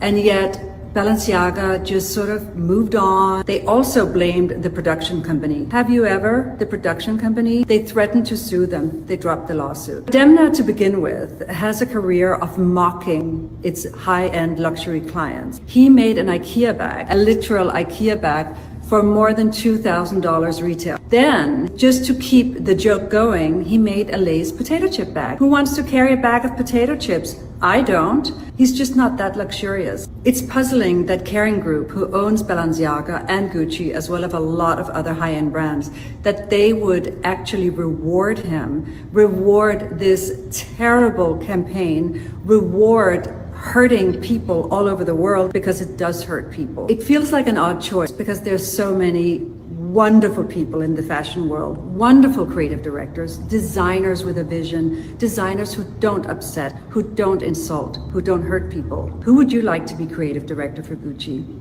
I can't take it anymore. I literally can't take it. Demna was named creative director of Gucci. Do you know who Demna is? Demna is the one who thought it was a great idea to do a campaign of little sad looking toddlers holding teddy bears in their arms in Okay, I just wanted to share that with you. The one thing that is not ignored when you decide to make decisions is your dollar. I'm not telling you what to do with your dollars. I'm just giving you information. I'm not telling you if you choose to continue to shop at Amazon after they say they are going to fire or lay off 600,000 workers and replace them with Amazon. But no better point you can make with corporations is withholding your dollars. And I'm looking for the free gift with membership. I thank you for reminding me about that, Nappy Child. Let me find the free gift if you are interested. If you join my membership, I do give a free gift. How would you receive your free gift? Uh, if you become a member, you have access to my membership page where I post messages for my members. You would contact me via my email, which is in my membership post board. And how I know that you're a member? Because you have access to my membership posting board. You do not have to give me your real name. You do not have to give me your screen name. You can put your first initial and a last name and an address where you would like your gift to be shipped. I will ship out your gift to you as a personal gift from myself to you to thank you for joining my membership. Now, where is my pictures of my things? I am looking for the free gift that I give out with membership. Bear with me. I had it up here forever, and then I took it down yesterday as I was trying to figure out why I was on virtual mode. I cannot believe. Oh, here we are. Here we are. Right here. Let's see. I'll do this one. This is a free gift from myself to you. If you join a membership, like I say, go to the community, community wall on the membership page. These are keychains. It does come with the hoop and the little crab attachment for. These are keychains. You can all of these are already given out. You can let me know if you'd like the one with the afro, the one in the middle with the more like dreadlock type updo style, or the afro ponytail. So if you become a member, feel free to go over to my membership page, and I you don't have to put your first name. Just put a initial, your last name, and whatever address you want me to send it to, and I will send that out because I do appreciate my members. Now these are handmade by me with a love and appreciation for your support of me. You can tell me which one you would like, and you can tell me if you want the skin light, medium, or dark skin. If you have any color preferences, you can put the color preference you have, and I will make up a keychain for you. So I would need some hot sauce with my potato chips. What are you talking about, potato chips? Did I say something about potato chips? I don't know. I don't know what Nappy Child is talking about. So yeah, that is what I do for my members. I appreciate you all. And what else? I think that's it for me. I really think that I think I have one more thing. I think we need to dance out of here together. Is this my dancing one? Oh, speaking of what you spend your money on, I think that the people think that we are not going to be out buying this Christmas season. So I am curious if any of you have run into this in your local CVS. I don't have a Dollar General by me. Dollar General. Have you guys run into this phenomenon this year? Let's get into it.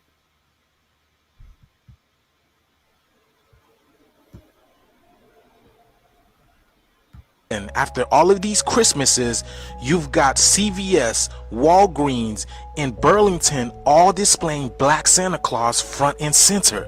I ain't mad or nothing, but let's ask the real question. Why now? Because we've been invisible in these wonder winterlands. But now when the economy is shaky and you guys understand how powerful the black dollar really is, you're pulling stunts like this? So I'm in CVS and this is what I see. Okay, cool. Black Santa. But also what I look up and see is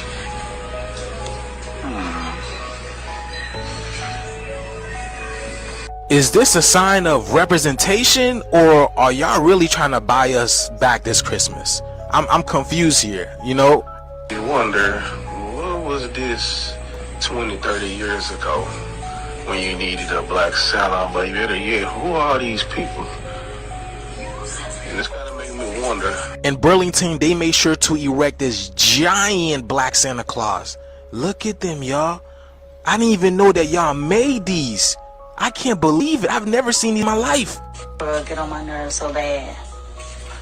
Because now y'all want to have all the black ornaments and stuff. And I know before y'all say we ain't never satisfied when it wasn't any. Now we got them. Be quiet. Yeah, but this ain't what that is. Because we shouldn't have never had to advocate to have brown ornaments and stuff anyway. They got the ornament.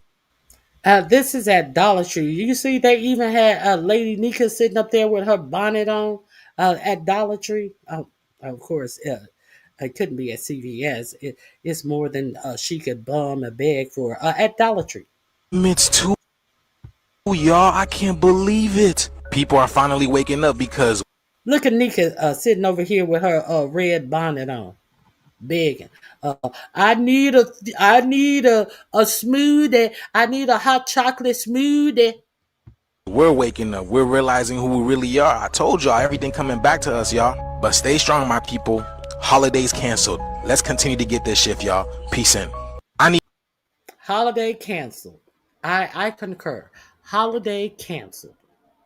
Okay, so that's all I have for you guys today. I appreciate all who came out and participated. Please hit the like button on your way out. I saw Dollar Tree Afro Elves. Yes, and also understand that there are many people who sell on Etsy who are reliable. There are many black crafters out here who you can purchase some things from. And unfortunately, I always think of this too late. But yeah, there are some black crafters out here.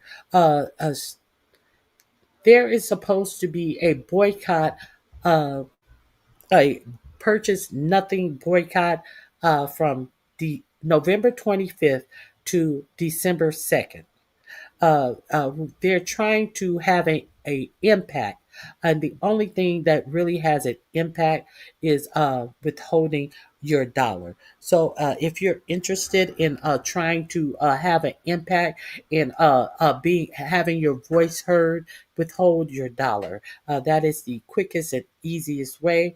They're saying that if you can shop small businesses, farmers markets, and those types of things. If you must have something during the blackout, try to go that route. Small businesses, small shops, or just try to do it without. They're saying.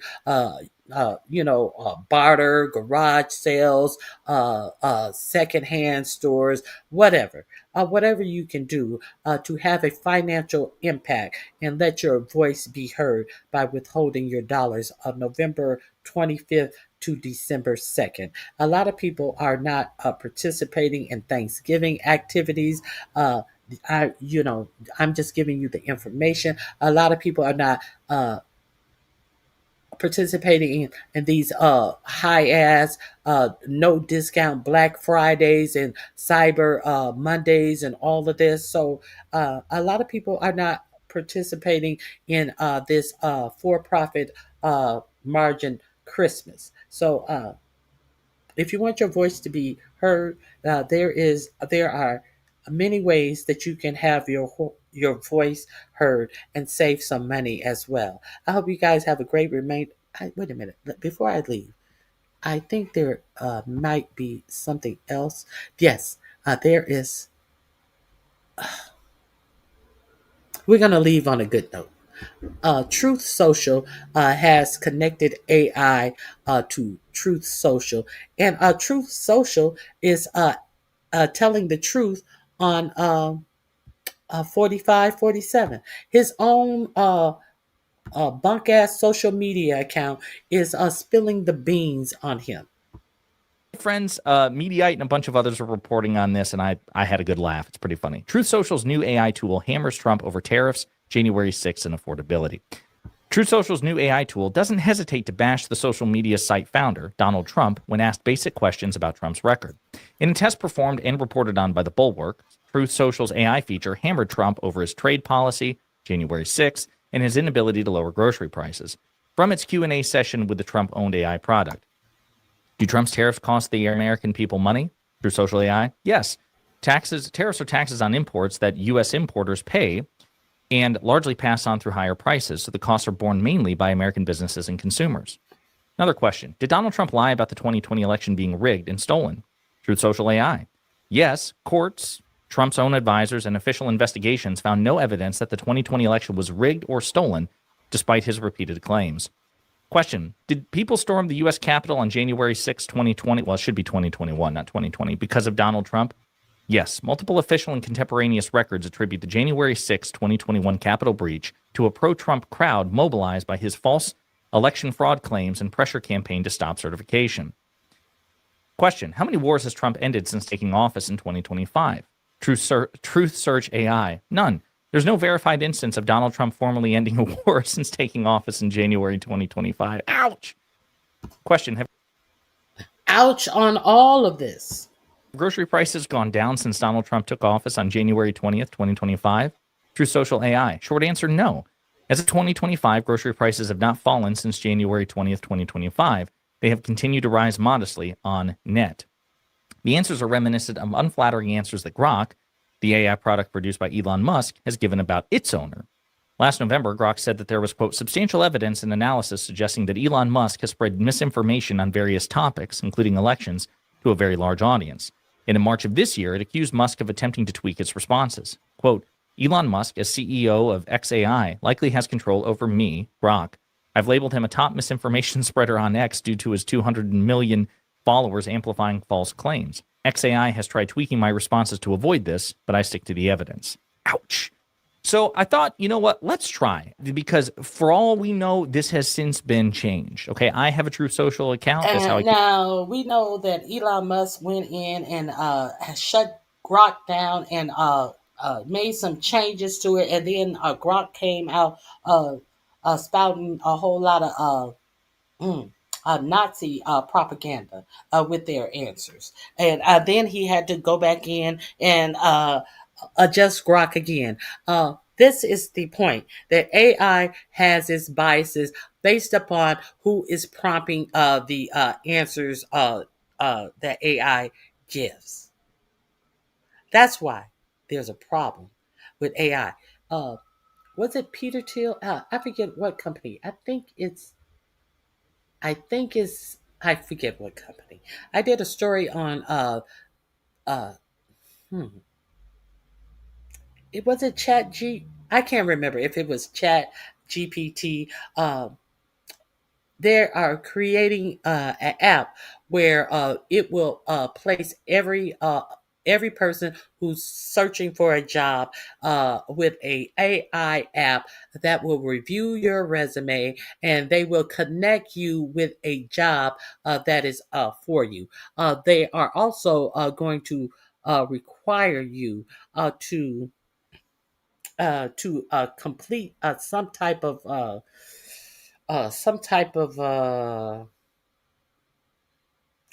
you're going to be required to repeat to take some type of a test for these jobs that they are going to send your way. Your resume, you're not going to choose the job. They are just going to suggest which jobs that you are able to apply for, and which jobs they will be sending your resume out to. So you don't think that there's not going to be any bias in this? They are expecting to do this for every job in America. If it's a job at the gas station, if it's a job at McDonald's, you don't think that there's going to be any bias in this? Let's see what his test came up with. keep track of Trump's truths, his truths, and I see here Truth Search AI in the left-hand corner. Now, again, this may have changed between the reporting on this and now, so let's find out. Okay, who won the 2020 presidential election? Let's find out.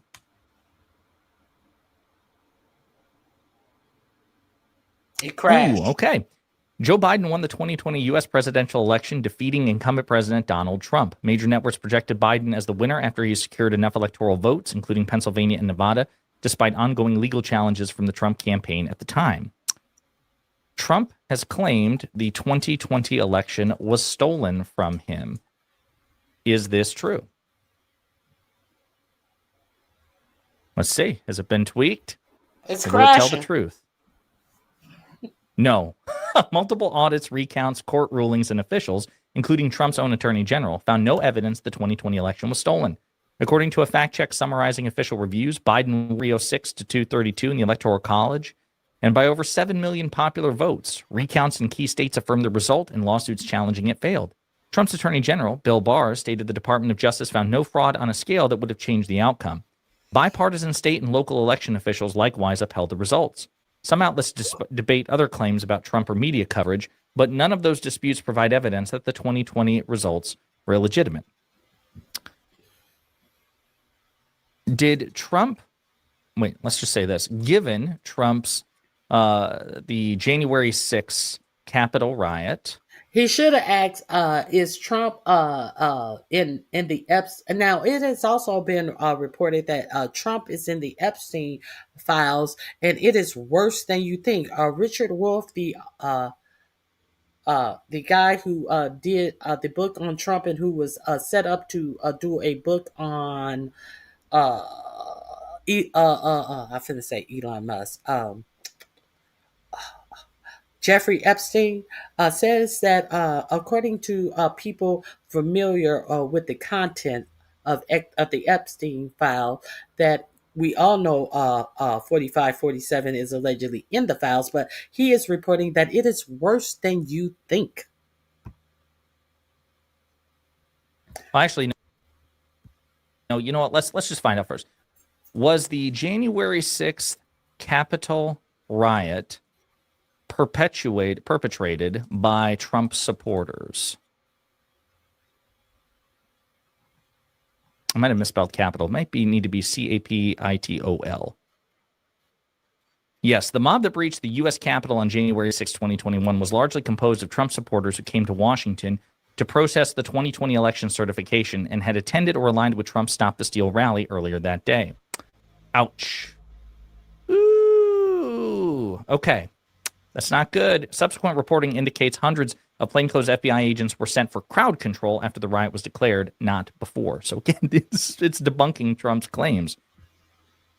Given that the riot occurred on Trump's watch, wasn't he responsible? Let's say this, did he not have the highest responsibility to quell it as president and commander-in-chief of the D.C. National Guard?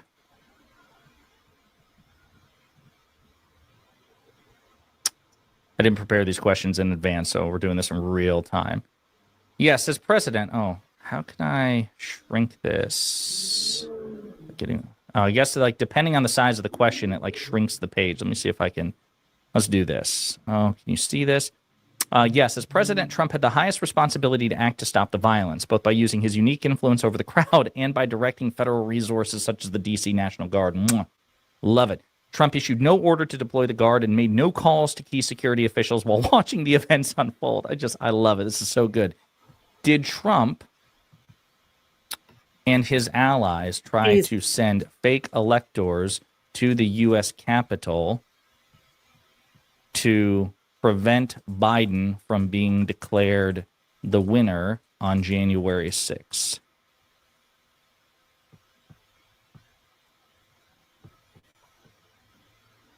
Let's see what they say. Sorry, again, doing this in real time, it's a lot of fun. Yes, according to congressional investigative records, Trump and his allies organized and transmitted fake or alternate elector certifications from multiple swing states Biden won, intending to create a pretext to block or delay Biden's certification on January 6th. And it goes into key details. How it was meant to affect January 6th, the alternative certificates were designed to give Congress and the vice president a basis to claim there was a dispute among the slates, thereby delaying or rejecting Biden's electoral votes during the January 6th session. So, okay, then, therefore, between the January 6th riot and the attempts to send fake electors on January 6th, let's say between the riot and attempts to send, is it fair to say it was Trump, not Biden, who attempted to steal the 2020 election from the legitimate winner? Ooh, let's see. Okay, therefore, between the riot and the attempts to send fake electors on January 6th, is it fair to say it was Trump, not Biden, who attempted to steal the 2020 election from the legitimate winner? Ooh, let's see. Answers. Based on official records and prosecutions, it is fair to say Trump, not Biden, pursued schemes to overturn the 2020 election result and keep Trump in power despite losing the election. Ouch! Oh my goodness, this is... I'm thinking like in real time. Like this is a lot of fun in real time. Let's see. Okay. So it seems like Truth Social is telling the truth. If you like to see the final questions, go over there and check them out. I want to, this is my last story. I promise you. It's worse than you thought. The Jeffrey 4547 in the Epstein files. Where is that?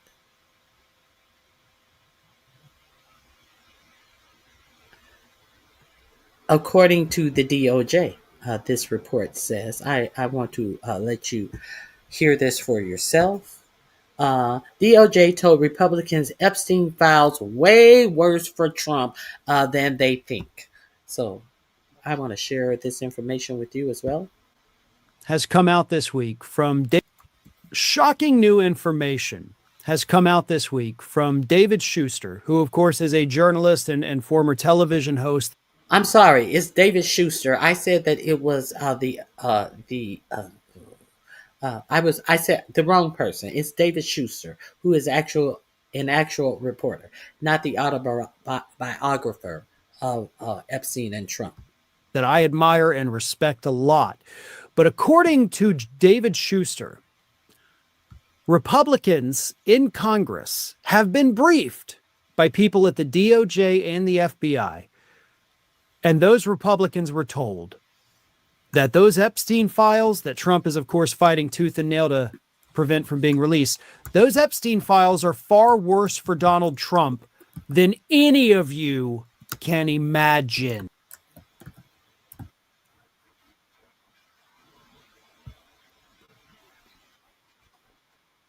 Hold on one second. Hold on one second. I'm sorry. Nappy Chow, I was trying to respond to you and I disconnected the story. Most of those people, I talked about that earlier. Most of those people are up on state crimes. So his federal pardon will not have any effect on any charges that they may be up on. And he cannot give them back their law licenses that many of them lost. So there's that. Those Republicans were told that those Epstein files that Trump is, of course, fighting tooth and nail to prevent being released, those Epstein files are far worse for Donald Trump than any of you can imagine. Here is what Schuster put on social media. He said that there is speculation / rumors sweeping through the GOP caucus about the details of the Epstein files. A few GOP House members say they've heard from FBI DOJ contacts that the Epstein files, with copies in different agencies, are worse than Michael Wolff's description of Epstein photos showing Trump with half-naked teenage girls. Report continues that Schuster is referring to an October interview in which the Trump biographer Michael Wolff told the Daily Beast that he had personally seen about a dozen Polaroid snapshots of Trump and Epstein, in which Trump was photographed with several topless young women on his lap. Wolff said Epstein pulled the photos out of a safe and spread them out like a deck of cards on his dining room table. And of course, Pam Bondi was asked about the Epstein safe during her recent grilling from the Senate. And instead of answering any questions about whether or not the safe does or doesn't exist, she decided to berate Democratic Senator Sheldon Whitehouse for taking money from a guy who also ended up, with Epstein. So this is rather shocking. But I will say, take it with a grain of salt. Schuster is not saying this as a statement of fact either. He's saying, this is what I'm hearing. So we need more evidence, of course, to back it up. And I will add, Raw Story said this. According to Schuster, Republicans' anxiety about the contents of the Epstein files is compounded by more than 100 plus Republicans who are reportedly planning to vote for the bipartisan discharge petition by Ro Khanna and Thomas Massie, which only needs one more signature in order to force a floor vote. And that's why Adelita Grijalva is not being sworn in by Mike Johnson yet. So, again, we don't know. So, since the government shutdown is over, Adelita Grijalva is alleged allegedly going to be sworn in on Friday. He he has demanded everyone get back to Washington immediately, but he has given them something like a. Uh, 36 hours to get back. They are expected to vote on the measure to open the government on Wednesday. I don't understand why, once the government is open, since the swearing in is so quick, why can't he just swear her in as soon as they open, like he said he would do? I'm pretty sure Friday will run long, and they're not going to be able to get around to it, and then it's going to be another weekend and all of that. But let's continue. For certain that this is what is actually in the files. But if we go ahead and assume for the moment that all of this information is true, that, hey, there's worse things than Trump with topless teenage girls in his lap in these files, it makes sense. So let's look at it through that lens. Does this story even track with reality? Could it possibly track with reality? And the answer to that is yes. I mean, after all, Donald Trump is fighting tooth and nail to prevent the release of the files. He gets irrationally pissed off when anybody asks him about it. I mean, part of the reason Republicans don't want the government to reopen is because if they do, Adelaide Grijalva gets sworn in and the files get released. So they're enjoying the shutdown as much as anybody. So all of that makes sense. Like, why are you protecting this? Y'all claim it's, oh, the Bill Clinton's in there so much. But then release it. Like, let's make Bill Clinton look bad. I'm all in favor of that. I don't care. But y'all aren't doing any of it. You're not releasing anything. Pam Bondi's repeatedly lied. The files are on my desk. And then she's like, no, I didn't mean my desk or the files. I meant I was at work that day. You know, whatever stupid excuse she gave. So it makes sense. But it also begs the question, what's worse than Donald Trump with underage teenage girls sitting on his lap topless? Because again, if we're assuming this is accurate, then there's worse in there. So I don't know. This administration is going to continue to do everything possible that they can to prevent the release of these files. These files will eventually get released to the public. It may be this year, maybe next, it may be 4 years in the future. Eventually,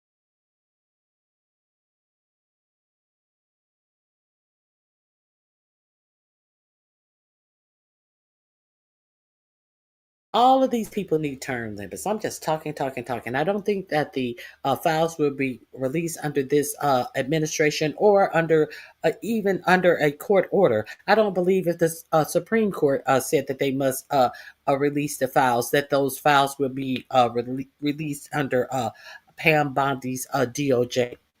Now, that's why we need term limits. They all need term limits from the Supreme Court on down. Now, Nappy Chow, I've never heard that, but did you see the look on her face when Sheldon White House asked her, did she see any pictures of him with young girls? Did you see her run and attack and talk about the man he's sitting next to took money from dark money and all of this? She never approached that question. Now, with you saying what you just said, wouldn't it be interesting if she opened the files and saw a picture of herself in there? I ain't never heard. I've never heard of that. What you said, but would that be the reason she looked like somebody said ungodly to her when they asked her about any photograph being in the files? That would be intriguing to say the least. Thank you, Leonard. I got it together. This is all I have, and this is all I choose to give you. This is all I've got, and thank you for being here for it. Come back tomorrow. I'll be back with more. Miss SWJ 2009. This is all I've got, and I won't give any more. Yes, that's what I say. Yes, most definitely. Most definitely. She is from the Florida area. Uh, that would be something. That would be something to see. Now, let's not forget Article Article 2, Section 4 in the Constitution allows for this whole administration to be thrown out of office. Not just 45, 47, his whole administration. Not Article 22, Article 2, Section 4 of the Constitution. That's all I got, Miss SWJ. That's all I got. Article 2, Section 4. I appreciate you guys for being here. Hey, Miss Toby, how you doing? Please comment in the chat section. Please hit the like button. If you learned something today, you can hit a Cash App $ Ronnie Q, or you can. I think my goals are over. I only set my goals for a little while this morning. So I appreciate your support. I hope you have a wonderful, wonderful day, and I will see you guys back tomorrow. All right. Thank you for joining me. All right. Bye-bye. I'm out of here.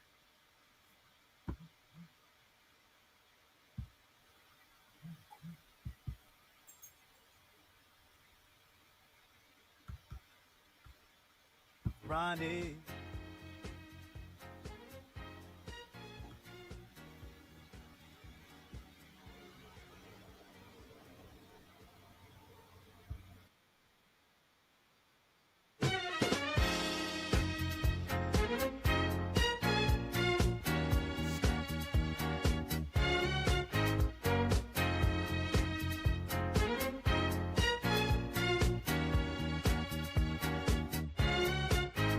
In the morning when I'm driving, I really come alive when I listen to my Ronnie, I listen to my Ronnie Q. They are rare and they are few who can compare with Ronnie Q. So grab a chair, she's coming through. She's on the air. It's time for Ronnie Q.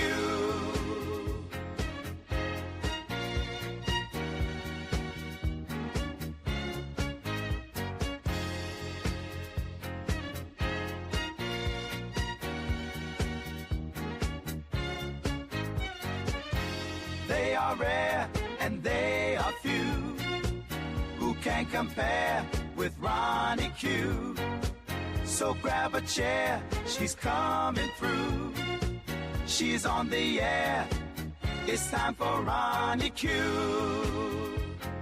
Ronnie Q. It's time for Ronnie Q. Ronnie Q. It's time for Ronnie Q. In the morning while I'm driving, Ronnie, I really come alive when it's time for Ronnie Q. I listen to my Ronnie, Ronnie. I listen to my Ronnie. It's time for Ronnie Q.